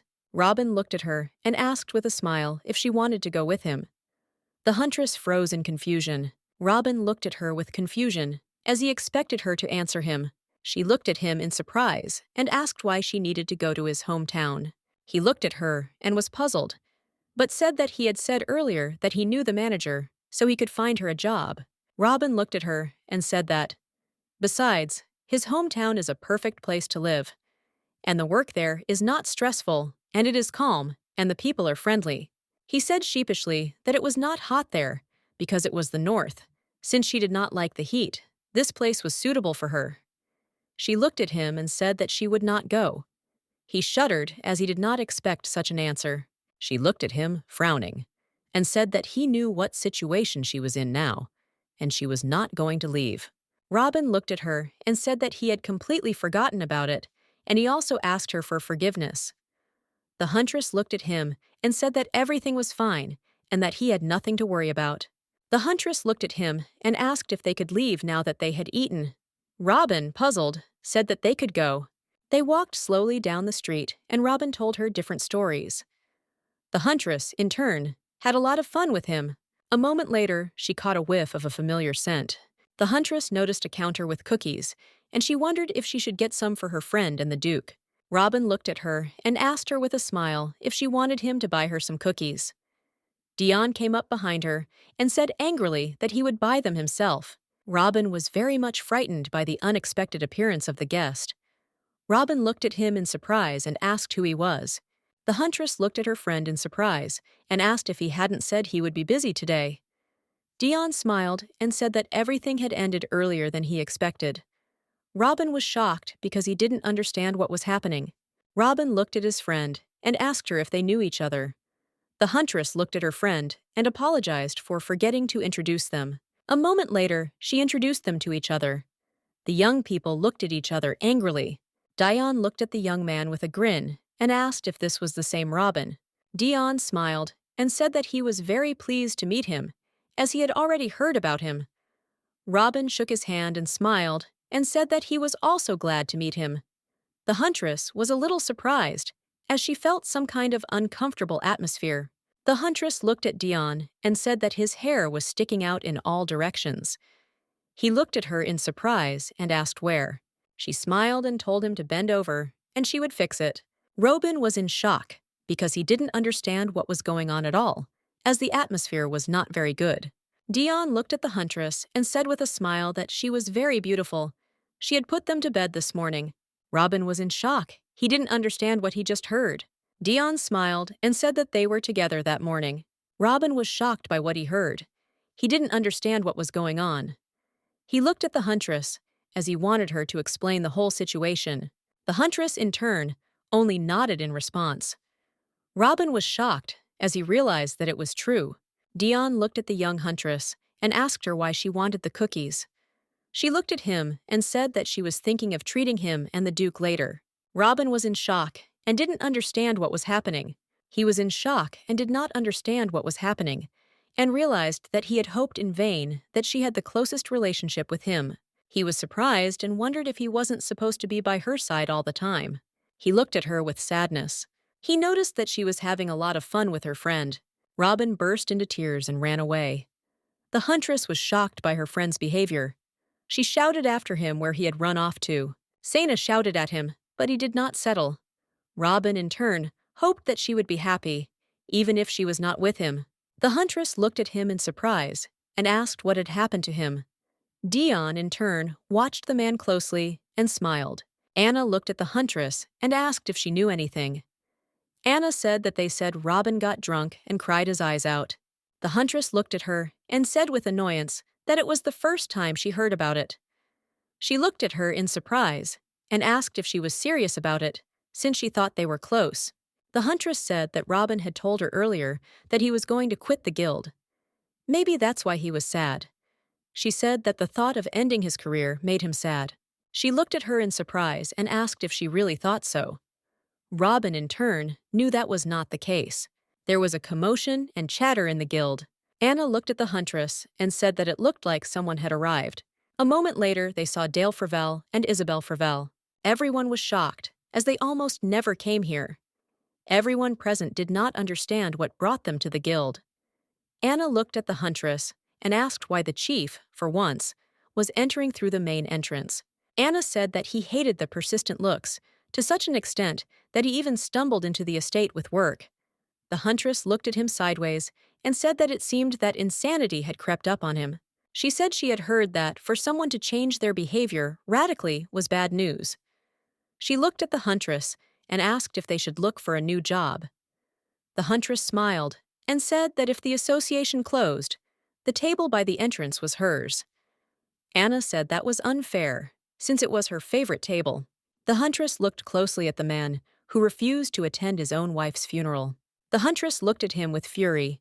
She realized that he looked very terrifying. She realized that his son did not look like him at all. For some time, the huntress was very deeply immersed in her thoughts. She looked at her and said that she almost forgot about one thing. The huntress looked at her friend in surprise and asked what she was talking about. Anna smiled and said that the reason she asked her to come today was because there was a very good job for a huntress that was not dangerous and met all her requirements, and it paid a very solid amount. The huntress looked at her in surprise and asked with a smile if she really didn't want to entrust her to those in need, since she was so good. The huntress knew that she was doing great for now, thanks to the Duke's lease. Anna looked at her and said that they were asking specifically about her. The huntress looked at her friend in surprise. The huntress looked at her and asked if the customers were by any chance hermits. Anna looked at her and said with a smile that it was not like that at all, and in fact, everything was just the opposite. The huntress was surprised and did not understand what was going on at all. Anna said that Owen was asking about Scene. The huntress looked at her in surprise and asked if this was really the one she thought he was. Anna smiled and said that the hunter was thinking correctly. Owen is an S-class hunter. Owen is one of the 5 high-class hunters in the Adventurers Guild. As the youngest member of this rank, he has never failed a single mission and is a legend. Owen is a brilliant scientist recognized by the Academy. His discoveries include the ancient ruins of Elioros, the tombs of the royal family of Carnan, the grimoire of the sage Cyril, and much more. Not only is he loved by hunters and the general public, he was the best in the world. The huntress was surprised and did not understand how someone like him would need to hire her, Sena looked at her and said that the papers said he needed a hunter who spoke Polynesian. Anna looked at the huntress and said that they believed that he had found some inscriptions in this language in the runes he had recently discovered. She handed her the documents and asked her to look at them. The huntress was surprised. She said that she did not know this language well. Anna looked at her and said that, however, the huntress had lived in the police before, and she was an experienced hunter, so he probably thought that she would make a good assistant. The huntress was surprised because she could not believe it. She was shocked and couldn't believe that her idol had chosen her out of all the hunters here. Sena was shocked and hoped that this was just an opportunity given to her from heaven. Anna looked at her and said that it looked like Sena was refusing, because it seemed like she didn't like the offer. The huntress took the documents from her hands with lightning speed. She said with a smile that if he had personally chosen her, she should at least pay him a visit before refusing. The huntress looked at her friend and asked if she thought she was doing the right thing. She was very happy because she would be able to see her idol. The huntress looked at her friend and asked when she could see him. Sometime later, she found herself at her idol's estate. She was in shock because she didn't think she would be brought here right away. The butler came out to greet the huntress. He said with a smile that the master was waiting for her. A moment later, he showed her where to go. The huntress, puzzled, agreed with him. They walked slowly towards the owner. She was surprised because she saw many statues on the estate. She did not understand why they were needed. She was puzzled because their eyes were directed at her. It seemed to her as if they were watching her. She felt very awkward. The butler looked at her and said that he would immediately take her to the master's office. She smiled and agreed. A moment later, she saw a beautiful picture. She was surprised because she didn't know what it was. She stared at the painting. Looking down, she saw demons in the painting. A moment later, she heard a voice. The man looked at her and asked if she was charming. The huntress turned around and saw a truly horrific sight. She cursed loudly. The man laughed. The huntress looked at him, puzzled, and said that her heart nearly jumped into her heels.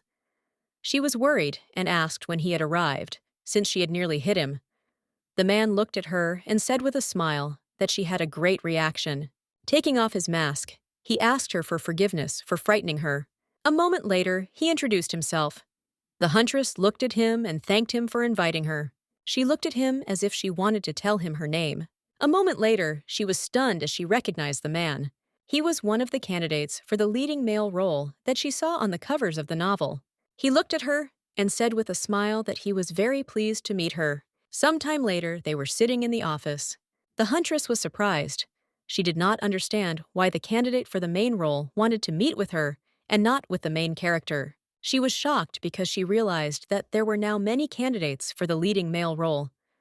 According to her calculations, he was already the third. He looked at her and said with a smile that he always wanted to see her. The huntress was surprised. She looked at him and asked if he knew her. He looked at her and said that of course he knew.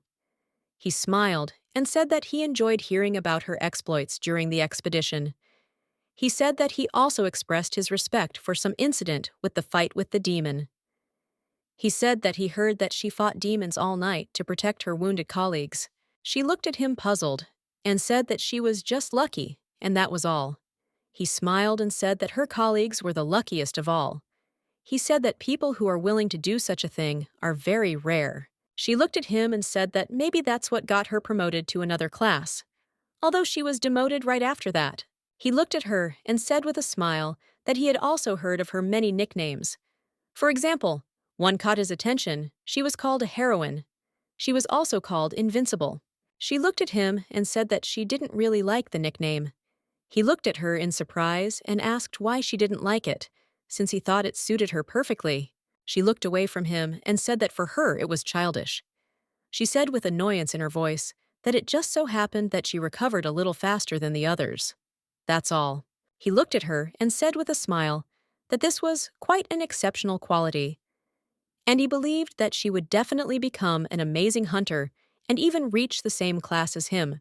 The huntress looked at him, puzzled, and said that he was overestimating her, since in order to get into his class, one must make historical achievements. She said that she would never be able to do such a thing. He looked at her and asked if she had any interest in the ancient ruins. She looked puzzled, and said that she had no interest. She was content to at least keep her home. He looked at her and said with a smile that digging ruins could be quite exciting too. And he had seen many hunters doing this work with great pleasure. She looked at him and asked him to stop, because she knew that someone who had financial stability could take on such work. Someone who could for this would need to travel abroad and form their own team, which would probably cost a lot. He looked at him and asked if she had no one to support her. The huntress looked at him in surprise. He looked at her and said that she knew the Duke. He said with a grin that he, the Duke, would certainly help her with pleasure. The huntress looked at him dumbfounded. Sena looked at him and said that they were an example of the Duke's help. He looked at her dumbfounded. Owen looked at her in surprise and asked if they were on bad terms. The huntress looked at him and said that they weren't on bad terms. They were just acquaintances, and she had no reason to ask him for help. Owen looked at her and said with a smile that it was a great relief. Owen looked at her and said that the reason he had called her here today was because he was very interested in her. He said that he was also interested in the Duke. The huntress looked at him in surprise. She did not understand what he was talking about. She knew that something was wrong here. She understood that he had a different goal from the very beginning. Her opportunity, given from heaven, was falling apart. She understood that he was still very high class, and he had no reason to get along with her, because she was just small trash. Sena realized that everything he had said before was just flattery. She looked at him and asked if perhaps he was simply looking for investment from the Duke. Owen looked at her and said that was not the point. The huntress looked at him in surprise and asked what was the matter then. Owen thought for a moment and said that he had another very important matter that needed to be resolved. Owen looked at her and asked her if she had encountered any demons while she was with the Duke. The huntress looked at him in surprise. She was shocked that he asked. A moment later, she said she had never encountered it. The young man thought for a moment and said that he understood. Sena was shocked and didn't understand how he even knew. She thought the Duke was hiding any news about the demon's appearance. Even she knew that the investigation department was not aware of it. She looked at him puzzled. He looked at her and asked if he could tell her an ancient story. She looked at him in surprise and asked if he really wanted to tell her something right now. He slowly looked through all the books, because he wanted to find the one he needed. A moment later, he found the book and opened it. The huntress was surprised. She didn't understand if he was serious. He wanted to read to her now. He looked at her and asked her to listen to all the information carefully. He said that long ago there was a mouth of fiends. They opened the gates of hell and came to this earth, where they tortured people, getting pleasure from it. They could cause physical pain to people. They seduced them to the point of overthrow. They had a passion for turning people against each other, to eventually kill them. They brought hell into this world. They stored energy, polluted the earth, and altered its flora and fauna. The very beings that were created in this process are what they now call demons, the force of the fiends acting on people, which gave birth to 3 different states of being: people who lost their minds and turned into monsters. Others absorbed the power and became magicians. And the last group learned to purify the energy of the fiends and became priests. The abilities of the fiend race were enough to awaken the dormant holy power within people. He looked at her and asked if it sounded ironic. While the priests managed to exterminate most of the race, the survivors failed to find a way to kill their main enemies. The priests decided to seal the souls of the 33 supreme fiends and keep them within the sacred empire. Those souls have been securely sealed within the empire until now. But unfortunately, 3 of them disappeared recently. He looked at the huntress and said that he was currently searching for them after receiving a request from the empire. There were 5 families who helped the priests exorcise the higher fiends. They are the only ones in the empire who know of the seal's existence, and also the only ones who have access to it. He looked at her and said that the Duke's house was one of the 5. The huntress, in turn, dozed off to his story. A moment later, he shouted, and the huntress flinched, as she did not expect him to shout like that. He looked puzzled and said that it seemed his story was very boring. Sena apologized to him and said that she had never been interested in legends. He looked at her and said he understood. He said he should have been more considerate of his guest. Yawning, she told him not to worry, as everything was fine. He looked at her and said with a smile that this was very good and they should move on to another story. He looked at her and said that the mouth of the fiends attracts demons. She was puzzled because she thought that the legends were finished. He looked at her and said that demons are born from the power of fiends. Therefore, they tend to follow them, like children follow their parents. She sleepily said that she believed the legend to be true. He said that fiends can actually summon demons even in their sealed state. That's why the Holy Empire takes meticulous measures to protect the fiend's sealing stones. He looked at her and said that if the Duke had one of these stones, then demons would definitely start appearing around him. He raised his voice, and the huntress shuddered. He looked at her and said that, to tell the truth, the fiends weren't the only ones he was looking for. She was surprised, looked at him and asked who else he was looking for. He looked at her and said that he was looking for a priestess. He asked her if the Duke was pursuing a particular woman. Sena looked at him in shock.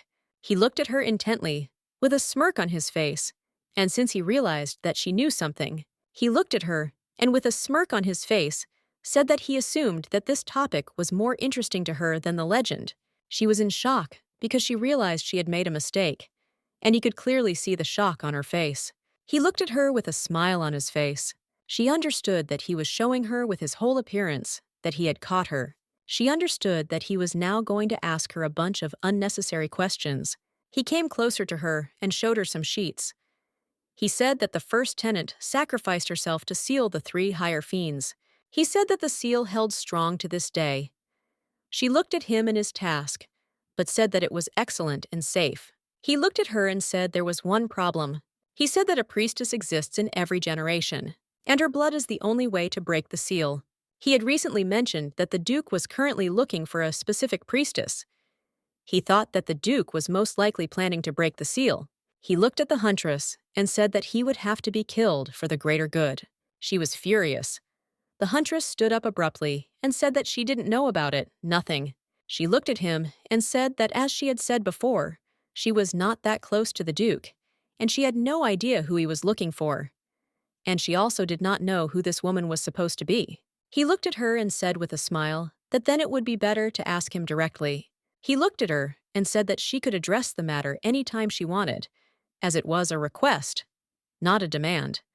The huntress was furious. She didn't know if he was even listening to her. She said angrily that she didn't know what he was talking about. She sighed heavily and said that she had other things to do, so she would leave him now. He looked at her and said with a smile that he would be in touch. A moment later, she saw a piece of paper on the floor. She looked closely at the drawing. She saw tears, and she saw the writing at the top. She looked at the drawing in surprise and wondered if it was a lie. The huntress looked at the man and said that he did not have to give her all this, and she also asked him to take everything back. The man looked at her with tears in his eyes and said that he was only fulfilling his master's request. He said that if he took everything back, he would get into trouble. She was shocked. She looked at him and told him to leave everything here. The man thanked her and hurriedly handed over the boxes. The huntress said goodbye to him. The huntress sighed heavily. After talking with her new acquaintance, she realized that the Duke had never been in love with the main character. She even wondered for a moment if he had ever mentioned her name to her. She had never noticed it. She remembered Aaron saying that her neighbor was a very important person for the Duke, and by doing this, he was trying to protect her from those around her. Sena realized that by important, Aaron didn't mean love at all. It was only about her personality. She realized that her neighbor was a priestess. She thought her neighbor was suitable for the female lead, especially since the priestess's blood was tied to the line of fiends. She knew that it also made the plot easier to develop. The antagonist of the story sets out to find the priestess in order to break the seal of the fiends. Here, the main male characters stand up for their heroine, and over time, she naturally falls in love. Meanwhile, her neighbor and minor supporting character are faced with the stress of all the demons that are emerging from them. But she still thought that the Duke was the main male lead. But given what she had heard before, maybe he was actually the villain. Opening the door, Dion saw the huntress. He looked at her in surprise and called her. She looked at him in surprise and asked if he had really been home all this time. Dion looked at her confusedly and said that he had been here. He looked at her and asked if she had been shopping. She looked away, puzzled. not knowing what to say. A moment later, she said they were gifts. Dion looked at her in surprise and asked who the gifts were from. She said that what she was really worried about was having to open them herself. She looked at him and asked if he thought he could give her a helping hand. He looked at her in surprise and asked where she went to bring all this. The huntress was stunned when she opened the box. She screamed and shuddered, as she had not expected to see something like that. Dion looked at her and asked what had happened. She looked at the box and its contents in surprise and bewilderment. She couldn't believe what she saw. She was shocked because she saw that there were mana stones in the box. She couldn't believe it. The huntress was shocked. She looked at the box in surprise and asked how much it all cost. The huntress looked at the stone in surprise and asked if she was right. Dion looked at her and asked if he should open the remaining boxes. She looked at him and said that he could open them, because she wanted to see what was inside the other boxes. She was very surprised and wondered if she could accept such expensive gifts. The huntress thought that she should return them anyway, because she knew that it was simply indecently expensive. She smiled a sly smile, as she thought that although he would probably not notice that some of the stones were missing. Dion looked at her and said that in the other boxes, you have mana collection tools, and they also look very expensive. She put the stone back and said it was wrong, and she had to give it all back. Sana said that they couldn't leave them outside after all. She looked at her friend and asked if he would help her carry everything inside. Dion looked at her and said he would, no problem. He looked at her and asked where to put the boxes. The huntress said he could move them to an empty room on the second floor. Sana looked at him in surprise and asked if he was having a hard time. He looked at her and said with a smile that everything was fine. She was surprised because Owen's worker almost kicked the bucket while dragging all this stuff here. He looked at her and said that he would take everything to the second floor first. The huntress thanked him. He looked at her and asked with a smile who had given her all these gifts. The huntress froze in place, not knowing what to say to him. She knew that if she began to tell him the whole story, it would take too long. She looked at him and said with a smile that it was one of her friends who had given her all this. He bared his teeth and asked if it was really one of her friends. He gave her a cold and angry look and said that it seemed like she had a lot of acquaintances. The huntress was shocked as she felt a chill run through her. She was shocked as she didn't want him to smile like that, as he looked like a maniac. The next day, she looked very rumpled because she couldn't sleep. She spent the whole night trying to remember something from her past. But, unfortunately, the time was wasted. Sitting at the table, she chewed on a spoon and said that she was very tired. The Duke looked at her and asked in surprise if she didn't like the food. She looked at him intently. As she looked at him, she wondered if the Duke could really steal the sealing stone. She looked at him intently, for she thought he had the face of a secret villain. The Duke looked at her and asked if she wanted him to cook something different. She looked at him and said with a smile that everything was very tasty. The Duke looked at her and said that it was good if she said so. The huntress looked at the Duke and asked if something had happened yesterday. The Duke looked at her and said that nothing had happened. He had just been very busy, and he apologized for having to leave. She looked at him and smiled and told him not to apologize because it was just a normal day anyway. He looked at her in surprise and asked if it was really a normal day. The Duke whispered to the huntress what had happened to Dion then. Dion muttered something under his breath. The huntress laughed. Looking at him, she understood that he behaved this way because of the gifts that an acquaintance gave her. A moment later, he said that he had already eaten. The huntress was surprised, looked at him and asked if he had really eaten. The Duke was shocked. He told the young man that he had not even finished eating. Dion plopped down on the sofa. The Duke looked at the huntress and whispered to her how badly they had quarreled. The huntress said that they had not quarreled at all. Dion sat on the sofa and did not notice their conversation. Sana looked at the Duke and said that she did not understand why he was so angry. The Duke looked at her and asked if she wanted him to ask him. The huntress looked at the Duke in surprise and asked why he needed it. The Duke smiled and said that he had been thinking that he felt uneasy in such an oppressive atmosphere. The Duke looked at the huntress and said that he wanted to tell them the latest news about the demons, but he couldn't discuss anything in such an atmosphere. The huntress was surprised. She looked at him and asked if he really wanted to tell them something. Dion glanced at them sideways. The Duke looked at her and said with a smile that he had asked his assistant to bring him something. He smiled and asked for permission to explain everything only after the assistant arrived. The huntress looked at him and said with a smile that this was very excellent. A moment later, she looked at Dion, who in turn turned away from her. She quietly whispered to the Duke that she would now go and buy a cake, as her friend really loved sweets. The Duke laughed and said with a smile that he would then wait for her here. The huntress looked at the Duke because she realized that she was wrong about him. She knew that a guy who smiled like that couldn't possibly be a secret villain. Dion glared at them. Sometime later, the huntress thanked the seller with a smile on her face. She was very happy because the job was done, and she hoped that her friend would like the cake. But unexpectedly for her, someone called her. Sana shuddered from the scream. She turned around to see Owen running towards her. She looked at him in surprise and asked what he was doing there. The young man was out of breath. He looked at her and said that they had a big problem. He looked at her and asked if she still had the mana gathering tools he had sent her. She looked at him, dumbfounded and confused, and said that she had them. He looked at her and said quickly that they needed to check something immediately. He said that he thought you were a mixture, that a strange element had been added. She looked at him and said that he was just in time, and that she was on her way home. She asked if he would like to join in. He shouted in rage that they had to hurry, because her house might explode.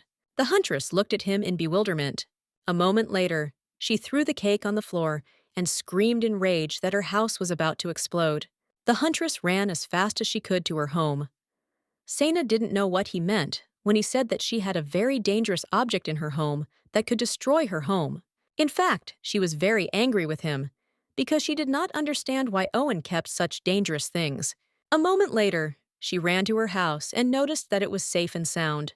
She circled around her house for a while, surprised that he was okay. Sana knew that even if everything was fine now, no one knew when it might break apart.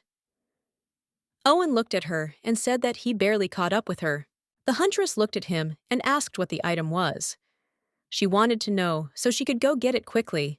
Owen looked at her and said that if she handled it incorrectly, it would explode.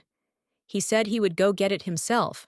The huntress looked at him in surprise and asked why he kept such a dangerous thing, and why he sent it to her. Owen bowed deeply and said that it was his fault, and he also asked her forgiveness for his mistake. She looked away from him and said that all the things he gave her were on the second floor. Sana asked to take the item quickly. Owen looked at her and thanked her. Owen said it wouldn't take long. The huntress said she understood and asked him to quickly retrieve the item. A moment later, Sana realized that the Duke was now in her house.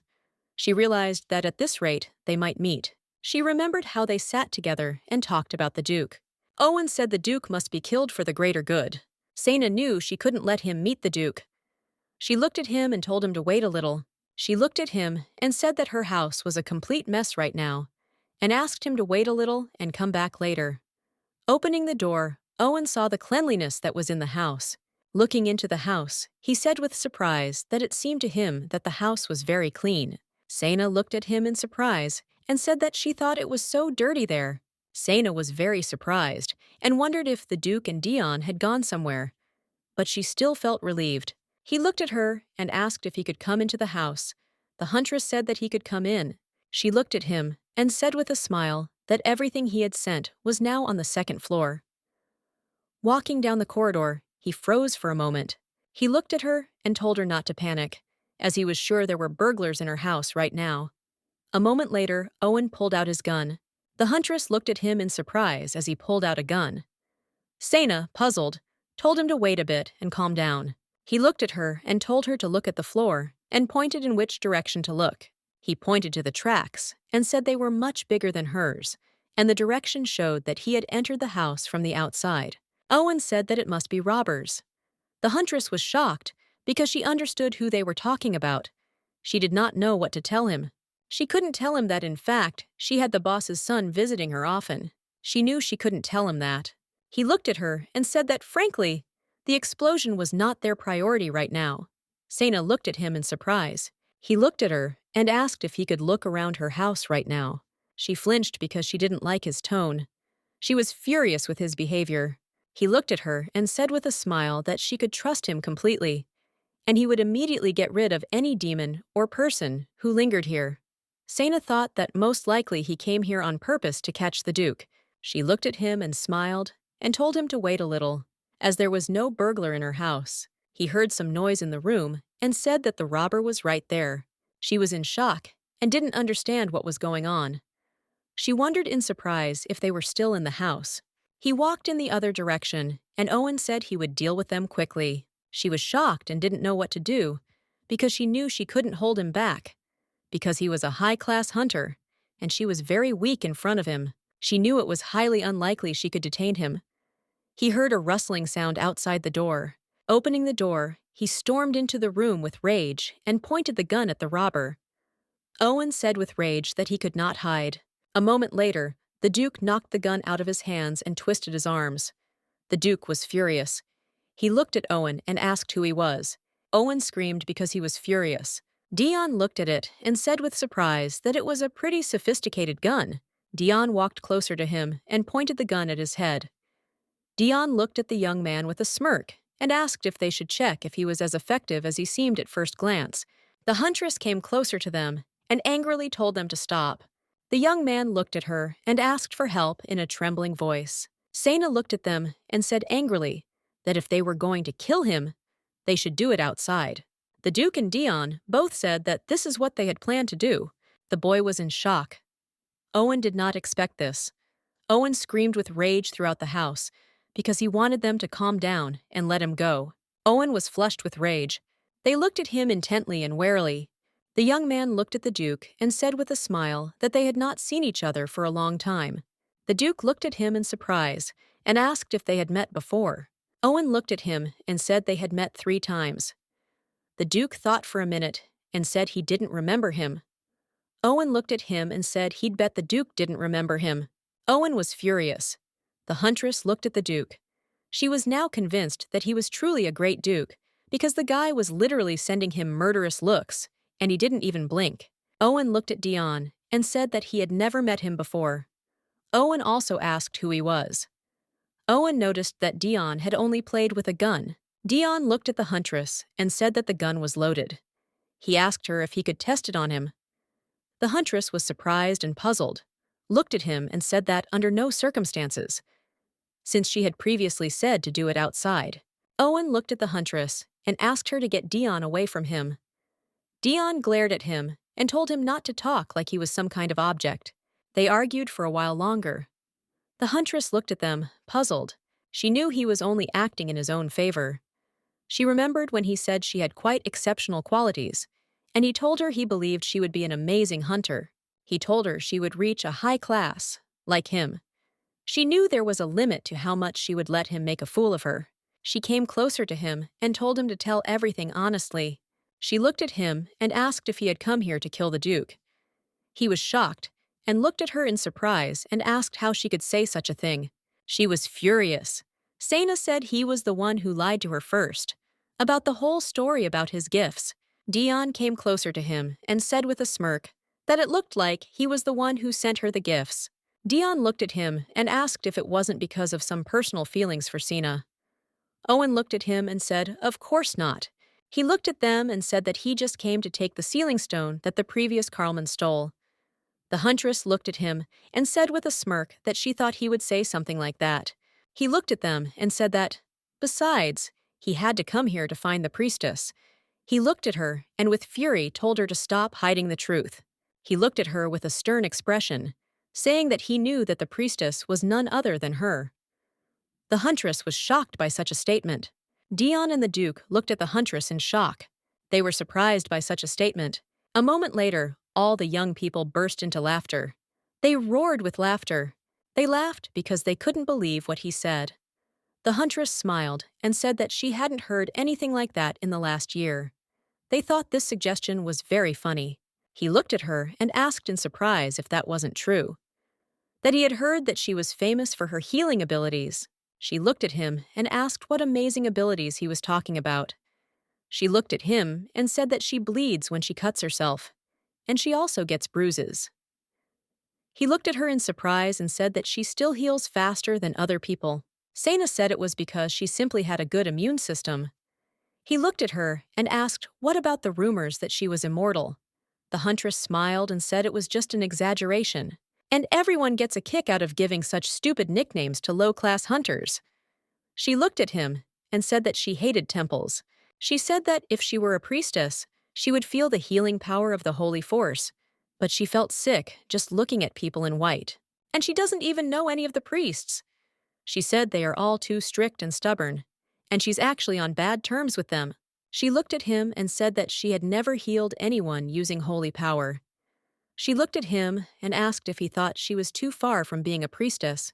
Sena proudly said that it was just a coincidence that she was an exceptionally healthy person. That's all. Owen looked at her in shock and said that this simply couldn't be happening. Owen looked at the Duke and asked what about him. The Duke looked at him in surprise and asked what he meant. Owen said that the previous Duke had stolen the sealing stone. The Duke sighed heavily and said that he could swear on his family's name that such a thing had never happened. Rashid looked at the young man and said that he was really curious about where he had heard that. The Duke said that he was beginning to seriously doubt his identity. The young man was puzzled and angry. A moment later, he sighed heavily. Owen looked at the Duke and asked him to check the inside pocket of his jacket. The Duke took a ring out of his pocket. Dion looked at the ring and said it looked real. The Duke said he thought so too. The huntress pushed them apart in surprise and asked what it was. Rashid told her that it was the ring of the Holy Emperor. She was surprised, looked at him, and asked if it was true. Dion took the ring from the Duke and said that they should check its authenticity. The huntress was surprised, as she did not understand how he wanted to check the authenticity of the ring. Dion threw the ring on the ground. The huntress was surprised. She looked at her friend and asked what he was doing, because they could have lost it. Dion looked at the huntress and told her not to panic in vain. They saw that the ring was gone. He said that if it was real, it should immediately return to the owner's finger. Dion looked at the young man and said that the owner of the Holy Emperor's ring could only be changed with His Majesty's permission. That is why it could never be taken away from its owner. The huntress looked at the young man in surprise and said that the ring was genuine. Owen looked at them and asked in confusion if he hadn't told them that he had received a request from the Holy Empire. The huntress, puzzled, said she thought she looked and remembered him saying something like that. She said she wasn't sure at all, as she had been dozing. Owen looked at the Duke and said it didn't matter, since he had already shown his. He told the Duke that his family was supposed to get such a gift too. The Duke looked at him in surprise.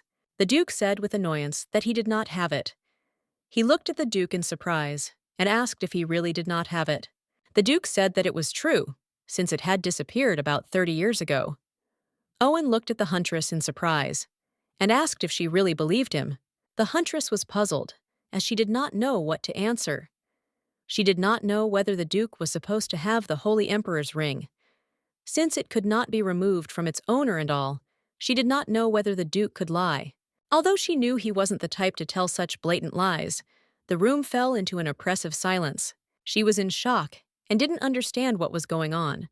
She wanted them to stop trying to figure it out themselves and let her in on this. In fact, there are several Holy Emperor rings in the world. There are 5 more, and they are exact copies of the original. But even if they are copies, they also return to their owner, being far from him. The very first priestess gave these 5 rings to 5 different families. It was a symbol of the promise to watch over the sealed fiends and keep their existence a secret. He said that 30 years ago, a man with his ring from the Duke's house escaped with the sealing stone of the fiend family. Recently, they have observed a strange outbreak of mutated demons. Because of this, the mages and the association's investigation department all left on a long-term business trip after finishing their meal. Sena was puzzled and wondered what if the Duke was deliberately preventing outsiders from contacting the investigation department. Sena wondered if he wanted to cover this up. He said that while this was happening, the Duke left his duchy and went to the capital, and the first thing he did when he arrived was to start looking for the girl. He looked at them and asked if it wasn't suspicious that the head of the house who stole the sealing stone was looking for the girl. The huntress looked at him. She knew his claims were nonsense, but she knew that didn't mean they were completely baseless. She wondered if the Duke had other goals. Aaron burst into the house and apologized to the Duke for being late. He said he had to spend a lot of time to make sure he was okay, but he got him there safely, so there was no need to worry. A moment later, he saw the depressing and dreary situation in the house. He looked at them, stunned and nervous. He looked at them and apologized for distracting them too. He said he hadn't seen anything at all. The huntress shouted for him to wait, because she realized the young man wanted to leave. The young man looked at the huntress and asked if it was true that this situation had nothing to do with torture or murder. She looked at him and said that of course it did, and she would never allow it in her house. He looked at her in surprise and asked if that meant she wouldn't allow it in her house, but she could on the street. The Duke looked at the young man and told him to stop and just give him everything. The young man looked at the Duke and asked if he could do it here. Rashid said he could do it here. The young man handed the book to the Duke. Sena looked at the book and said that it had a bad smell, and she felt like the book would curse her if she opened it. The Duke looked at her and said that it wouldn't happen, since they had already checked. However, she was still wary. Dion looked at her and said he had an idea. He looked at her and asked if she could pass him the book. She looked at him in surprise and asked what he was up to. Dion walked slowly towards Owen. Owen shouted at him to stay away from him and asked him what he was going to do. Dion pulled his ropes tight. A moment later, he threw a book into his hands. He looked at the young man and told him to open the book. Owen looked at him in surprise and bewilderment and asked if he really wanted him to commit suicide. Dion looked at him and said that the Duke said that everything would be fine, so he did not need to worry and he could open the book. The young man was worried. He looked at Dion and asked how he could trust them if he was forcing him to do this. The huntress looked at him in surprise and said with a smile that he liked demons after all, so he would succeed. He looked at her in surprise and said in shock that he hadn't collected them because he liked them. He was shocked and didn't understand who she took him for.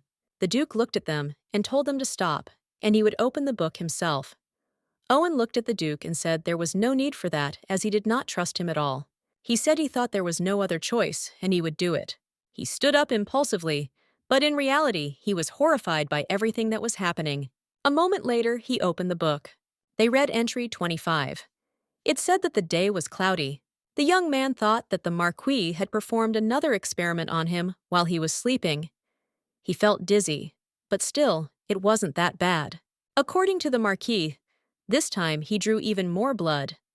But still, the young man could not remember anything. He wondered why he was locked in such a place.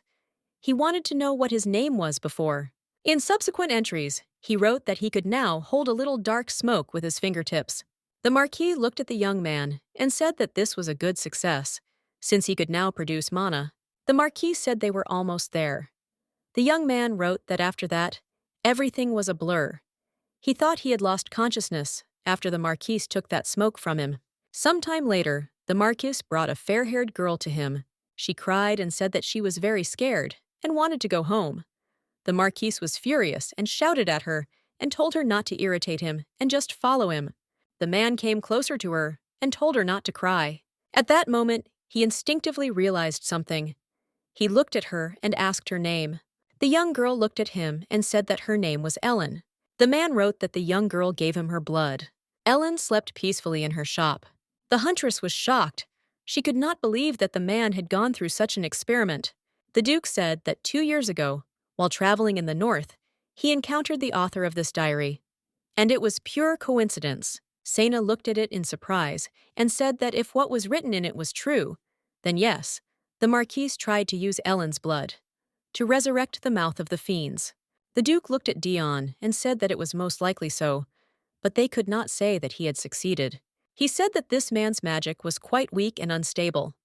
Also, judging from the fact that he couldn't travel very far from the Marquis' estate, he still needed Ellen's blood. Owen handed the diary to the Duke and asked where the unstable monster was now. The Duke looked puzzled and said that he had lost it. Owen was surprised and asked if the Duke was serious now. The Duke said that Owen could say whatever he wanted, as he was not going to make excuses. However, he did eventually find his location. The Duke said he must have left in a hurry because he had forgotten the diary. The Duke said he had shown it to the Emperor, and His Majesty had advised them to ensure Ellen's safety first. The Duke said that this was the reason he had asked her to come with him to the estate when he found her. The huntress was surprised, as she had not expected such a thing. The Duke said that she then refused such an offer. The Duke said it was the perfect way to protect her from the fiend and the Marquise, but unfortunately, it didn't work out. The huntress was shocked because she realized that she was to blame for this. The Duke looked puzzled and said that it was probably because she didn't like him. The huntress was shocked. She realized that she had screwed up big time. She was shocked, as she had no idea that his goal was solely to protect her neighbor.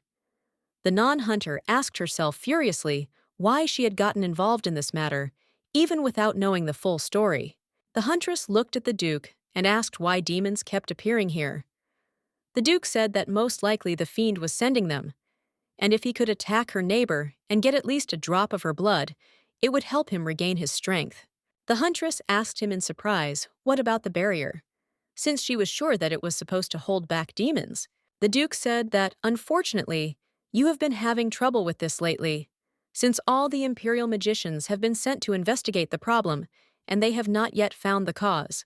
The Duke looked at her and asked her to keep it all a secret, as it would be problematic if the public found out. The huntress was very nervous, as she realized what had been going on lately. The huntress was furious, as she realized that the Duke was not a stalker at all. Sena realized that he just wanted to protect her neighbor. She dropped to the ground. She was furious because she realized that she had messed everything up. She knew that if she had just figured out the situation, at least she would have never let the demons into her home. Sena knew she had simply dug her own grave. Dion looked at her and asked if she was okay. The Duke looked puzzled and said that it was his fault, since he should have persuaded Ellen. The huntress looked at him and told him not to say that, as she knew it was entirely her fault. Sena smiled and said that he had done his best, so he didn't need to worry. She smiled and said that it was a good job. The Duke was surprised, embarrassed, looked away, and thanked her for such words. She looked at him and smiled and told him not to dwell on it, because it was true. The huntress knew that in the end it was all her fault. The Duke looked at her and asked what she was going to do next. The huntress thought for a moment, not knowing what to answer him. A moment later, she said that she intended to defend her home, as she could not allow it to be discredited. She knew the same was true for her neighbor's safety. The huntress looked at the Duke and asked how about sharing this information with her neighbor. Owen looked at them and called out to Sena. Sena looked at him and said that she had forgotten about him. The Duke looked at him and asked if he had heard anything. Owen looked at them and said, "I certainly had." Owen grinned and said that they should know that he had ears too, and he couldn't close them either because his hands were tied. The Duke came closer to him and said that he couldn't just let him go now since he had heard everything. Owen looked at him and said that he was still skeptical about the Duke. The huntress was very puzzled, as she understood that they were back to their old ways. The huntress looked at Dion, as she knew that he must be shocked too, having learned about Ellen's past and everything else. The huntress called him. He looked at her in surprise. Saina pointed to the room and told him to follow her. Dion looked at her in surprise. She looked at him and asked him about this whole situation and the Duke if he was worried about it. Dion said that of course he was worried. Saina looked at him and said with a smile that she thought so, since the thing is that she had already managed to find out about his feelings. He looked at her in surprise and asked how long ago she had noticed this. Saina said it hadn't been that long, but that was understandable, considering his frequent visits. He said he had no idea it was so obvious, and now he was a little embarrassed. The huntress smiled and said that he had no need to be embarrassed, since she had long known that he liked her, and it would be strange if he had already rejected her. Dion looked at her in surprise. A moment later, he looked at her and asked who she was talking about. Saina smiled and said, "Of course, Ellen." She said he loved her so much that he even fell to his knees and cried right in front of her house. He looked at her and said with a smile that he understood what she was talking about. The huntress said that she knew all along. She also knew that he had not given up on her, despite what he had said. However, dangerous situations will arise as long as her neighbor is a true priestess. The huntress said that this means they may have to deal with demons much stronger than those that have come to them so far. He looked at her and said that she was probably right. The huntress said that was why she wanted to tell him something. She looked at him and said that maybe he should stop coming to her house. He looked at her in bewilderment and asked what she was talking about. The huntress thought that maybe she had chosen a crude way to keep him safe, but it was necessary for his own good. Sena looked at him and told him not to worry about her neighbor, as the Duke would take care of her, and she would be safe as long as the huntress looked after her. The huntress looked at him and told him that he need not worry about the young lady being in danger. He looked at her and told her to wait a moment. He looked at her in surprise and asked if she thought he would be in danger. He looked at her puzzled and asked why she thought so. The huntress looked at him in surprise and asked if he himself told me that the demon last time was the first one he had ever fought. She said that the area was now a dangerous zone where demons could appear at any moment, and that meant that he was more likely to get hurt due to his lack of combat experience. He looked at her and asked if she remembered that he could use magic. She said that he did, but she also remembered that he almost lost control of himself because of it. She looked at him sadly and said that he could have died then. She was very worried about him that day. She said that was when she realized he could get hurt. She understood that as a minor character, he did not have the plot armor that the main characters of this story had. She said she understood that he was very concerned about her neighbor, but he could also get seriously hurt if he got caught up in a fight with a demon. She said she had coworkers who had had their legs or arms cut off when they were involved in a fight. He looked at her and said that he could help them too. He asked her never to tell him to come here again. Sena was shocked because she knew it was mean of him to say that, with that expression on his face. She saw the puppy's sad eyes. She didn't understand how she could refuse him. But still, the huntress decided to pull herself together, because that cute face could turn into a bloody mess if he continued to come to her house. He looked at her with tears in his eyes and asked if it was true that he could not come here anymore. The huntress looked away from him. She said that he simply had no idea how terrible demons could be. She said that they were disgusting creatures that mercilessly killed people. She told him not to even begin to talk about the race and the fiends, as they were even more cruel. Feeding on humans was their given nature, and as he had heard earlier, they even drank their blood. She said that the thought of it gave her goosebumps. She looked at him and asked if he thought he should stay away from places like that. She didn't know if she was being too harsh with that, but she just wanted to scare him a little. He looked at her and asked if she really wanted to turn him into a bad guy who ignored those in danger. She looked at him and said, of course not, because that was not what she had in mind. He said he couldn't believe it. Dion said he found it hard to believe that she was now telling him to run away from this. He looked at her and said that he understood how she was worried about his safety. But he was also worried about her neighbor, and he couldn't just sit back and do nothing. The huntress was surprised. He said he didn't want to become the kind of person who took his problems out on other people and ran away because he was weak. Dion looked at her and asked her to let him stay in her house. She looked at him, puzzled. The huntress understood that all her conversations had failed. Looking away from him, she said that he could come here, but only on one condition. He looked at her and said with a smile that he would do whatever she wanted. The huntress was surprised. She did not understand how his expression could change so quickly. She looked at him in surprise and asked if he would do everything she wanted. He smiled and said that of course he would do everything, because her wish was his command. The Duke entered the room and asked the young man what he was doing. Dion looked angrily at the Duke and asked if it wasn't obvious. The Duke looked intently at the young man. Sena looked at the Duke and said with a smile that he had come just in time. Turning around, he saw a whole stack of books that Sena was carrying. He looked at her in surprise and asked what it was. The huntress smiled and asked what he thought it was. A moment later, the huntress placed a whole stack of books on the table. Dion was shocked because there were so many of them. She smiled and said that since they now knew that demons would appear here again, they needed to prepare for it. The Duke looked at her in surprise and asked what she was talking about. The huntress smiled and said that they should learn as much as possible about demons. She looked at her friend and said that if they learned the names and weaknesses of each of them, they would become stronger. Dion looked at her and asked if he could take a break for a while. The huntress told him not to even think about it. The huntress smiled and said that Dion was actually an old friend of Ellen's before she lost her memories.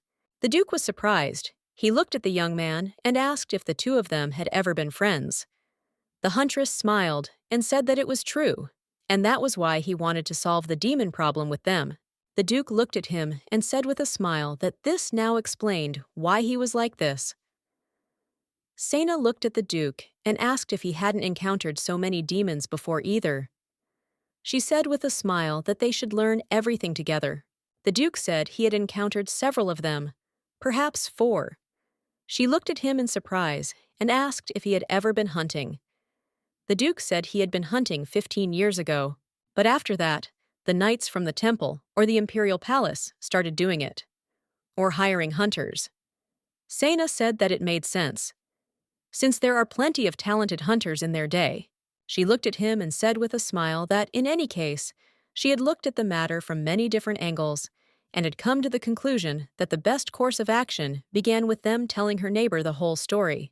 The Duke looked at her and asked if she thought her neighbors were worth knowing.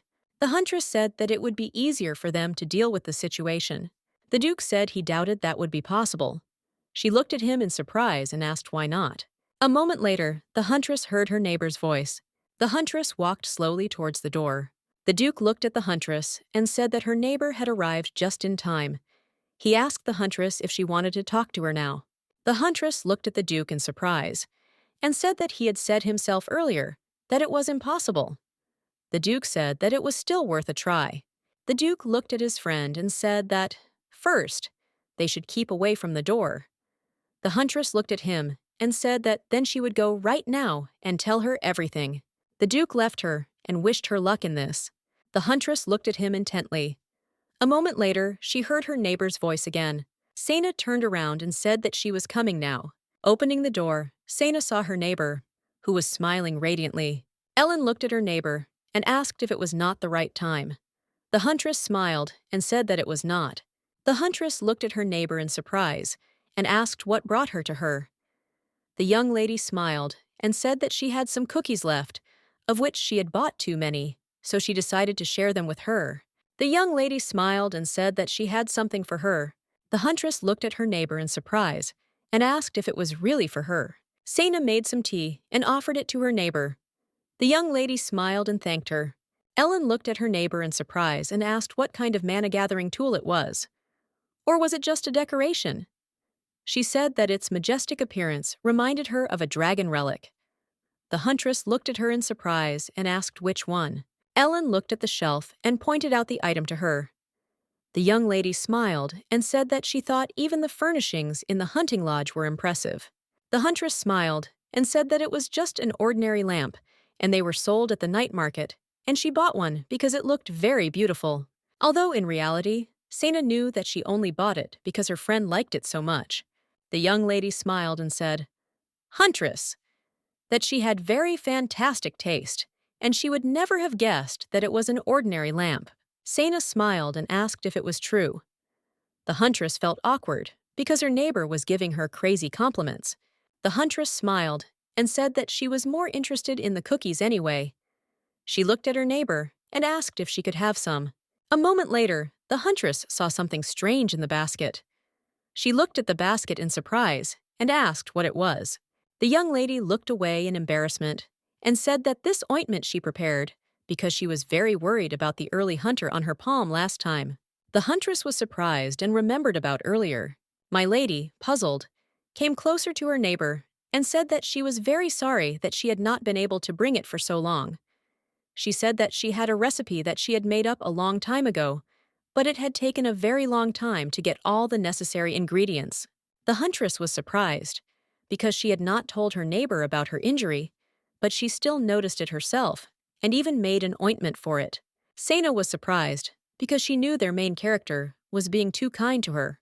The young lady smiled and said that of course she was not an experienced pharmacist, but she could guarantee that the ointment would help her. She asked her neighbor to accept the ointment from her. The huntress came up to her neighbor with lightning speed and said that of course she would accept the ointment, since she had made it herself. The huntress said that she would not even return it if she asked for it later. The young lady smiled and said that she hoped the huntress would enjoy using the ointment. Sena smiled sweetly and hugged the ointment. She wondered what would happen if in the end she becomes the love of the main character. Since the main character was very kind to her, the huntress realized that she had to stop, as now was not the time for such thoughts. She had to talk to her neighbor about the marquis. Sana looked at her neighbor and asked where she lived before she opened her flower shop. The young lady looked at her neighbor with a puzzled expression. Ellen said that, frankly, she was not sure, because all her memories of the past were rather vague. The huntress looked at her in surprise, asked if she remembered all her memories, or if she remembered something. The young lady said that people from the temple found her unconscious in the forest. They allowed her to work at the temple, and she used all her savings to open a flower shop. That's where she learned about plants and medicinal herbs. Her whole past is a blur, but for some reason, her name is the only thing she remembers. She said that's all she knows, and her past. The huntress looked at her and asked her again what about her parents. The young lady said that she didn't even have the desire to look for them. She said that she had a feeling that her life in the past was not the happiest. Ellen smiled and said that one of the priests told her that this scar was very old, and she had many other scars scattered all over her body. She said that for this reason, she does not want to know about her past and is not going to ever try to find out about it. The huntress was shocked. She froze, not knowing what to say. She cursed the marquis and asked what he really did to the main character. Sana, gritting her teeth, said that he would pay for it. The young lady was perplexed. She stared at her neighbor. The young lady held her neighbor's hands tightly and told her not to worry. She said with a smile that since she moved to this place, every day has been very warm and cheerful, and she really likes working in the flower shop. The young lady looked at her neighbor and said with a smile that, first of all, she had her. The huntress was amazed by such words. Helen said that the huntress saved her from those perverts and warned her about the Duke. She said with a smile that her neighbor always helps her. That's why she likes living here. Ellen looked at her neighbor and thanked her for being her friend and neighbor. The huntress smiled and sheepishly said that she hadn't done anything. The huntress knew that she couldn't tell her about her past now, because she was living very happily now. But she still knew that she had to warn her neighbor about the marquis, because it was for her safety and the safety of everyone else. The young lady called her neighbor, who in turn apologized and said that she was thinking for a bit. The huntress knew it didn't matter, and she had to know she was in danger. Sana looked at her neighbor and asked if she knew Marquis Euclid. Ellen froze. The huntress looked at her and asked if she knew who the Marquis was. Ellen looked at her neighbor in surprise and asked for forgiveness. She asked again what she had said. The huntress was perplexed. The huntress shouted furiously, asking if she knew who the Marquis was. The huntress was burning with rage. Ellen looked at the huntress and said that she couldn't hear what she was saying at all. The huntress, in turn, sat on the sofa, puzzled and dumbfounded. The Duke looked at her and said he thought he could imagine what had happened. The huntress said it looked like her neighbors had erased their memories. The Duke said it seemed so. The huntress said that whoever erased her memories was simply a sadist, since he made it so that she could not even hear the name of the Marquis. Dion looked at the huntress and said that this damn sadist Paul couldn't be Ellen herself. The huntress looked at him in surprise. Dion said that Mac probably did everything exactly as she asked, and it could have been her choice alone. The huntress was surprised, because she knew he was speaking too coldly from the days. She didn't think that someone could speak like that when they loved a person. Dion looked at her and said that he had in fact mentioned the name Euclid to Ellen before. The huntress looked at him in surprise and asked if that was true. Dion said she believed she didn't want to hear the name at all because it brought up so many painful memories. The huntress was very upset. She knew he had caused her a lot of pain, but she didn't know how much she had suffered, that she didn't want to hear his name. Sana was puzzled and didn't know what he could do to her. Owen thought about it and realized that it seemed like she couldn't hear his name. A few hours ago, he was walking around the city. He understood that the Duke was very suspicious. Owen knew the Duke could easily have faked the diary, and he was also very careful to avoid discussing his ring. Owen knew the first thing he needed to do was convince the huntress to take a closer look at the Duke. A moment later, he saw Ellen knocking on her neighbor's door. Owen was surprised and didn't understand what she was doing at the huntress's house. His sixth sense was telling him to hide. He thought that he should still get a little closer to Sana's house. He heard the huntress screaming the Marquise's name. He was very surprised and taken aback, as he did not expect to hear her scream. Owen moved closer to the window and heard Ellen tell the huntress that she couldn't hear what she was saying. Owen was surprised, as he realized that Ellen had not heard the Marquis's name at all. Rashid looked at the huntress and asked what she was going to do with her neighbor now. Saina said that she had said earlier that she was going to protect her home, and so she would help her neighbor while she did so. Saina said she didn't mean she would fight the Marquis or the demons. She said that the beasts were her limit. The Duke looked at her and said with a smile that he understood everything and also thanked her for her help. Owen was in shock. He didn't understand what was going on. Owen knew the Duke was a cold-blooded monster, killing his uncle, cousin, and the rest of his family, who stood in his way. He didn't understand how the Duke could sit there and just smile. He didn't understand how the Duke could thank a commoner. He was in shock. I didn't understand what kind of outrageous situation this was. A moment later, he saw the huntress's stern gaze. He was shocked and wondered if she had noticed him. A moment later, he came closer to the window, because he wanted to understand whether he was noticed or not. The huntress looked at the young men and said that she did not understand everything they said, but that they both still had to get back to their business sometimes. He thought he had already been caught by her. He looked intently at the young people. Dion looked at the Duke and asked if he would cook dinner that evening. The huntress looked at him in surprise and asked with a smile what he was going to cook for dinner today. The Duke smiled and said sheepishly that there was one dish he was working on. Owen was shocked as he saw their casual conversation. He was in shock. He didn't understand when they managed to finish talking about the creatures. He was surprised. He didn't wonder if they were really going to leave it like that. Owen knew that he still had to remain vigilant around the Duke, but he knew that meeting him face to face was too risky. Owen remembered the Duke's radiant smile. He realized something and decided to return to work immediately tomorrow. When the huntress opened the door, she was very surprised. Owen greeted the huntress with a smile and said that he had come to accept his punishment. The huntress looked at him in surprise and asked what he was talking about. He smiled and said that he had brought her a lot of trouble, and so he had come to receive his deserved punishment. He looked at her and said with a smile that she could beat him as much as she wanted. The huntress was shocked and didn't understand what was going on. She looked at him with fury and said that he was a pervert. She didn't understand who in their right mind would come and ask for such a punishment. She asked him to leave her house if he had nothing more to say. He looked at her and said that he couldn't do that, because he was serious about his desire to make it up to her. Owen said that he then very abruptly appeared before her with a gun and accused the Duke, without any evidence, and lied to her and also forced a gift on her. Owen bowed and said that he wanted to apologize for everything that happened. Owen looked at her and asked permission to apologize to her, as he thought the Duke had threatened her. He said he couldn't really think rationally and was too reckless in trying to save her. He's not usually like that. He said his feet just got ahead of his head this time, and he apologizes to her sincerely. He knew that this was just the perfect apology, and now the huntress would understand and forgive him. She looked at him and asked if he was finished. With lightning speed, the huntress closed the door and said goodbye to him. The young man was stunned by the huntress's behavior. He did not expect anything like this. He screamed at her to listen to him. The huntress was shocked. She didn't understand why she had to listen to this nonsense so early in the morning. Dion looked at her and asked who it was. She said it was an extremely persistent delivery man, and he had nothing to worry about. Owen knocked on the huntress's door.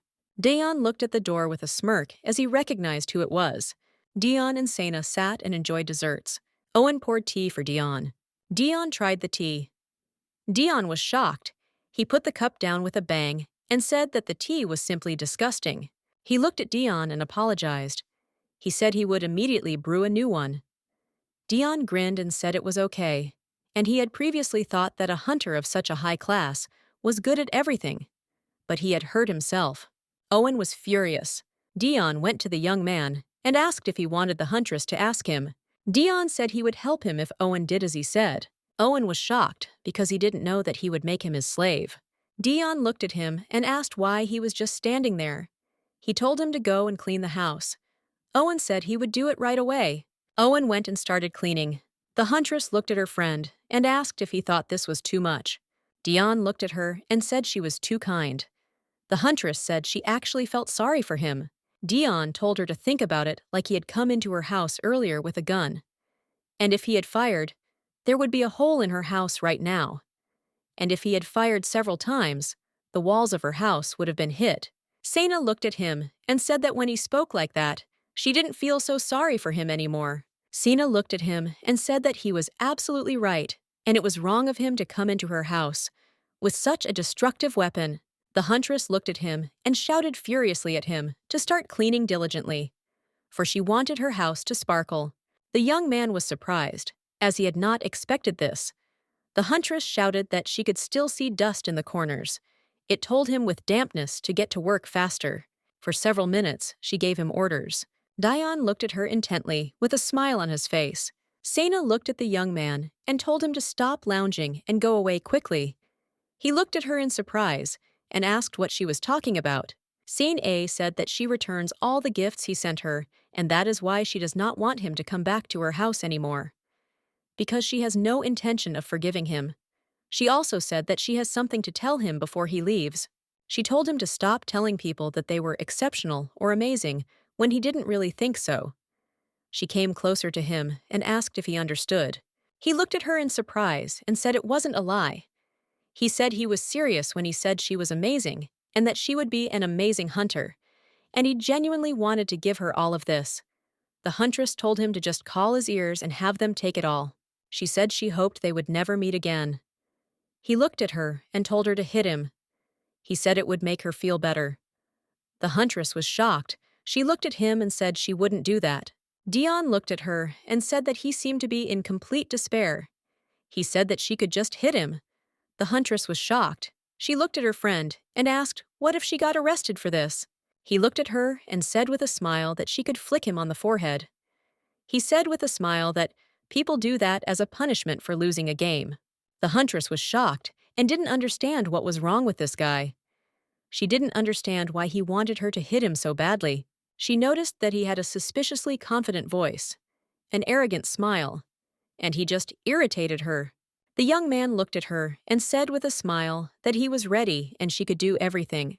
She was shocked and wondered if he really thought it wouldn't hurt if she hit him. The huntress looked at him and said that she would do it if that was what he wanted.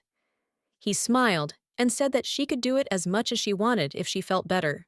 He said that everything was fine and she could do it. She looked at him and said that he might regret this. The young man was puzzled, as he was alarmed by the change in her face. With lightning speed and a roar, she struck him. Dion was shocked because it was unexpected.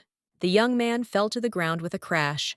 He writhed on the ground as if he was in great pain. She came closer to him and said that if he lied to her again, she would really kill him. The huntress looked at her friend in surprise. He was shocked by everything that was happening. A moment later, he said, puzzled, that he had seen nothing. The huntress looked at her friend in surprise, as she did not understand what was happening to him. A few days later, the huntress came to the guild. She was very happy because she noticed that there weren't that many people in the guild. She was shocked because she couldn't believe she had forgotten about the extension day. She'd had a lot of questions lately. Hunters registered with the Adventurers Association must renew their registration once a year to ensure they are still active and to confirm that they are still accepting new bookings. She wanted to finish everything as soon as possible and return home. A moment later, she heard someone calling her.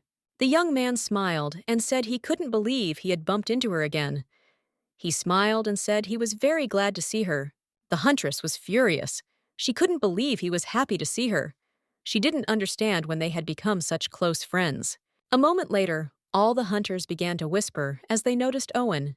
The hunters didn't understand why she was with him. The hunters didn't understand how they knew each other.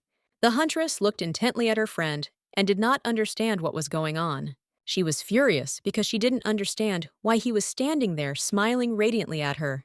She didn't like to attract too much attention to herself. She decided to move away from him. He came closer to her and asked if she saw what happened after she hit him for the last time. The huntress was puzzled and asked him to forgive her for this. He smiled and said that she did not need to apologize, since he himself asked her to do so. The huntress felt uncomfortable and decided to leave him. But he didn't give up and continued calling her. He looked at her in surprise. A moment later, he asked if she was going to run away because of him. He looked at her and apologized for causing her inconvenience. He said he just wanted to say hello, but he was really happy to see her. The huntress looked at him in surprise. He smiled and said that it seemed she had some business left in the association. He said with a smile that she could go and resolve all the issues and not pay attention to him. The huntress looked at him in surprise and asked him to wait a little. He said he had some things to do, so he would be leaving. Sena was surprised and wondered if she had been too harsh with him. The huntress sat quietly at the table. The huntress saw the young people. They greeted each other, as they had not seen each other for a long time. She noticed that they were communicating in a relaxed and cheerful manner. She felt awkward when they communicated.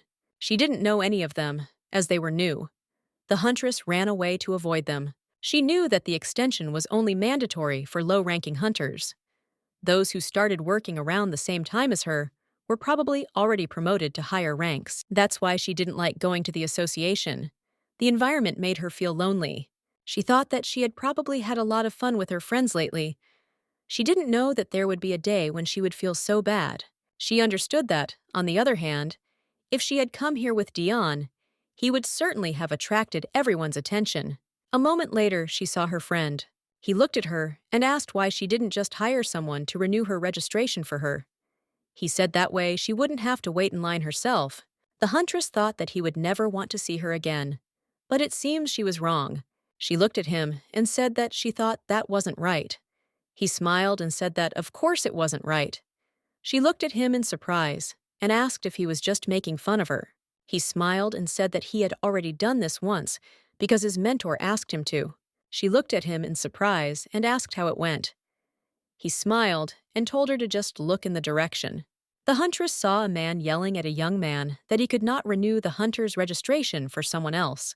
The boy said he later found out he had sent him there on purpose to make him look stupid. And he didn't even have to register, so his rank was high enough not to have to.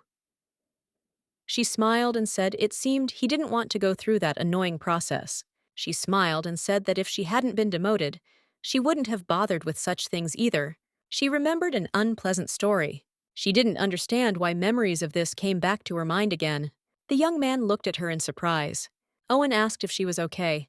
He whispered in her ear that he had found a member of the investigation department who had not gone on a business trip. The huntress was in shock. Sena looked at him and asked if he had really been telling him about the creatures. The young man smiled and said that of course he had, but unfortunately, he had gotten little out of him. He looked at her and said that he didn't even know that they had appeared in the capital too.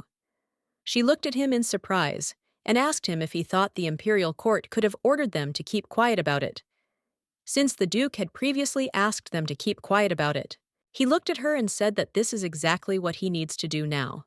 He smiled and said that he received a request from the Holy Empire to protect the saint and hunt down demons, so he is willing to do anything to achieve his goal.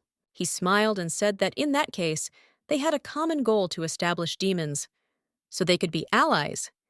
He smiled and said that they could combine their powers to defeat the common enemy. She looked at him in surprise, because she knew he was right. She knew that if they worked together, the risk of fighting the demons wouldn't be as great. Still, he was still suspicious of the Duke, and she could not so rashly accept his help. He told her to take her time and think about his offer. He said that she could always contact him. She looked at him and asked him to wait. She asked him if he thought there might be any information in the investigation department office. He said he thought so, but he wasn't sure they could get there. She looked at him and with a smile took out the key and showed it to him. She smiled and told him to just promise her that he would not lie anymore. Sometime later, they entered the room. The young man was surprised. He looked at her and asked where she got the key to the office of the investigation department. She looked at it and said that someone had given it to her. The young man did not continue to question her. He looked closely at all the documents. He looked through the documents and said he didn't think these were the last documents. And judging by the date on the cover, this is their final version. They slowly began to look through the documents. The huntress looked at him and asked if he saw anything that stood out. He said that there was nothing at all, and the record said that nothing had happened in the capital. She looked at him in surprise and asked if that meant that the mages didn't know what was happening. She said that sounded very strange. She looked at him and asked, what if they kept confidential information in a separate secret room? The young man was shocked.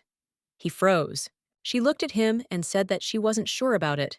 Because such things only happen in books, she apologized for saying such a stupid thing. A moment later, she saw her friend walking somewhere.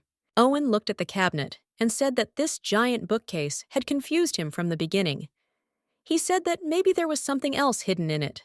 A moment later, he said he had found something. The huntress looked at him in surprise and asked what he had found. He smiled and said that he had found a secret room. The huntress was surprised and asked if she really existed. He smiled and said that it was great that he had found her, and now it was time for them to find out what the magicians were hiding. The huntress looked at him in surprise and asked how he did it. Owen smiled and said that such things were his specialty, and he often encountered them while exploring ruins. Owen smiled and said that first, they needed to check if there were any spells or traps here. He threw the stone, because he wanted to check the whole room. Looking at the stone, he said that he thought there was nothing there. He smiled and said they could come in. He got a new mana stone. Owen said that according to his friend, the investigation department has a mana collection tool that can capture the creatures. Entering the room, they saw an incomprehensible device. The huntress looked at them in surprise and said that this room looked like a research laboratory. She looked at her friend and asked if this was the same instrument. The young man said that it was, and it was very similar to the one he had seen earlier. Sena was surprised, as she understood that this was not the first time he had seen something like this. Sena understood that, of course, a hunter like him would have more experience in handling such things than she did. The young man looked at Sena and said that this was very bad. She looked at him in surprise and asked what he was talking about. Owen said he was talking about the situation now. Owen said that the situation was clearly not going well for them now. She looked at him, surprised and dumbfounded. A moment later, she asked what he was talking about. The huntress looked at him nervously. Owen looked at her and said with a smile that the tool was out of mana. That's why it wouldn't turn on. He smiled and said that he should have brought more mana stones with him. She was furious. The huntress looked at him and said that there was nothing supernatural about it. She asked why he was frightening her. He looked at her and said with a smile that she just seemed very worried, that he wanted to cheer her up a little. Sena looked at him and said furiously that they needed to start what they had come here for now. She wanted to finish it quickly and leave. He smiled and said that they could start. He looked at the records and said that records of creatures being spotted in the capital would certainly be classified as top-secret information. The huntress said they should check anything that looked even the slightest bit suspicious. A moment later, she saw the book about the mutated creatures. She knew that it really did look like a secret document, and the association had been following this case for some time. Owen said that if they couldn't find any records of the creature appearing in the capital, then it would be a good idea to find some weakness of the chief. Sena looked at him in surprise and asked what he was talking about. He said they needed to find something not too serious, but noteworthy, something he would pay them a few coins to keep quiet about. She smiled and said she doubted they would find anything. The huntress found some documents. She looked at them closely and attentively. He looked at her in surprise, asked if she had found anything. He saw that she had put down a book and asked her what kind of book it was. Owen looked at the book in surprise, as he already knew what it was. A moment later, the huntress said that he was right, and it seemed that these were the records concerning the tragedy that happened to her parents. Owen looked at her in surprise and asked if she was okay. The huntress said she was fine. She said she'd been told about it 1,000,000 times anyway. Request for research into the ecosystem of beasts in the Zerben forest. Investigation into a missing persons case in the forest. Concerns the disappearance of 12 hunters. Aliyah Asel's body was found on the edge of the forest. Judging by the injuries she sustained, the young lady was probably dead when trying to escape from the creatures. All other bodies found afterward had the same wounds. As such, the research team came to the conclusion that mutated creatures had appeared in the forest. However, no matter how thoroughly the group searched the forest for clues, They were unable to find any such mutated creatures. The bodies of Richard and Olivia Rohill were never found. Owen looked at her and said with concern that 18 years had passed since those events. She said that during that time, she had heard all sorts of nonsense, because in the end, there will always be people ready to rub salt into the wound. They shouted at her that her parents had run away and abandoned her. She was told that her parents abandoned their comrades and fled because of the mutated creatures. And because they realized that they could not return due to such shame, they fled. The huntress said she couldn't do anything when others spoke badly of her parents, since she, their daughter, knew absolutely nothing. She said that now she would very much like these rumors to be true. She said that even if they really did run away and hide somewhere, then at least there was a chance that she could meet them again. Owen looked at her and showed her the documents. He said that they should take them. She looked at him in surprise and asked if that was really possible. He said that in any case, it was an old case, so no one would even miss it, and they wouldn't understand if 1 or 2 documents were missing anyway. Owen handed her the documents and told her to take them. Sana was surprised and asked why she needed to take them at all. Owen looked at her and said that he had been in the forest on Raven's territory. It used to belong to the family of Baron Lord Destin. Sana looked at him in surprise and asked if it was so important for them to know that the forest had once been part of the Lord's domain. Owen looked at her and said that it was important for them to know, because the Marquis's mother was the daughter of a baron. The huntress was surprised and asked if the Marquise had anything to do with this. Owen looked at her and said that's exactly how it happened. He looked at her and said that he had given her away. The neighbor might be involved in this. Looking at the documents, he said that he had told her something about how the 5 families helped seal the demons before. He looked at her and asked if she remembered that. Huntress said that of course she remembered. Actually, she didn't remember it, because she dozed off right in the middle of the conversation.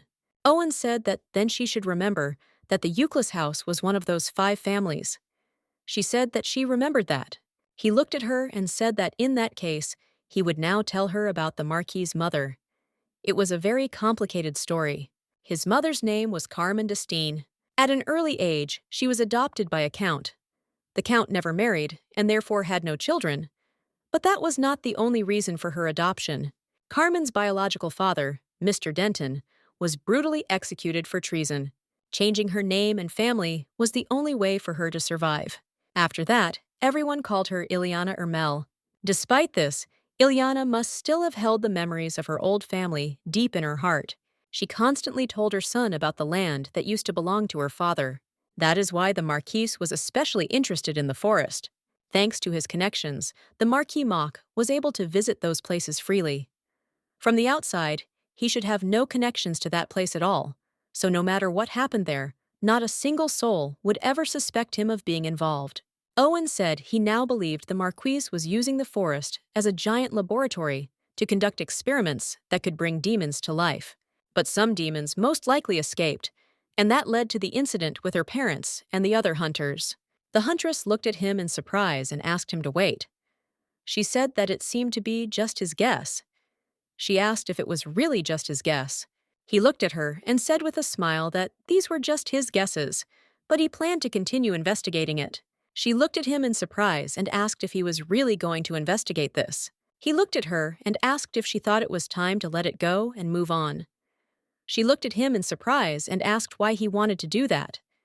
He said that of course he wanted to find more evidence. Sana looked at him puzzled and asked if he thought she would appreciate it if he solved the case for her. She looked at him and asked if, on the other hand, winning her favor would help him figure out the Duke's weaknesses. He looked at her in surprise and said, dumbfounded, that this was not so. She was furious. The huntress looked at him and apologized for dumping this on him.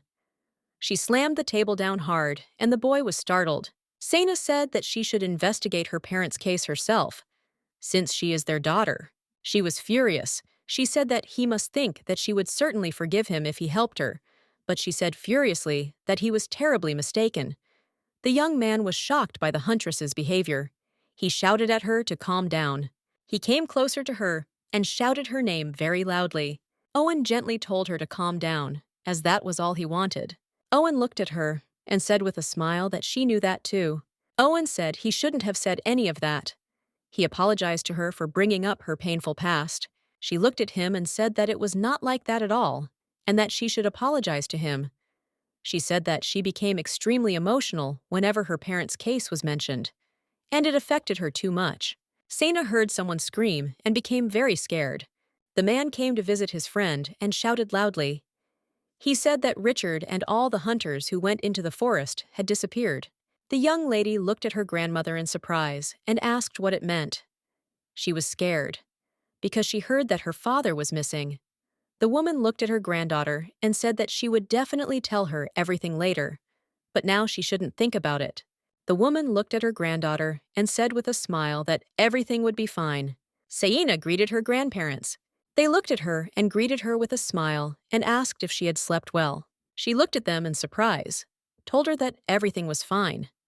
She asked where they were going. She also asked when Mom and Dad would be back.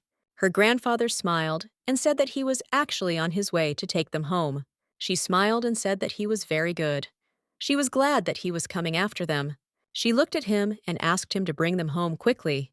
The man smiled and said that he would do it immediately. His wife was furious.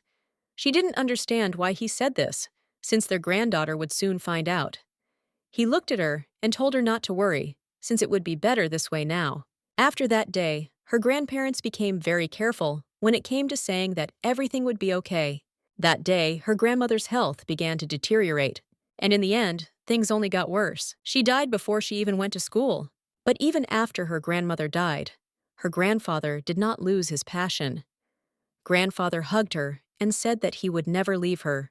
He promised her this, but nevertheless, he spent the next few months in a relentless search for all the information that concerned his son. The young lady smiled and said that it seemed that someone had come.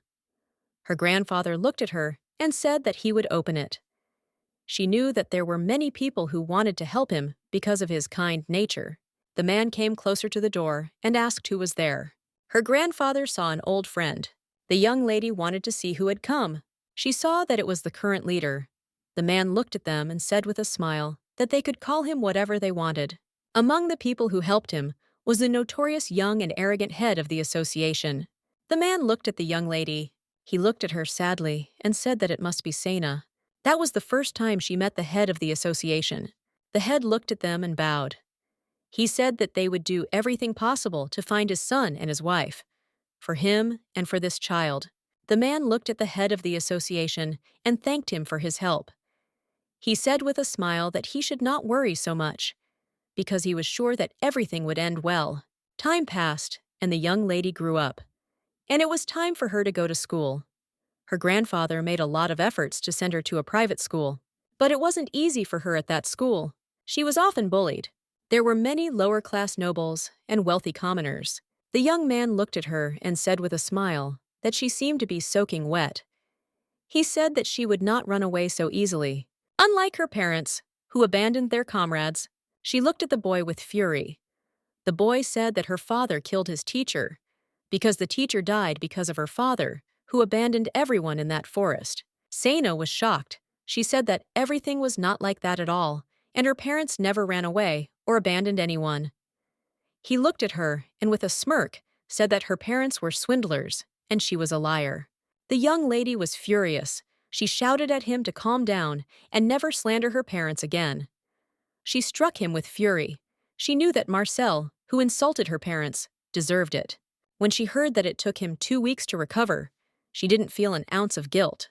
However, Marcel's bullying only got worse. More and more people started saying nasty things to her. But what hurt her more was that people said that her parents were traitors who abandoned their comrades. When enough time passed, people gradually began to forget about everything. Her grandfather's health began to gradually deteriorate from the fire. Her grandfather mumbled something incoherently. She looked at him with tears in her eyes and asked what he wanted to tell her. He looked at her and said that he was sure that her father and mother were still alive. The huntress looked at him and said that this was true, since they were the strongest people in the world. He looked at her and asked her to take care of their home, where they spent so much time together. The huntress looked at him with a soft smile, said that she would protect their home, even if all the other buildings around changed. Sana said that her father and mother would be able to find their home again and return back. He looked at her and thanked her with a smile. The huntress looked at him in surprise and called out. She was furious because she realized that he had abandoned her. The young man looked at her and called out. He looked at her and said that everything was fine, and he understood how she felt right now. He looked at her in surprise and asked if she had squeezed her hand so hard that it had drawn blood. Sana looked at him in surprise and wondered if he really understood what she was feeling right now. She didn't understand how this could be. He looked at her and bandaged her wound. He smiled and told her to relax.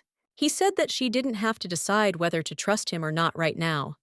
After all, she had more important things to do today.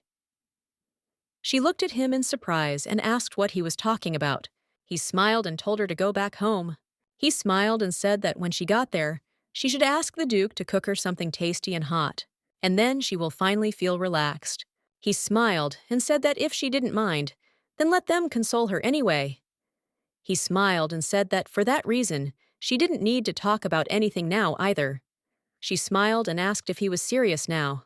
He said that when she calmed down, they could talk again. She looked at his hand in surprise, as she noticed that he was slightly pressing on her wound. He smiled and told her not to worry about him trying to trick her. He said with a smile that his goal at the moment was that he wanted her to like him. He looked at her and asked with a smile if she felt better. Could he take her home? She smiled and said that everything was fine, and, as he already knows, she has people who are waiting for her now. Some time later, she entered the house. She saw no one, and it was very strange for her, as they usually greeted her when she returned home. The huntress called her friends. A moment later, she entered the room and saw them. She looked at them in surprise and asked why they didn't meet her. The Duke looked at her and said that something had happened. The huntress asked angrily if they had broken the umbrella. The young men looked at her warily. The Duke said that he was already so fragile that sooner or later he would have broken anyway. The Duke looked at her and asked why she didn't sit down first so they could discuss it all. Dion looked at her and said with a smile that he would explain everything to her. She was furious and sat down on the sofa. Dion looked at her and asked when she had managed to return, since they were actually going to pick her up. But they ran into some problems. Dion looked at the huntress in surprise. He was shocked because he saw that she was crying. He called her in surprise and shock. Dion approached the Duke. The Duke looked at his friend and asked how the huntress was. Dion said that she had just fallen asleep. The new one looked very tired. The Duke said that the umbrella must have meant a lot to her, considering how she cried until she finally fell asleep. Dion said he didn't think she was crying about the umbrella. He said he noticed she had hurt her left hand. Maybe that had something to do with it. The Duke said he noticed it too. Dion said that she went to the association in the morning. Maybe something happened there. A moment later, they heard a knock on the door. It was Owen. Owen was asking if the huntress was home. The young men looked at the door. Owen said he had come to give her some papers they had recently looked at. He said he thought she should have kept them. He looked at the door and asked if she could open the door, and he would just come in for a second. A moment later, the young men opened the door for him. He was scared because he saw their faces. The young men looked at him and said with fury that they knew the whole problem was in him.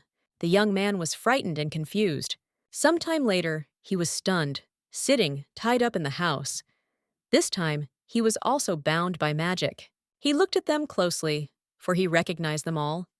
He looked at Dion and said that he must be the mysterious son of the association leader that he had heard so much about. The young man was puzzled, because he had heard before that he was quite weak and sickly, but now for some reason he looked quite healthy. The Duke came closer to him and said in a rage that he should not even think about rolling his eyes, because he was not in that position now. The Duke was furious.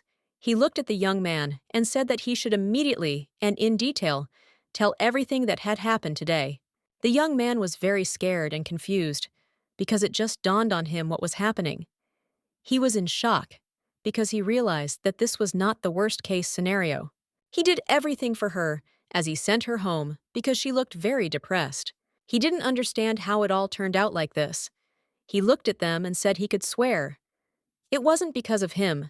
He looked at them and asked them to untie him first, and then they could talk normally. Dion looked at him and said that first he wanted to ask him about something, namely about the documents he brought to the huntress. Dion looked at it and asked if he could see its contents. The huntress was in shock. She didn't understand why she started crying at that particular moment. The Duke looked at her and asked if she was awake, and also asked if she was okay. The huntress looked at him in surprise, as she did not expect to see him. She said with a smile that she felt much better after sleeping. Sena said, puzzled, that she was sorry that they had seen her suddenly burst into tears. He looked at her and said that he owed her an apology for breaking her umbrella. She looked at him and smiled and told him not to worry about it, as her father had broken the probe long ago, so it would break again sooner or later. The Duke smiled and said that it was a relief to him. The boy screamed for her to help him. The huntress was shocked because she realized who was screaming. The huntress looked at her friend in surprise and asked what he was doing in her house. The Duke said that the young man came, saying that he had some documents for her, and he also told them about everything that happened today in the association. Although they had to beat the information out of him by force, the huntress looked at the Duke in shock, as she realized that they must have seen the documents about her parents. The Duke looked at her and said he was sorry if she didn't want them to know. She looked at him and said it was okay, because she was going to tell them anyway. She said it was something else entirely. She said she became a hunter because she wanted to find out all the news she could about her parents, and she was ready to dedicate her entire life to uncovering the truth. And thanks to their help, she managed to collect a lot of evidence. She has a premonition that the Marquise may know where her parents are. She said they felt bad for the branch, knowing about her past without asking her first. She said she wanted to make it up to them and confront the Marquis.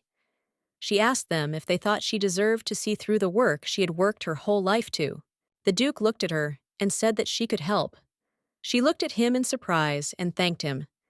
The Duke said that he was the only one who should be grateful. He smiled and said that after all, he had such a capable hunter on his side. She smiled and said she never thought she would hear such a compliment from him. She said she thought it was no longer possible to put off solving the problem with her neighbor any longer. The Duke looked at her and said that he wanted to ask her something. She looked at him in surprise and asked what he wanted to ask her. The Duke asked if she could show him her left hand first. The Duke was a little puzzled. The huntress said she did it by accident, as the sting was strong on her fist. He looked at her and said that it could be a problem. The huntress smiled and said that it wasn't that bad, and with the ointment, it would heal in no time. The Duke said it was definitely a problem for Dion. The young man looked at Dion and said with a smile that he had told him earlier, and now he must keep his promise. Dion was furious. The huntress looked at them and asked what promise they were talking about. The young man looked at them and asked if they had brought him a bottle of cheap wine on purpose. Dion said angrily that next time he would bring better wine.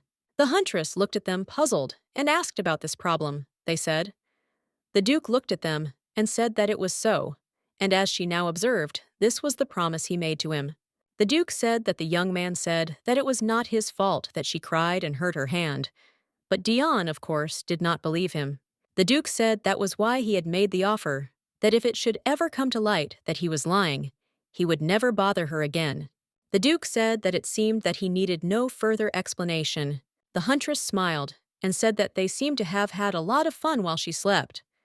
The Duke smiled and said that they certainly hadn't been bored. She knew it was quite funny, but she really felt sorry for her friend. A moment later, she saw the documents. She knew that tomorrow she would really be able to get to the bottom of this matter. She wanted to find out everything. She also wanted to find out what the Marquis was doing in that forest. The huntress looked at her friend in surprise and said that he had come early today.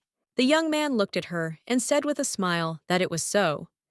He looked at the huntress and asked if the Duke had already gone somewhere. She said that the Duke had returned to his estate to investigate the crime of the Marquise and his mother.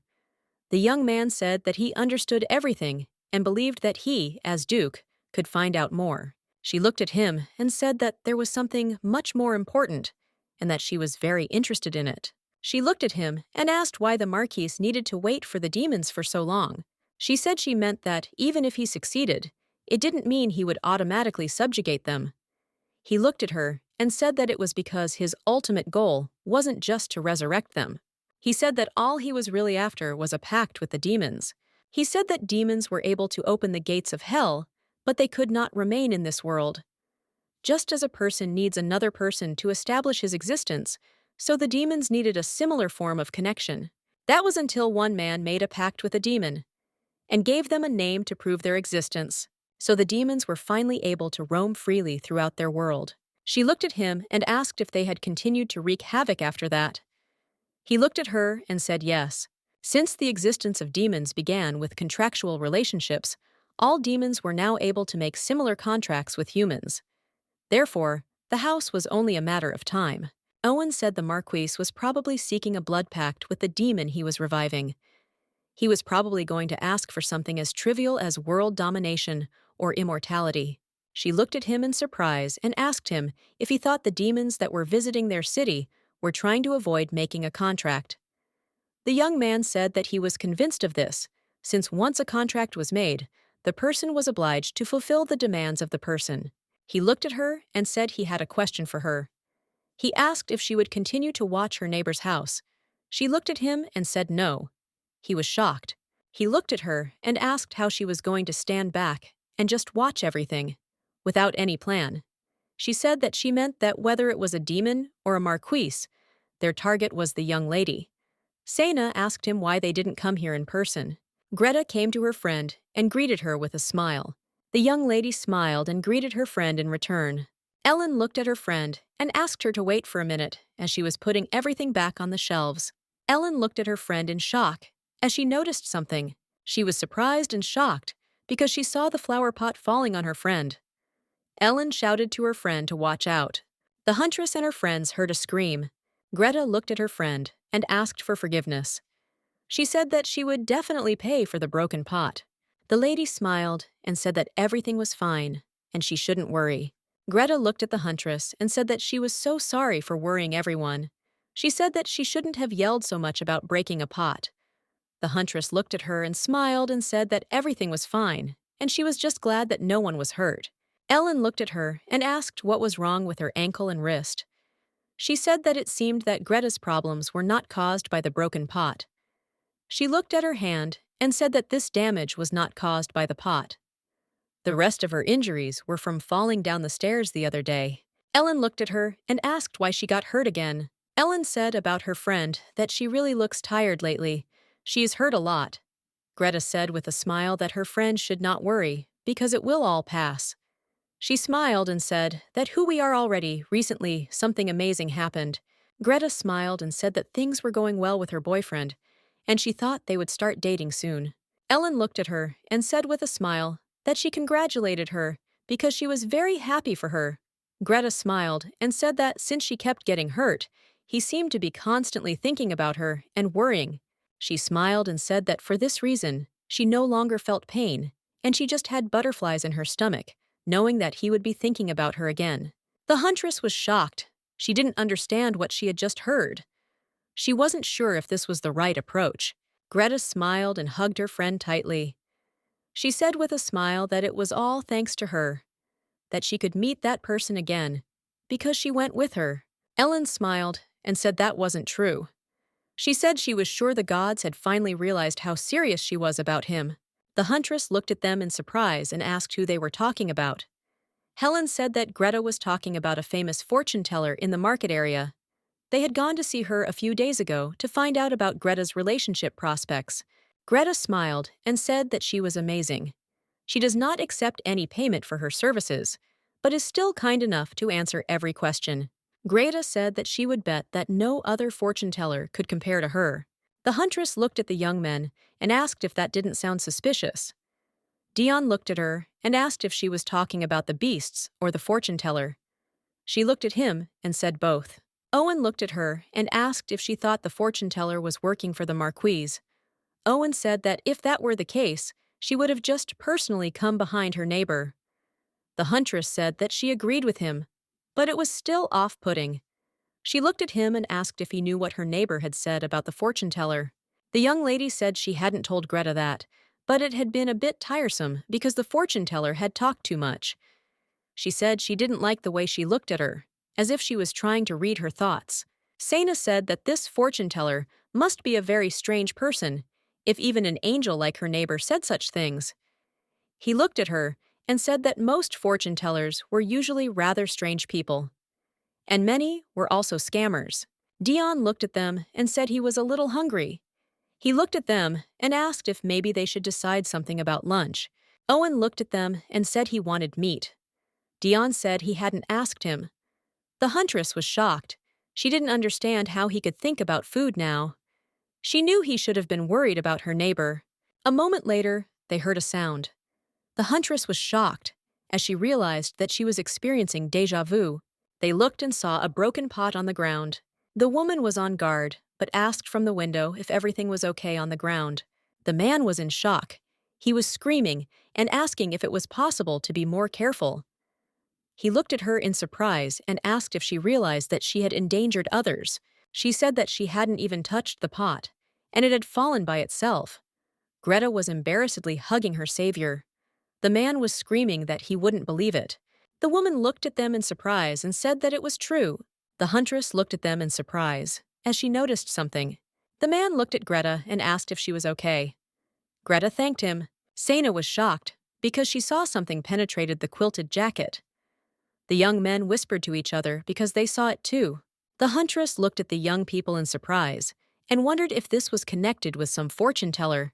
The huntress knew that she would have to pay a visit to this fortune teller. After some time, Greta, Ellen, and Sina came to the fortune teller. Greta greeted Madame. Sana looked at the fortune teller warily. The fortune teller looked at them in surprise, and with a smile, she greeted Greta, because she recognized her. A moment later, she also greeted the young ladies. She looked at her and said with a smile that she saw that Greta had brought her friends with her today. Ellen looked at the fortune teller and greeted her. Sana noticed that she was wearing a lot of expensive jewelry, but Sana had heard earlier that the fortune teller did not charge people for her services. Sana wondered if the fortune teller was already rich. Sina knew she was too suspicious. Greta said with a happy smile that thanks to the fortune teller, her relationship with her man was going very well. She smiled and said that her friends said that they also wanted to have their fortunes told with cards, so she brought them here. The fortune teller looked at Ellen and asked her name with a smile. The young lady timidly said that her name was Ellen. The fortune teller smiled and said that it was a pleasure to meet her. A moment later, the fortune teller said that her name was Lacey. She looked at them and said that they would start now.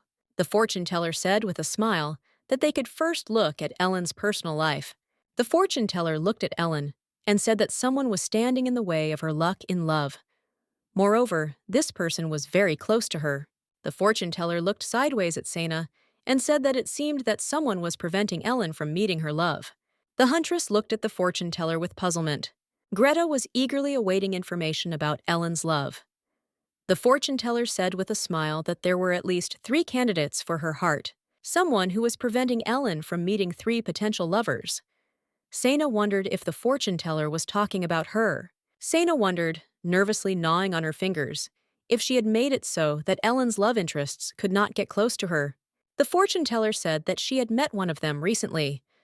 Greta smiled and said that it could be the man who had recently visited her. Ellen smiled and said that he could be. Sana thought she must mean the Duke. Greta smiled and said that she had met a real gentleman. He was handsome and very famous. Greta said that he was also a very respectable man, with a kind heart. Sana was puzzled, because all she wanted was for her neighbor to be safe, but she felt like she was only doing harm to her. The fortune teller looked at the young lady and said that she could help her get closer to her. The young lady smiled and thanked her, but still refused. Ellen smiled and said that she was still satisfied with what she had told her. Ellen looked at her and asked if she could look into the future of her friend's relationship. The fortune teller looked at them angrily. She looked at them and with a grin said that she would now look at her cards. The fortune teller looked at her and told her that she already had feelings for someone, and it was the one her parents introduced her to. The huntress looked at her in surprise. She said, puzzled, that she had no feelings for anyone. She had never been introduced to anyone. The huntress looked at her in surprise and asked what had just touched her leg. The fortune teller looked at the huntress with fury and asked what she was doing. The fortune teller was furious. She asked the huntress how she dared to move when she was trying to tell her fate. She screamed that this was complete disrespect for the fortune teller. The huntress looked at her in surprise and asked for forgiveness. She was surprised and did not understand what was wrong with the fortune teller, since she just wanted to see if there was something at her leg. The fortune teller was furious. She looked at the huntress and said with fury that they should sit in their places, because they were distracting her now. The huntress was surprised. She did not understand what was happening. She had a feeling that they were both frauds. The fortune teller looked at her and said that she could not entrust her with anything more from the cards. She could not read her in principle, because such visitors most often do not trust her predictions, and they come with hidden motives. The fortune teller looked at the huntress and asked what group she belonged to. Did she doubt her abilities, or did she come to test her? The huntress looked at her in surprise. Greta, with her lightning speed, stood up and asked her forgiveness. Greta said that she should not have brought them with her. With lightning speed, Greta pushed the young people out. Ellen was surprised. She looked at her friend and asked what happened to her. Greta told them to just go. She pushed them out the door like lightning. Greta said she was terribly sorry about what had happened. Sana and Ellen were in shock. Greta looked at the fortune teller and said that she brought them because they really wanted to come, but she never thought they would be so rude. Ellen looked at her neighbor, mimed what was going on. The huntress looked at her and told her to be quiet, and then they could just listen for a while. Greta looked at the gurney and asked if she could now see its fate. Greta smiled and said that she would like to attend the play with him. The fortune teller said that her bracelet was cracked. Greta said that she was constantly falling lately, and it must have broken after another accident. The fortune teller smiled and said that everything was fine. It just meant that she wore it very often. The huntress felt a gust of wind. She was surprised, because all the windows in the room were closed and the curtains did not even move. She was shocked by what she saw. She saw that the bracelet had absorbed it. Ellen looked at her neighbor in surprise and asked what it was. Greta looked at Lacey and asked if she could be with the young man forever. Lacey looked at her and said with a smirk that of course she could be with him forever. The fortune teller said with a grin that this was the condition of their agreement. The Duke provided information about the fortune teller. Sana was surprised. Sana looked at all the information in shock and asked in surprise how he managed to gather so much information so quickly. Rashid said that the fortune teller was the current owner of that building, and this fact made his investigation much easier. Sana knew that it was great to have wealth and influence. The huntress read the information about Lady Serban. She married her husband when she was 18 years old, but was widowed 10 years ago. The huntress was surprised, as she noticed some strange information before she could leave. She read that the Baroness and the Baron were magicians. She looked at the Duke in surprise and asked if they were really magicians from the magic tower. The Duke looked at her and said that it was true, but they were kicked out 10 years ago. Apparently, it was because they were doing inhumane experiments. Sana was surprised. She looked at the Duke and asked how horrible the experiments were, if they were even kicked out of the tower. The Duke looked at her and asked if she had found out any information about what she had seen in the house. She looked at him and said that she had found out, and much quicker than expected. She said it was a creature, a hell angler. It usually lives in swamps and lures its prey with a sweet smell. This smell acted as a sedative, making a person feel intoxicated calm.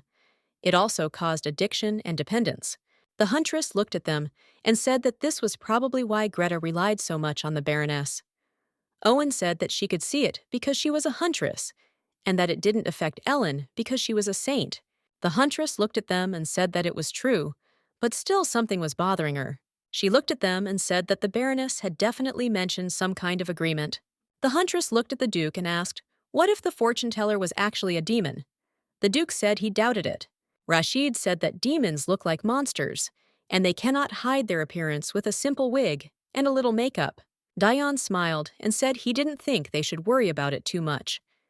He said the Baroness might seem suspicious, but she hadn't done any harm to Ellen. He looked at them and said with a smile that it was time for them to finish their conversation. He also said that he had another meeting, so it was time for him to leave. A moment later, the huntress felt something. The huntress looked at her friend in surprise and asked if he had just done something. Dion looked at her in surprise and said that he hadn't done anything. He looked at her with a smile and asked her to look after her neighbor. She was surprised and stunned, as she could have sworn that something had just slid down her neck. Owen looked at her and called out. He didn't have time to finish his sentence. Ellen heard some noise outside. When she went outside, she saw a man holding Greta in his arms. The man was shocked. He looked at Ellen and said that something terrible had happened. The man looked at Greta and said that she had fallen to the ground from the third floor. The young people were engaged in small talk. The huntress knew that even if the injuries were not fatal, Greta would still have suffered serious injuries from falling from such a height. The huntress knew that at this rate the next injury could be fatal. Owen looked at her and called out. He smiled and asked if they didn't look like a couple of spies now. The huntress was shocked. She thought that she shouldn't have taken him with her. But she also knew that she simply had no choice, because her friend didn't come today. Owen looked at her and said with a smile that since she now seemed to trust him, he would not disappoint her. The huntress simply did not want to leave him home alone. She looked at him and told him to calm down and take a closer look. She looked at one of the ladies and said that everyone they had seen and who had entered the house so far was wearing the same bracelet as her friend. She said that her friend had a similar bracelet and asked her friend if it wasn't suspicious. He became thoughtful and looked closely at the young women. He looked at them with a smirk and smiled. The huntress looked at him in surprise and asked if he could really hear them. He smiled and said that of course he could hear them, since he was a high-ranking hunter. He looked at her and said with a smirk that he had the perfect plan now, but she would have to take part in it. The young man looked at her and asked if she would help him. The huntress showed off in different dresses.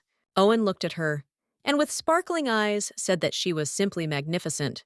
The huntress looked at him puzzled and asked if he really thought so. The saleswoman came up to her and said that she would check all the seams now. The young man enjoyed the beauty of the huntress. Sena was shocked by his plan, because he suggested that they pretend to be a shy couple. The woman came closer to her and said with a smile that they were a very beautiful couple. The huntress thanked her, puzzled. The huntress looked at the woman and asked if this bracelet was from Lady Surbon. The woman looked at the huntress and said that she was right, and also asked her if she knew her. Owen smiled and said that of course they knew her, since she was the one who brought them together. Owen smiled and said that his sweetheart avoided him at first, and even their families did not approve of their relationship. It was as if fate itself was trying to separate them. Owen said that, however, thanks to the lady, they were finally able to declare their love. The woman was shocked by such a stunning story. He smiled and said that it was also wonderful that she had hardly gotten into trouble these days. The woman looked at him in surprise and asked if it was true that she was no longer different.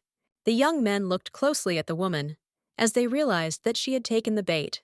Owen looked at the woman and said that it was exactly like that lately. She was doing much better. The woman was puzzled. She said that she understood everything, and frankly, she had often gotten into trouble since she started wearing the bracelet. She said she thought she was just unlucky. He came closer to her and asked if he could take a closer look at her bracelet. The young lady was surprised, but said that of course he could take a closer look. He looked closely at the bracelet. He looked at her and said he thought he should take it to a fortune teller and ask. The young lady looked at him in surprise and asked if he really wanted to take her bracelet. He smiled and said they were going to a dinner party at the ladies' that evening, so he could ask her about it while he was there. The woman was surprised. She said that she had heard that only important people would be at the dinner party. She smiled and took off the bracelet. She said that she would be very grateful to him. He smiled and said that after dinner, he would return it immediately. The huntress was shocked because she realized that this was his advantage as a hot guy. He looked at us woman and said with a smile that, besides, he wants to buy everything that his dear tried on today, because he likes everything. The woman thanked him and said that we will certainly wrap everything for them. The huntress was shocked because she did not expect this. The huntress looked at him in surprise and asked why he was buying all this, and she also asked how much money he was going to spend. He looked at her and told her to be quiet. He looked at her and said that she would need all these dresses because they were going to a dinner party. He smiled and said that it was time for them to go. At the same time, he hugged her tightly and called her darling. He looked at her and said he had a great plan, but she would have to be a part of it. He asked if she would help him.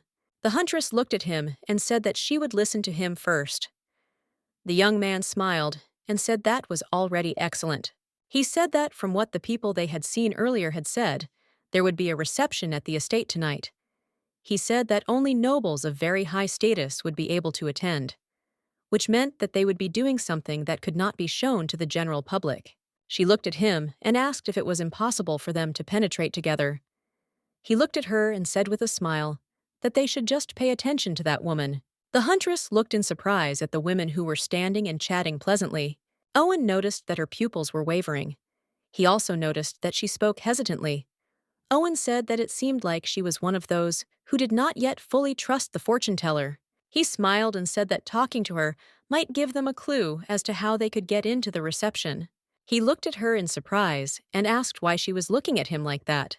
She smiled and said that she simply doubted that he was really a high-ranking hunter. He looked at her in surprise and asked what she was talking about, since he had appeared to them since their first meeting. She remembered their meeting. He looked at the huntress and said that she worked at a boutique anyway, so they needed to buy their disguises there while they were trying to gain her trust. The huntress looked at him in surprise and asked if they really needed disguises. He said they needed to look like high society nobles. The huntress looked at him and said with a smile that she would trust him. A few hours later, the huntress finally regretted her words. Some time later, they were sitting in the manor. The huntress was surprised, as she could not imagine that the manor would have such a room. Owen looked at her and smiled and said that he was glad that they got in without too much trouble. Owen said that he didn't think they would be let in right away since they had the bracelet. The huntress thought about it and said that he was right. He smiled and said that now that they had achieved their goal, they could not be allowed to blow their cover. He looked at her and asked if she agreed with him. He looked at her and asked her with a smile to answer right now, as they had to appear to be a loving couple. The huntress said that she would do everything, but asked him to leave her alone. He smiled and kissed her hand. The huntress was shocked. She didn't understand what he was doing. He looked at her and quietly told her to be careful. A moment later, he said that someone was watching them. The man watched them closely for a while, but later left them. Sina looked at her companion, puzzled, and asked if he really thought they had been found out. Owen looked at her and said that if that were the case, they would have been kicked out of the estate by now. But they should still be careful. He looked at her and said it was already starting. The fortune-teller slowly walked onto the stage. She looked at everyone present and thanked them for taking the time out of their busy schedules to honor her event today with their presence. She smiled and said that it must mean they were very curious to know about her new blessing. Sena was surprised and puzzled. She saw the book and the ring. She did not understand what the fortune-teller was going to do with them. The fortune-teller raised the dagger up. A moment later, she inflicted injuries on the young lady who stood next to her. A moment later, the fortune-teller put on the ring. She came closer to the young lady and said with a grin that this was her new gift. The ring glowed and an incomprehensible smoke enveloped them. A moment later, the wound that was on the young lady's shoulder healed, and there was no trace of fatigue. The fortune-teller said with a grin that this gift was capable of healing. The huntress was shocked by everything that was happening. She looked at her friend and asked if he saw what just happened. The huntress was shocked. She saw that her friend did not answer her and did not even react in any way. She asked him several times what had happened to him. She screamed for him to wake up, but he did not respond. The huntress heard someone calling her. The man looked at the fortune-teller and asked me if she could look at the man. The huntress looked at them with fury and asked what they did to him. She was shocked by everything. The young man walked slowly towards the fortune-teller. The fortune-teller looked at the young man in surprise and said that she did not know him. The fortune-teller was shocked. She looked to the side and asked how the stranger got here. The fortune-teller looked at the young man and said that now she understood everything, as their meeting was inevitable. She looked at him and said that he had come here to fulfill a great wish. She looked at him and asked if she was telling the truth. The fortune-teller said that it was quite easy to fulfill this wish, and he only had to answer yes to what she said. He looked at her and agreed. The fortune-teller asked him if he would follow her if she made his wish come true. He wanted to answer her, but a moment later, the huntress ran up to them and pulled him away from the fortune-teller. She said they didn't need her. The huntress said furiously that they didn't need any contract and that they had a great relationship as it was. She looked at her and asked what else he could want when he was already happy with his beloved. The fortune teller looked at the young lady with a sharp, angry gaze. The fortune teller took the hunter by the hand and said that she thought there had been a misunderstanding. She asked her to calm down and listen to what she was about to tell her. The huntress screamed furiously for the fortune teller to let her go. The fortune teller was in shock. She did not understand what was happening. The huntress took her young man and said with fury that she could not stay here any longer. The fortune teller stared after the huntress for a moment. She didn't understand how this could have happened, and she didn't understand what was wrong with her reaction. The huntress was in shock as she saw everything with her own eyes.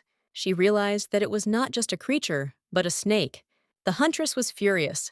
She looked at her friend and asked why he let her do this to him. She was furious because he almost made a contract with her, because he fell under the spell of the vile creature.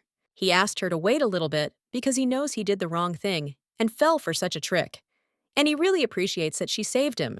He looked at her and asked how it was that it had no effect on her. She looked at him and said it was simple, because she was special. He said he had even been attacked by such creatures before. She looked at him and said she wasn't saying she was an exception. She just wasn't enchanted. He looked at her, puzzled. He said he was definitely fine when this woman first came on stage, and he even remembers that she was wearing a strange ring. But when he came out of his trance, he was already standing on stage, and she was right there. He looked at the huntress and said that it was true, and he came to his senses the moment she grabbed him. She looked at him and said that any form of shock or impact wakes people up from their hallucinations. He came closer to her and grabbed her hand. He said that it was not so. The huntress looked at him in surprise and asked what he was doing. He said that it was an unusual light and it was also cool. He looked at her and said that it felt like someone had just poured cold water on his head. The huntress was very angry. She did not understand what he was getting at. She looked at him and told him to calm down and stop. He told her to be patient a little longer. A moment later, a light illuminated them. The huntress was surprised and did not understand what was happening. She didn't understand what he was doing. She looked at him and asked what just happened. She asked if it was magic. The young man looked at her as if he wanted to ask something, but then he heard someone's voice. Dion came closer to them and asked what he had just done. Dion was furious. He looked at the young man and asked what he had just done to the huntress and why he was holding her hands. The huntress looked at the young man and said that it was no big deal, and all Owen did was walk her to the reception. Dion looked at the huntress surprised and asked if they had really gone to the reception. The huntress said that they had, and she presented her new blessing or something like that. She said that she had a ring on her hand, and when she touched someone with that hand, the wounds of those people would completely disappear in that second. Dion looked at her in surprise and said that it was probably an illusion or something. She said that she didn't think so because she smelled the strong smell of the creature. And that was enough to put Owen into a trance. Dion looked at the young man in surprise and asked if he had already fallen into a trance from the smell of the creature. Owen was very agitated and told the young man not to look at him, so the huntress looked at them and said that something bad was happening. She said that everyone who wore the bracelets was injured and that Greta was constantly tired and lost. Saina said she felt like the bracelet was absorbing the owner's life energy. Owen looked at them and asked if it wasn't a curse then. The huntress looked at him and said that considering the fortune teller was a poppy, it made perfect sense. Owen said she could also be a demon servant. The huntress said that would explain why the hell angler obeyed her. He could command the thing, follow her instructions, and it would calmly watch from the sidelines. Owen said that was exactly what he was talking about, and it sounded very plausible. Dion said that if his theory was correct, they should come up with a plan before meeting Lady Saban. Saina said that they should act now. She looked at them and said that while the reception was not yet over, it was the best time for them to enter the estate. Owen looked at the huntress and said he agreed. He said that finding exits was his specialty, so they should just follow him. The huntress looked at him and said with a smile that it sounded great. Dion looked at them, puzzled. Owen looked at them and said with a smile that he would climb up first and have a look around. A moment later, he climbed through the window. The young men froze in place as he quickly jumped. A moment later, he said it was clear. The huntress smiled and said that then she would go further. She came closer to the window and was dumbfounded. Daeon sighed heavily. She looked at him and apologized, and asked if he could help her, as she was having a little trouble jumping in the board. He came closer to her and said with a smile that he would help. The huntress smiled and thanked him. A moment later, the young man took her in his arms. He looked at her and asked if this was okay. She looked at him shyly and thanked him. She said with a smile that she thought it would be hard for him. He smiled and said that it was not at all, because she was very light. The huntress smiled and said that she seemed to have lost a few pounds. This excited Seinu very much, and she felt as if her heart was going to jump out of her chest. The huntress was confused and excited. She couldn't believe she was so excited after he picked her up like a princess. He looked at her and asked if she had bought that dress with that guy today. She looked at him and said that they had gone out and bought it together today. He looked at her and asked why she went with him.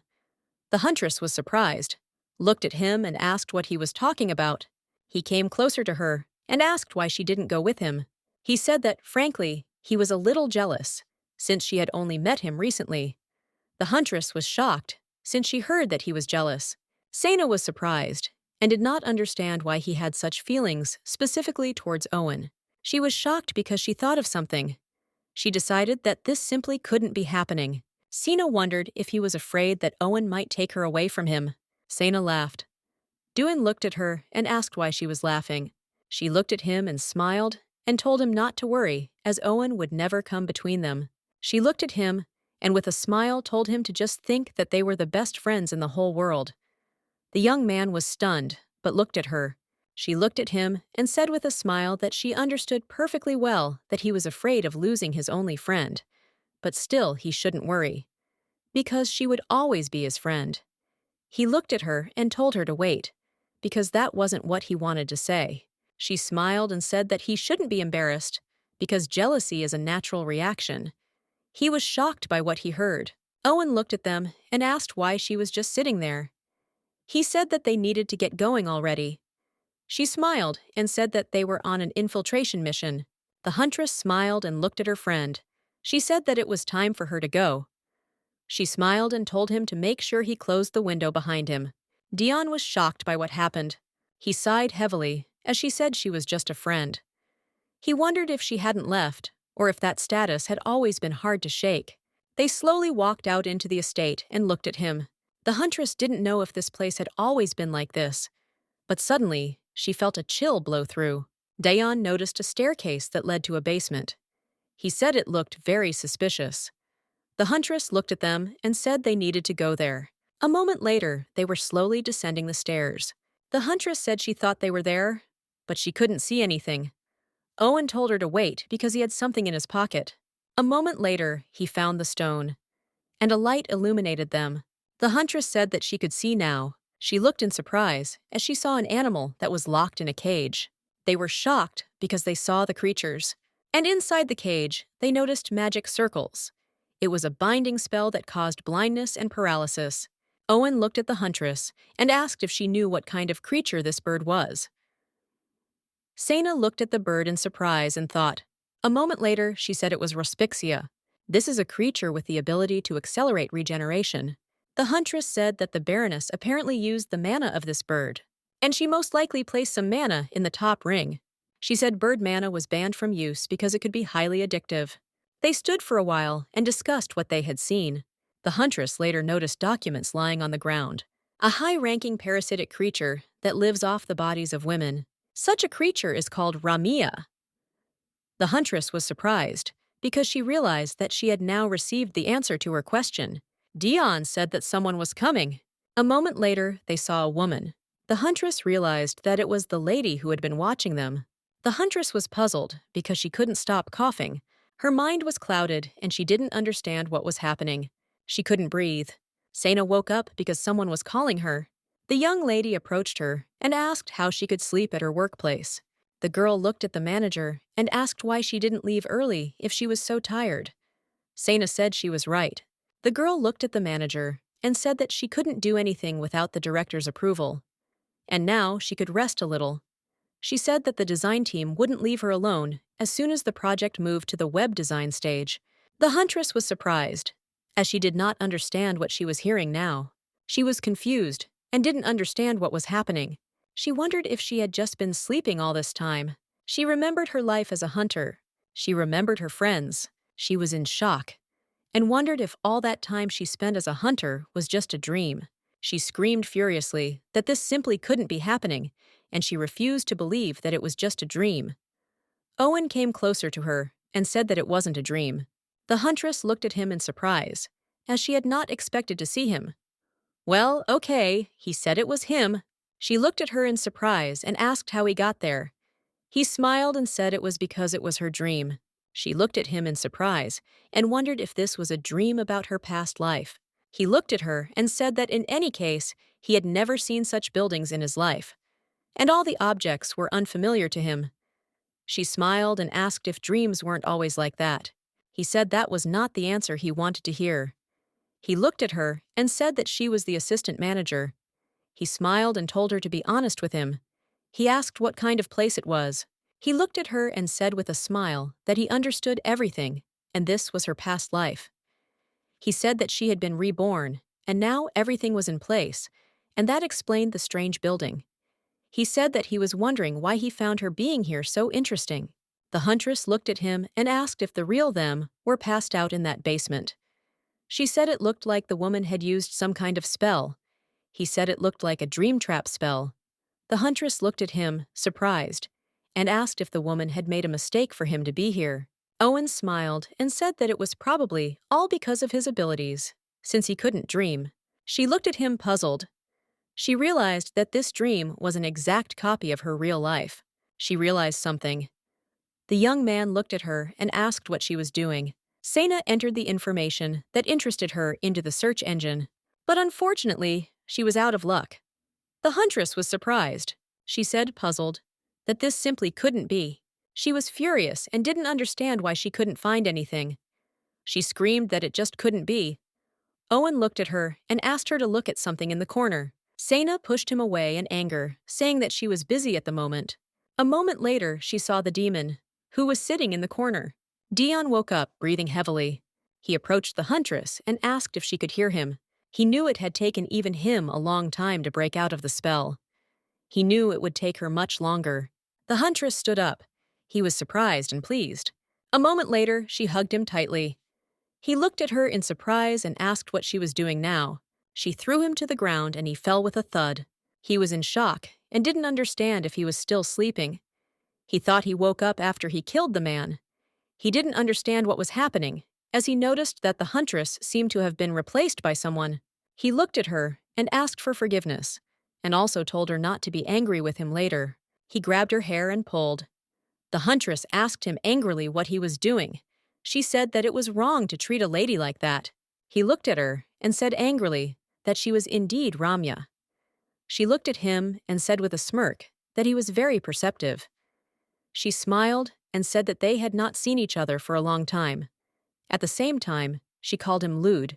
She said with a smirk that Dion would be right there. Dion looked at her and told her to stop chatting and get down to business. He asked her if she had helped the Baroness. She said with a grin that it was so. The Baroness put a bracelet on her and declared that from now on she was its owner. Although there was no effect, she still played along with the Baroness, because everything sounded very interesting. He looked at her and asked if those creatures were her doing too, or what. She grinned and said that she helped a little, because it was so much fun. She also created a ring. She said with a smile that she tried very hard. He couldn't believe that she was behind all of this. He wondered how he hadn't figured it out before. He looked at her and asked what she had done with Ellen. She looked at him in surprise and asked who it was. She said with a grin that the Baroness had told her about a girl who looked so much like her. She looked at him and asked with a smirk if she was that thing. Dune was shocked, as he couldn't believe he had blurted out Ellen's name to her. She came closer to them and said with a grin that the barrier would soon disappear. And now, even Lud wouldn't be able to do anything. She looked at him and asked if he was sure he didn't want to take some of her blood. She said it would be funny to see her become his. She said he must have had her almost completely, but she was locked up again. She looked at him in surprise and asked why he wasn't angry with her. He should have been throwing lightning bolts here by now. She looked at him and asked if it was because he was in love with her. She said with a smirk that she had been trying to seduce him for a long time, but it hadn't worked. She said she thought he wouldn't be able to use the standard method to get rid of her. She looked at him and asked if he remembered that he always killed her mercilessly. She looked at him and said that this time she was doing it differently and would leave this body if he could satisfy her. She looked at him and said with a smirk that there would be no problem with that. Dion knew it was just Ramia, and she just looks like a huntress. He looked at her angrily and told her to go away. He angrily told her to get out of his sight right now. He hugged her furiously. A moment later, she was gone. He hugged the huntress for a while. The demon looked at her and asked if she really wanted to know his name. The demon said that names are only important for good friends. She looked at him and asked what he was talking about, since she already knew his name. The demon looked at her with disdain and asked why she was going so far. He said she was stupid. The huntress looked at him in surprise and asked why he was saying that and what it even meant. The demon looked at her and said that of all the children he had ever met, she was the stupidest. The huntress was surprised. She didn't understand what was going on and why he wasn't listening to her. He looked at her intently and called her name. He looked at her and asked her if she thought they would meet again. He asked her when this would happen. The huntress stared at the demon. The huntress realized that this creature was not talking to her, but to someone else. He looked at her and said with a smile that they could meet in order for this not to happen. The huntress was surprised and shouted at him to stop, as she wanted to hear his explanation. She didn't understand why they were meeting and why he wanted to meet her. She saw that he had left. A moment later, she found it difficult to breathe. The young man was in shock and called her. Coming closer, he asked if she was okay. The huntress said that she suddenly felt dizzy and thought she was going to throw up. He was in shock and shouted at her not to give in. The huntress woke up and was breathing heavily. She didn't know where she was. She wondered if she was back in reality. She hoped it was just a dream. A moment later, she looked at her friend. She was very worried, but she saw that he was okay. She looked at him and asked if he was awake. He looked at her and said he was. He asked if she was still dizzy. She smiled and said she was fine. Dion looked at them and asked if they had both come to their senses. The huntress looked at him in surprise and asked if he hadn't been asleep. He said that he didn't usually dream, so he had come to his senses relatively quickly.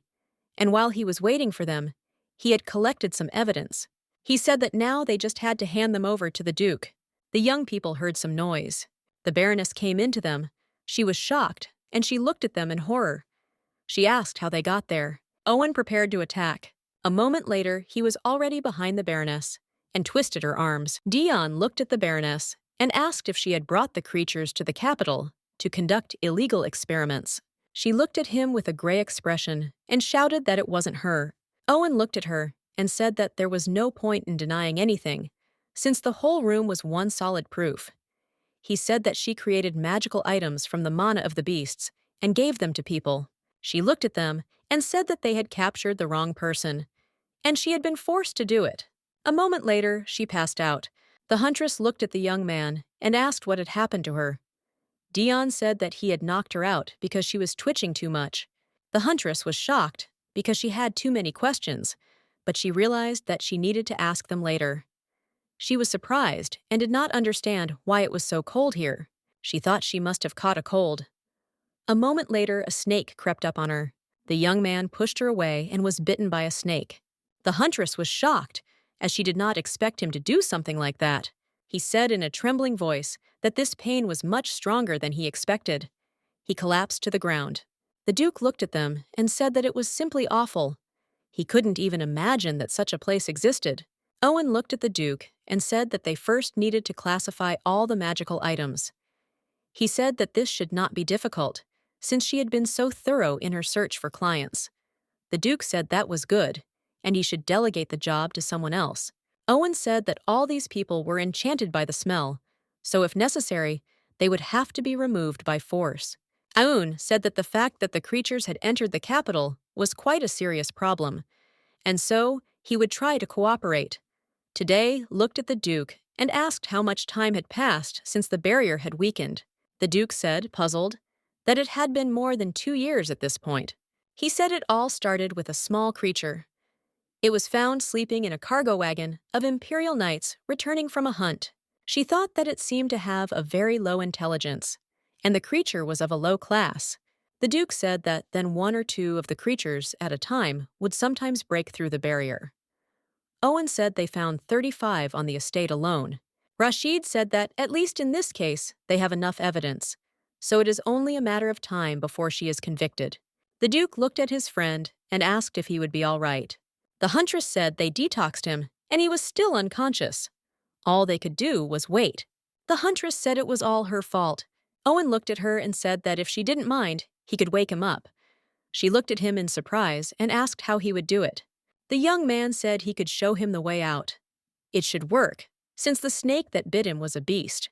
He looked at her and said that dispersing the creature's mana was his specialty. However, he would need her help. The huntress looked at him in surprise. Owen said that she had to enter his dream through him. The huntress looked surprised and asked if that was possible. Owen looked at her and asked if she remembered him telling her he never dreamed. He said it was because he was half white. He said it was part of his family secret. He said his last name. The huntress thought about it because it sounded familiar. A moment later, she remembered who they were talking about. Sana said that she remembered. Elliot Raffman. The huntress scolded him with unflattering words. The young man was puzzled and said that it was his great-grandfather. The huntress was surprised. She realized that she had made a mistake and slandered the man. She said with a smile that he was the greatest scientist who studied the creatures. The young man looked at her and said with a smile that his ancestor was a rather peculiar person, so he understood her first reaction. What happened in his family accelerated the research of his ancestor. Long ago, Raffman was a word that was used to describe a mountain tribe, and their homeland began to be populated by giants. It was then that the demons appeared and offered them a deal. This would give them the power to defeat the giants in exchange for absolute submission. It was then that his family received the power to absorb dreams. He said that, however, it has a side effect. This power damages the owner's mind. Owen looked at the huntress and said that they would enter Dion's dream. He said, huntress, that she would be the one to enter his dream, and he, in turn, would act as a guide. After all, only those he trusted would not be attacked. The huntress was surprised, as she did not expect to hear such a thing. He said that when she came into his dream, he would create a barrier to protect her mind. He told her to understand that this barrier simply anchors her soul to reality, but it cannot protect her from attacks within the dream. He said that such a weak barrier could be broken by a single blow. If she lost touch with reality, she would end up trapped in a dream. He looked at them and said that if they went there with the Duke, they would definitely be attacked. So it had to be her. She looked at him and asked what would happen if she was attacked. The huntress looked at the young man with fear and asked if this meant that she would never wake up again. He looked at her and said with a smile that he knew it sounded very terrible, but still she had nothing to worry about, since he had never failed when using his ability. She looked at him and asked what she should do when she was in a dream and how she could wake him up. The young man looked at her and said that it was all simple. He said she needed to walk up to him and just give him a good hit. The huntress was puzzled, said it really was that simple.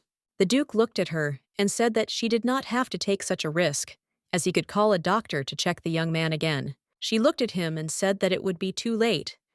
She said that if he were in her place now, he would do everything for her. She said that he saved her life, and she couldn't just sit and wait.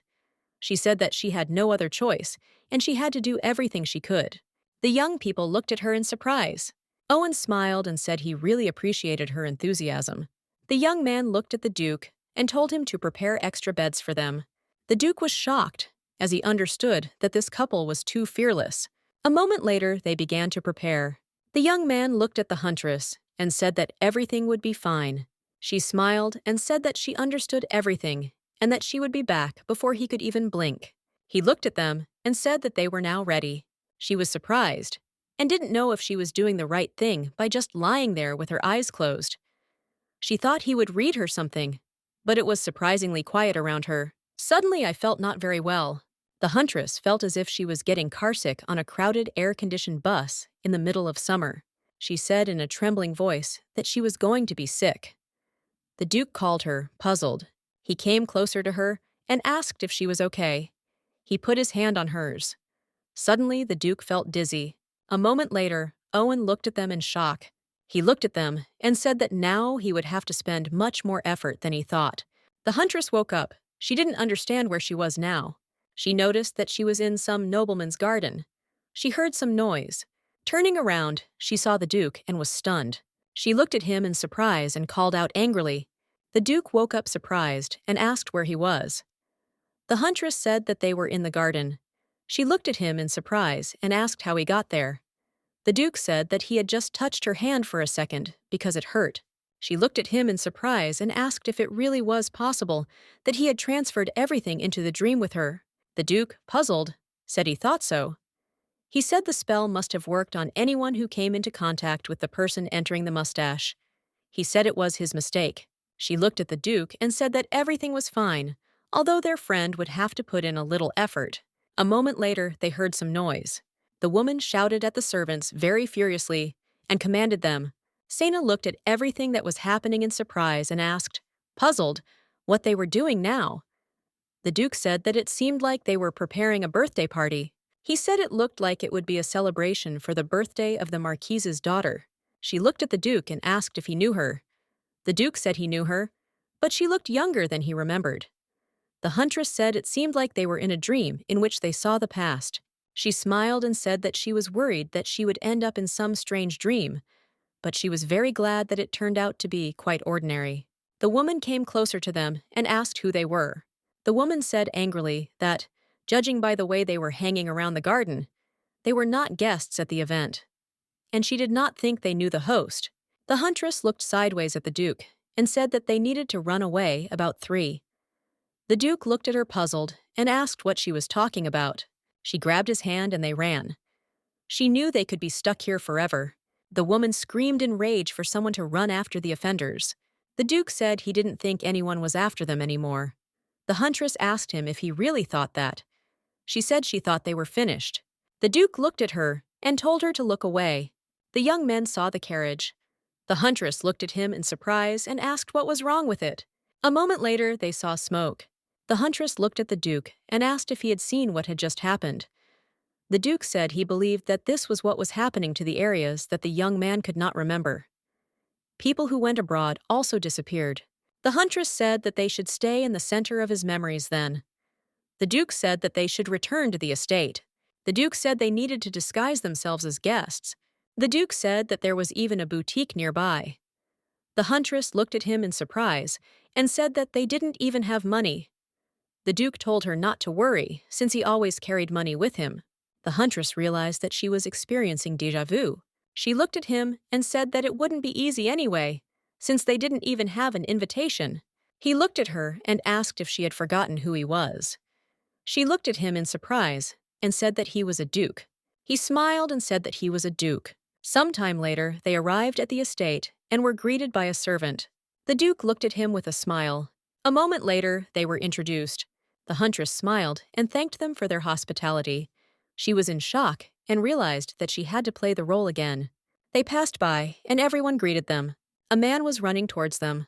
The man looked at them in surprise and asked what brought them here. The Duke looked at the man in surprise and asked if he wasn't allowed to be here. The man, with a trembling voice, said that of course he could. He just didn't expect to see them here. The Duke said he was just there for a holiday, and it was not far away. The man bowed with a smile and said that in any case, he was very grateful that the Duke had honored them with his visit. Sena looked at the Duke and asked if it would be all right if they just walked around. The Duke said that there was nothing more natural than a noble couple coming to a party. The huntress said he was definitely right. They passed people, and everyone was talking about them. The young people were a little surprised, as they noticed that the Duchess and the Duke looked too young. As they had heard, the Duchesses were now almost 40 years old.